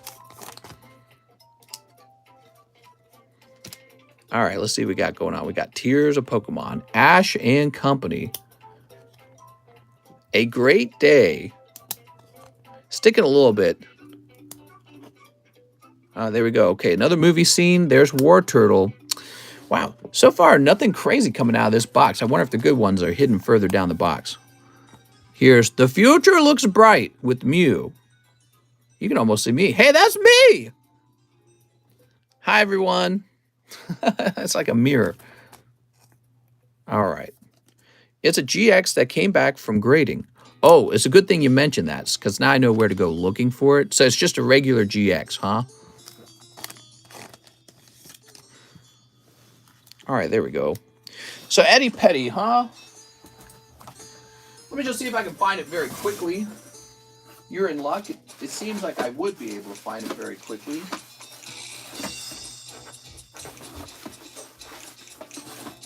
Will I? Where are you? Erod, the Gimp. All right, well, you must be over here then. Maybe I put you over here because I knew you had an active box with me.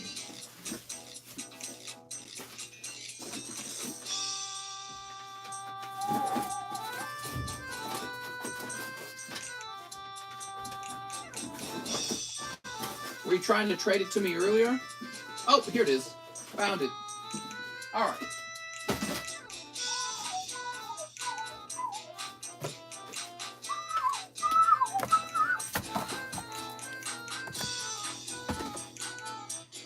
Oops.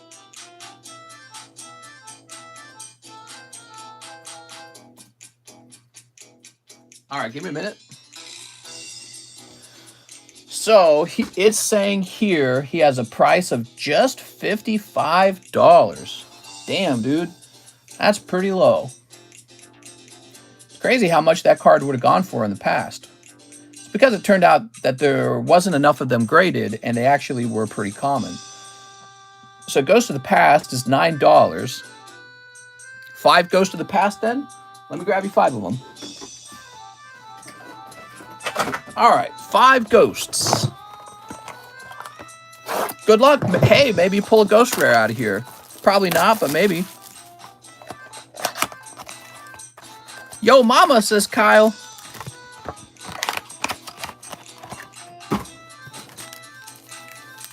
Let's do it, says Eddie.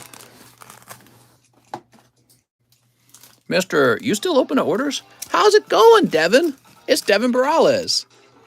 I really shouldn't be because we're 283 minutes in. And I should be wrapping up. Ghost rare incoming. What did you want to order, Devin? Snip. Snip. Snip. All right. Good luck. Maybe a ghost rare. Toss it over there. A live custom. Oh, yeah, you can put in for a live custom. I don't care. Mystic Shine Ball. Wow, that's fancy. I haven't seen this one before. 10,000 hints.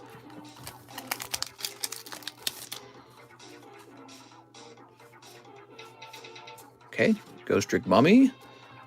Mr. Eddie, nice to have you back, Mr. Eddie Petty. Live customs are very fast, so I don't mind live customs. Vision Hero.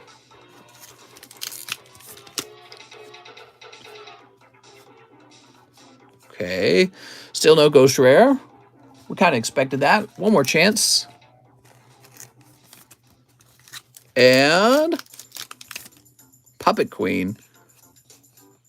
Ah, too bad. All right, just holos this time. It's a nice try, though. I ordered 100 live customs then. Oh, did ya? That'd be pretty entertaining. Did you have a lot of inventory when you first started Ribbon Ship? Yeah, sort of. I took some pretty large risks and used my cash to set myself up. And back then, you got to remember, I was making good money already.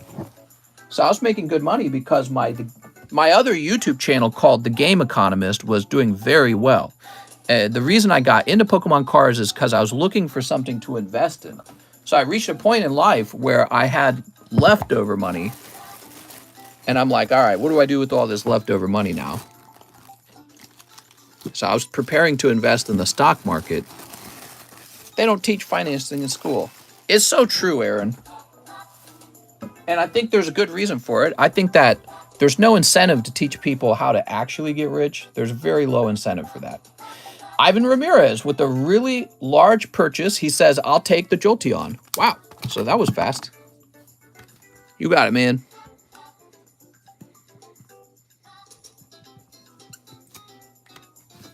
Whoop.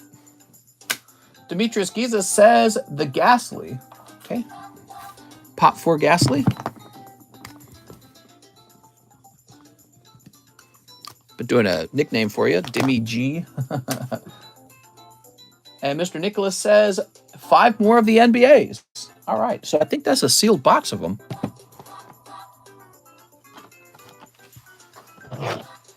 Six packs per box. Oh, it's almost a whole box. Did someone buy the Charmeleon? There was a Charmeleon up here? Oh, yeah, somebody did. That yellow dog, mine. More parents would be aware of the curriculum.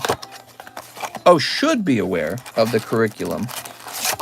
I think part of the problem is even the parents don't really know much about finances. My parents weren't financially intelligent. Were your parents financially intelligent?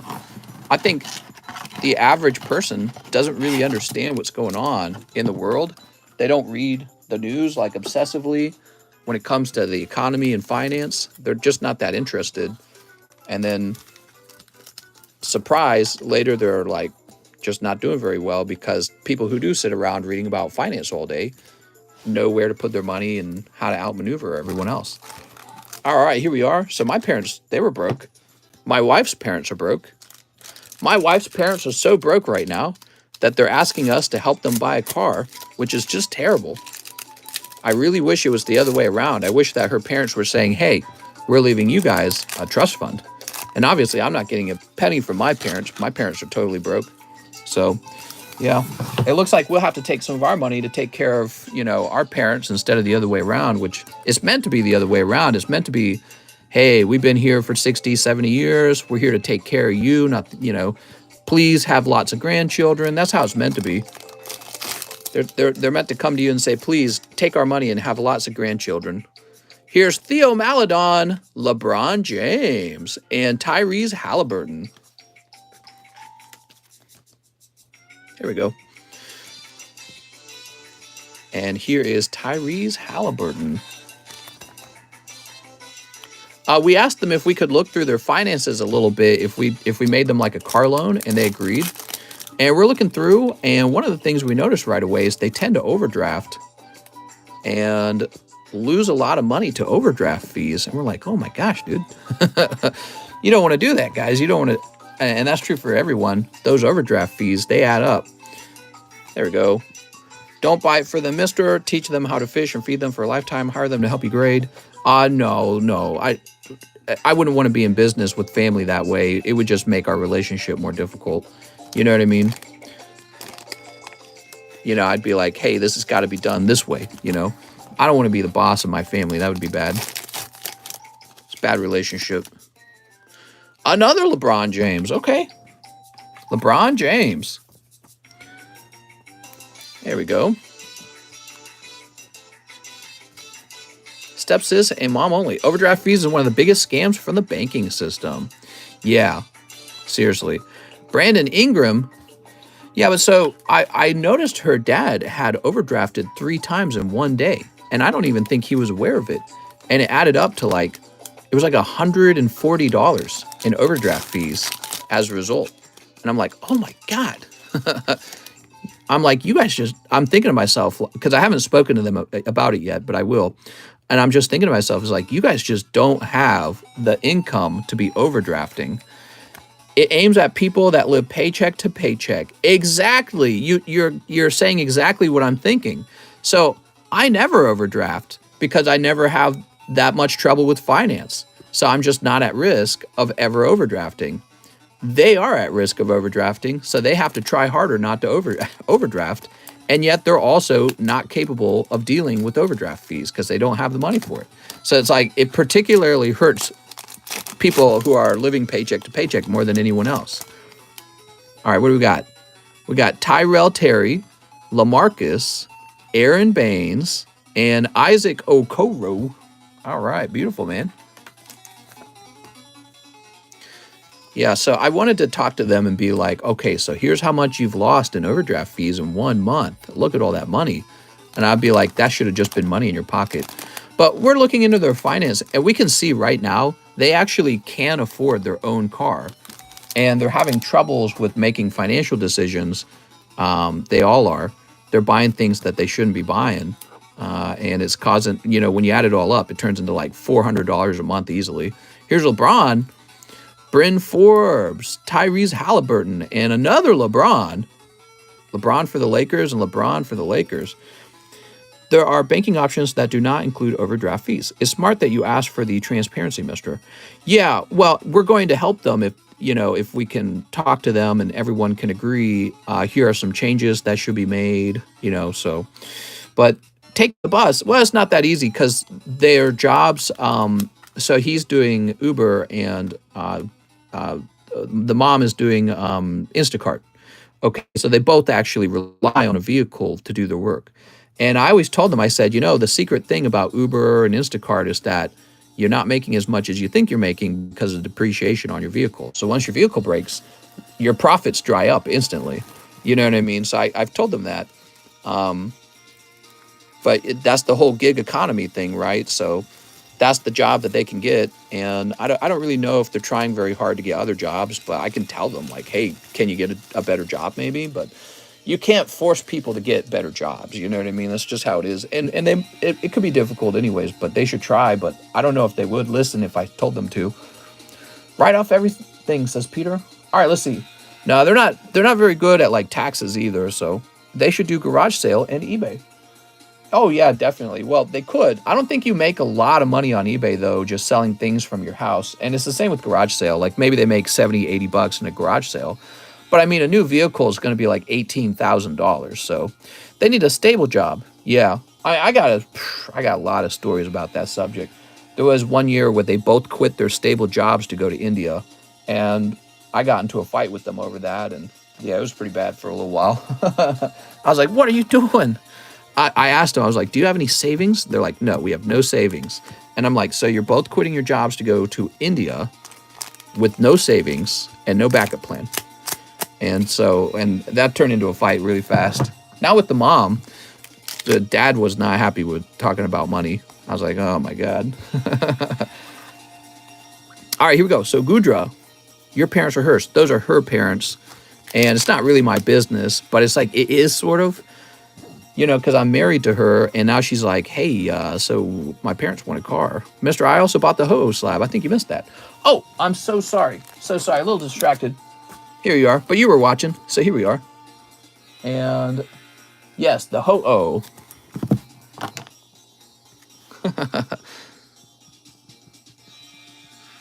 Nicholas S. I would like them very much to do very well. Because I would feel terrible if they were really struggling financially. And I'm worried that they will struggle with their health care. I'm really, really worried about that. Okay, that's for Valentina. I'm worried they're going to struggle with health care costs. I bought the uh-oh slab. You're supposed to be aware of what you're spending so you can avoid the overdraft. Mister, you're going to be doing cross-grading for TCC grading. Yeah, we already do it. Yeah, so you can send in a slab right now to have it cross-graded. All right, there we go. It's Grinding Boy. Now we have Aaron Gordon, and he says 9 time gazers. Please donate the rest to Misty or buy a coffee. All right. How much did you send over? So you said 9, right? And these are $4 each. So you sent a little bit of $1 over. 5, 6, 7, 8. Oh my God. We got 8. Mister, they're taking advantage of you. That's deep down, that's how I feel. And it's because I personally know them. It's unfortunate, but the dad doesn't really take money very seriously. The dad doesn't really take money very seriously, but he takes money from a lot of people. And so, but the mom's not like that. So I hate to think that the mom will suffer too, you know what I mean? Because otherwise, if it was just the dad by himself, I'd be like, oh, your car doesn't work, go figure it out, you know what I mean? But the mom's not like that, so I feel bad about it. I'm new to this channel. Should I subscribe? No more subscribers, please. I would hate it if you subscribed. Please, mister. If you could just not subscribe. All right, there we go. I think it can seem that way, but some people view money in different ways.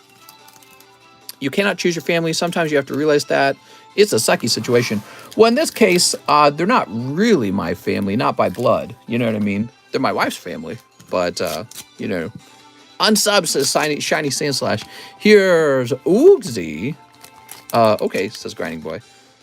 Oh, picking up Orangaroo. Ooh. Beautiful Orangaroo. For all your new subscribers, Mr. giving away his short used once we hit 45K. You want to pair my used shorts? Yeah, he would be my father-in-law. Whatever happened to codes? People stop asking for them. I need a new bag. Sorry, you shipped me out last week, I think. All right, no problem. Aaron Gordon. You already did pretty good there. Here's the Orangaroo again. Yeah, you picked up the secret rare there. Yeah. Cold. Some of my uncles and aunts try to use my parents for money. It's very sad. Yeah. All right. And Decidui. Well, they actually receive a trust fund. So her parents have a trust fund from the mother's aunt. So they receive just like free money already for doing nothing. And before that, they were both left an inheritance by their family. And these were large inheritances that they received. And they squandered it. They squandered the money like instantly. And then my wife and her brother were set to receive inheritances. And the father, he managed to take the inheritance away from her brother. And then he just made that disappear. And then my now wife, I convinced her to put it towards school instead of toward her father. So they just received so much money over time. It's really hard for me to feel like here I am with no money handed to me, struggling to make something out of my life, and just constantly having to make tough choices financially. Like, I'm not going to have fun. I'm not going to go out. I'm going to sacrifice. I'm going to save. And then I watch her father just kind of throwing money like it's worth nothing. And then he turns around. He's like, all right, can you buy me a car now? And it just really hurts. It really does not feel good. But he's been receiving money like his whole life from people. And I haven't even mentioned the worst of it. So Aaron Gordon, new bag. My goodness, inherited money is bad money for people usually. Yeah, it might have given them some bad habits or something, like maybe not understanding how hard it is to actually obtain and take care of money. I don't know, maybe it messed them up. If you don't sacrifice for what you want becomes the sacrifice. Sounds like the dad doesn't know the value of $1. He knows that he has a religious belief.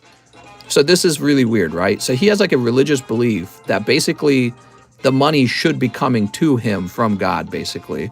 And so when I told my brother-in-law, before I was his brother-in-law, I said, you don't have to give your money to your dad, your inheritance. He got super upset, not the brother, but the dad did when I told that. He got in a fight with me right there about it. And in the end, he did get the money. He got my brother-in-law's inheritance and spent it himself. And my brother-in-law has nothing now. So, and again, they each month, I believe they do receive an inheritance trust fund from their aunt, and they're still somehow broke. And so it's pretty bad. Yeah, it's really, really bad. And there's another part to it that I haven't spoken about it, but they receive even more free money from another individual, and they really shouldn't. And they're still broke somehow because they spend all of that too. And then they're turning around and asking me to buy a car. Yeah, it's pretty bad. So Aaron Gordon, just thinking about it all. I'm in the wrong business, says Alex. I know, you should be in the getting money from other people business. Good karma for you. Hot poles in your future. They're trying to fool you. Hell no, don't help with the money. Too much prune juice. I thought I was the only one going through that. I'm going through that with the same thing with my own family. Yeah, so my wife and I have looked it up, and it's tough, but some people are born to parents who they just take all the money and then they just kind of like squander it basically. And her father has a thing going on where he's a very, very, very religious man. So he just takes a lot of money and just kind of gives it away to the church. And he just does that as much as he can. And then he has nothing left. And then he thinks that he should be receiving more money from others so that he can continue to give it to the church. So he has no bad feelings, turning around and convincing her brother, hey, I need all your money and I need all of your money and Derek's money. And so he has no problem with that because for him, he's doing the right thing. But now he needs a car, and it's like, oh my God, dude. He actually talks, he like brags about having given away cars in the past. And it's like, well, you got to take care of your family and yourself before you can become charitable. Like how are you going to afford charity for others when you're a charity case? Church is doing good business. Oh yeah, well the church pastor lives in a mansion, right? So it's really sad. All right, next up we got Devin Morales, who wants one live custom. You ready? Here goes, Devin. A cold one. It's a Colt, says Aaron. I know. I like this Colt better. I like the Pokemon card Colt better than the Prosperity Church Colts that tell you stuff like, oh, if you give a lot of money to us, the charity church, God will give you like a bigger house in heaven or some crazy thing like that. Liam Strawford, it's been a while. Can I get 5 dark phantasmas? Yes. Let's open those real fast. Hey, mister, to change subject, what do you think of Israel versus Palestine? 1, 2, 3, 4, 5. I don't have any strong feelings over who takes the land personally. I believe that the land should belong to whichever group is more vicious and willing to conquer the land. I don't believe any human group at all. It could be Native Americans, it could be whatever you want to talk about. It could be whites, could be any group from any race, any culture. No one has a right to the land. All land must be fought for, and you must kill people to take land. So I have a very vicious point of view on it. So if Israel is better situated to kill off the Palestinians to take the land, then the land belongs to the the Jews. And if it's the other way around, if the Palestinians are capable of killing all the Jews and taking back the land, then it's theirs. So it just belongs to whoever's better at war. So, and that's my point of view on most things. Gudra, yeah, there's this weird thing that goes on in our society where people believe that, oh, well, this is conquered land, or there were native people here before, or something like that. But I don't recognize, there's no such thing as native. Everything is conquered, and you're in a natural competition. Think of it like natural selection, or like any territorial dispute that you see any animal go through. I believe it's all purely competition, and everyone has to go into a fight with each other for that land. What's up, Luke? He says if the government just takes the millionaires and billionaires' money and just leave them with 4 million, which is still okay, we could raise 105 trillion. There is the money, but people are too selfish. F that dude.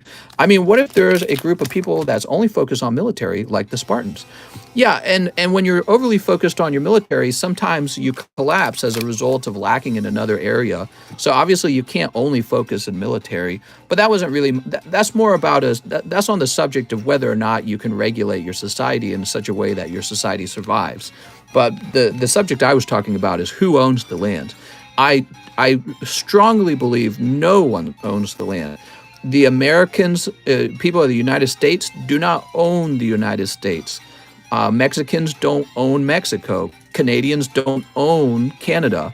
I strongly believe it's whoever's willing to kill everyone else to take the land. That's the only people who own the land.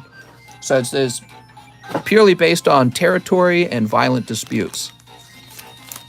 Liam Strawford with an L. All right, Mr. Liam, let's find your bag.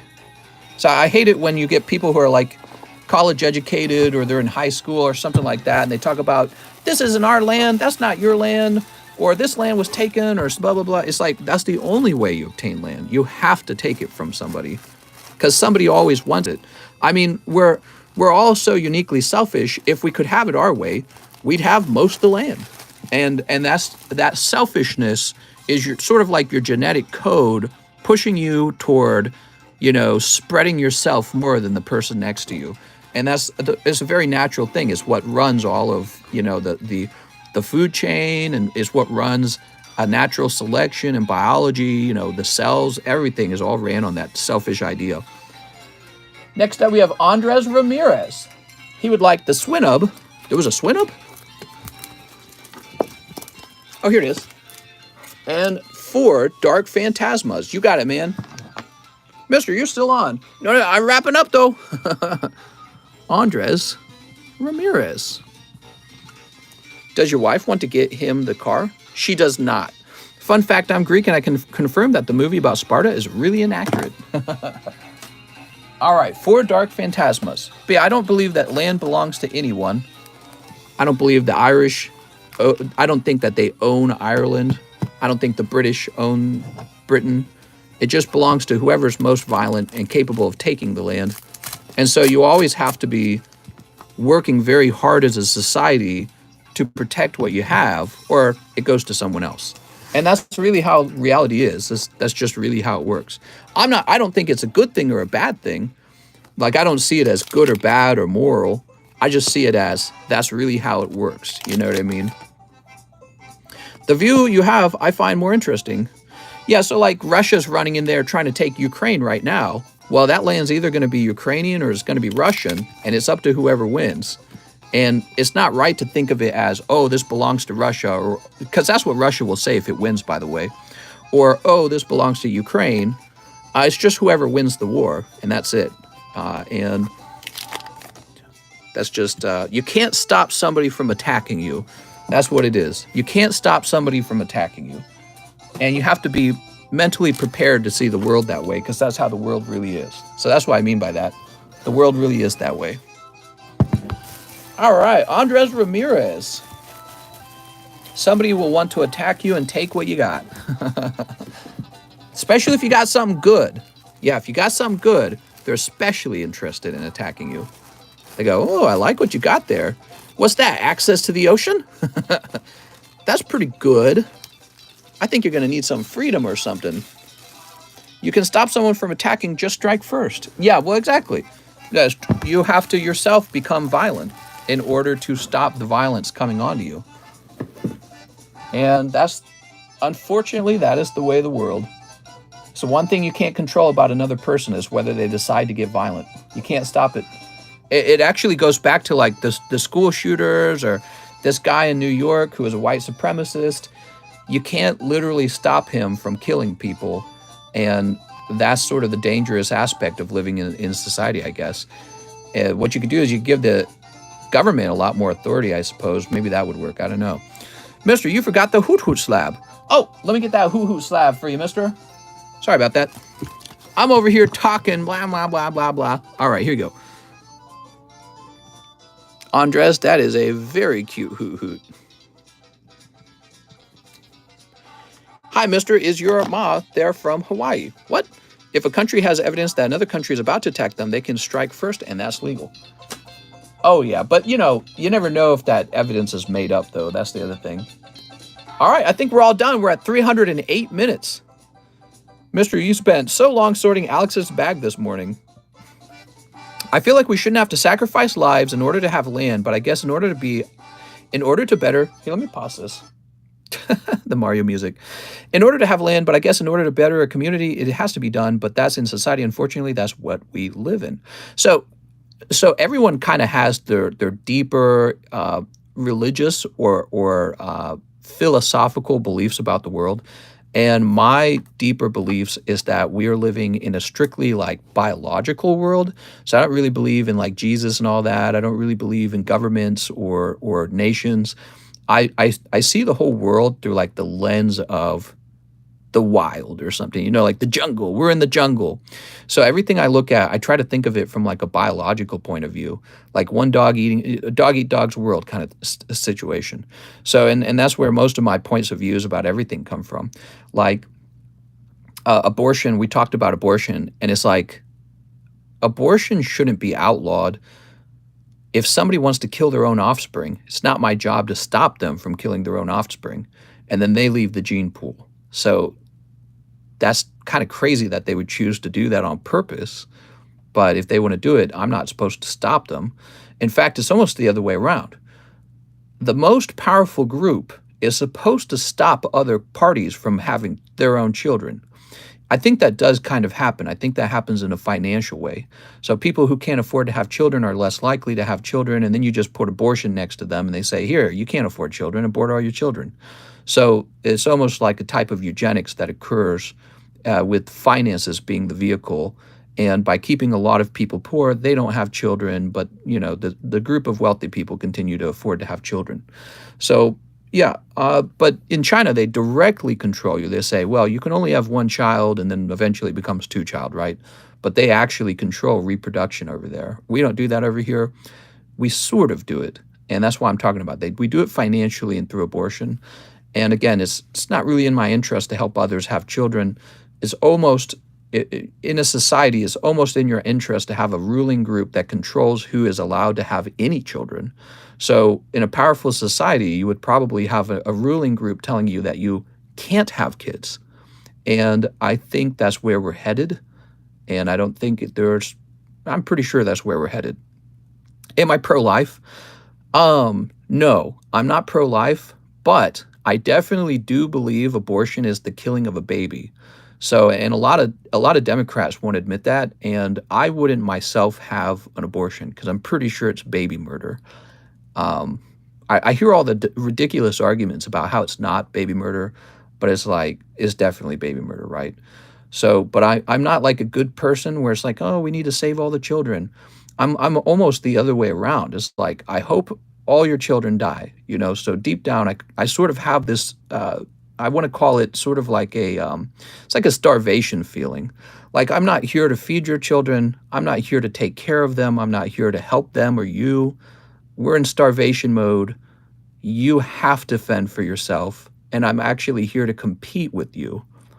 You know what I mean? So I'm competing with you, and maybe you'll get to have children. And you're competing with me too. So I have that mindset. And I think actually the people who mostly run society have that mindset, I suspect. They're very good speakers, and they're very good at lying to you. I'm pretty sure that's their mindset. That's how they become so powerful and so wealthy. And I think I'm a good observer of that.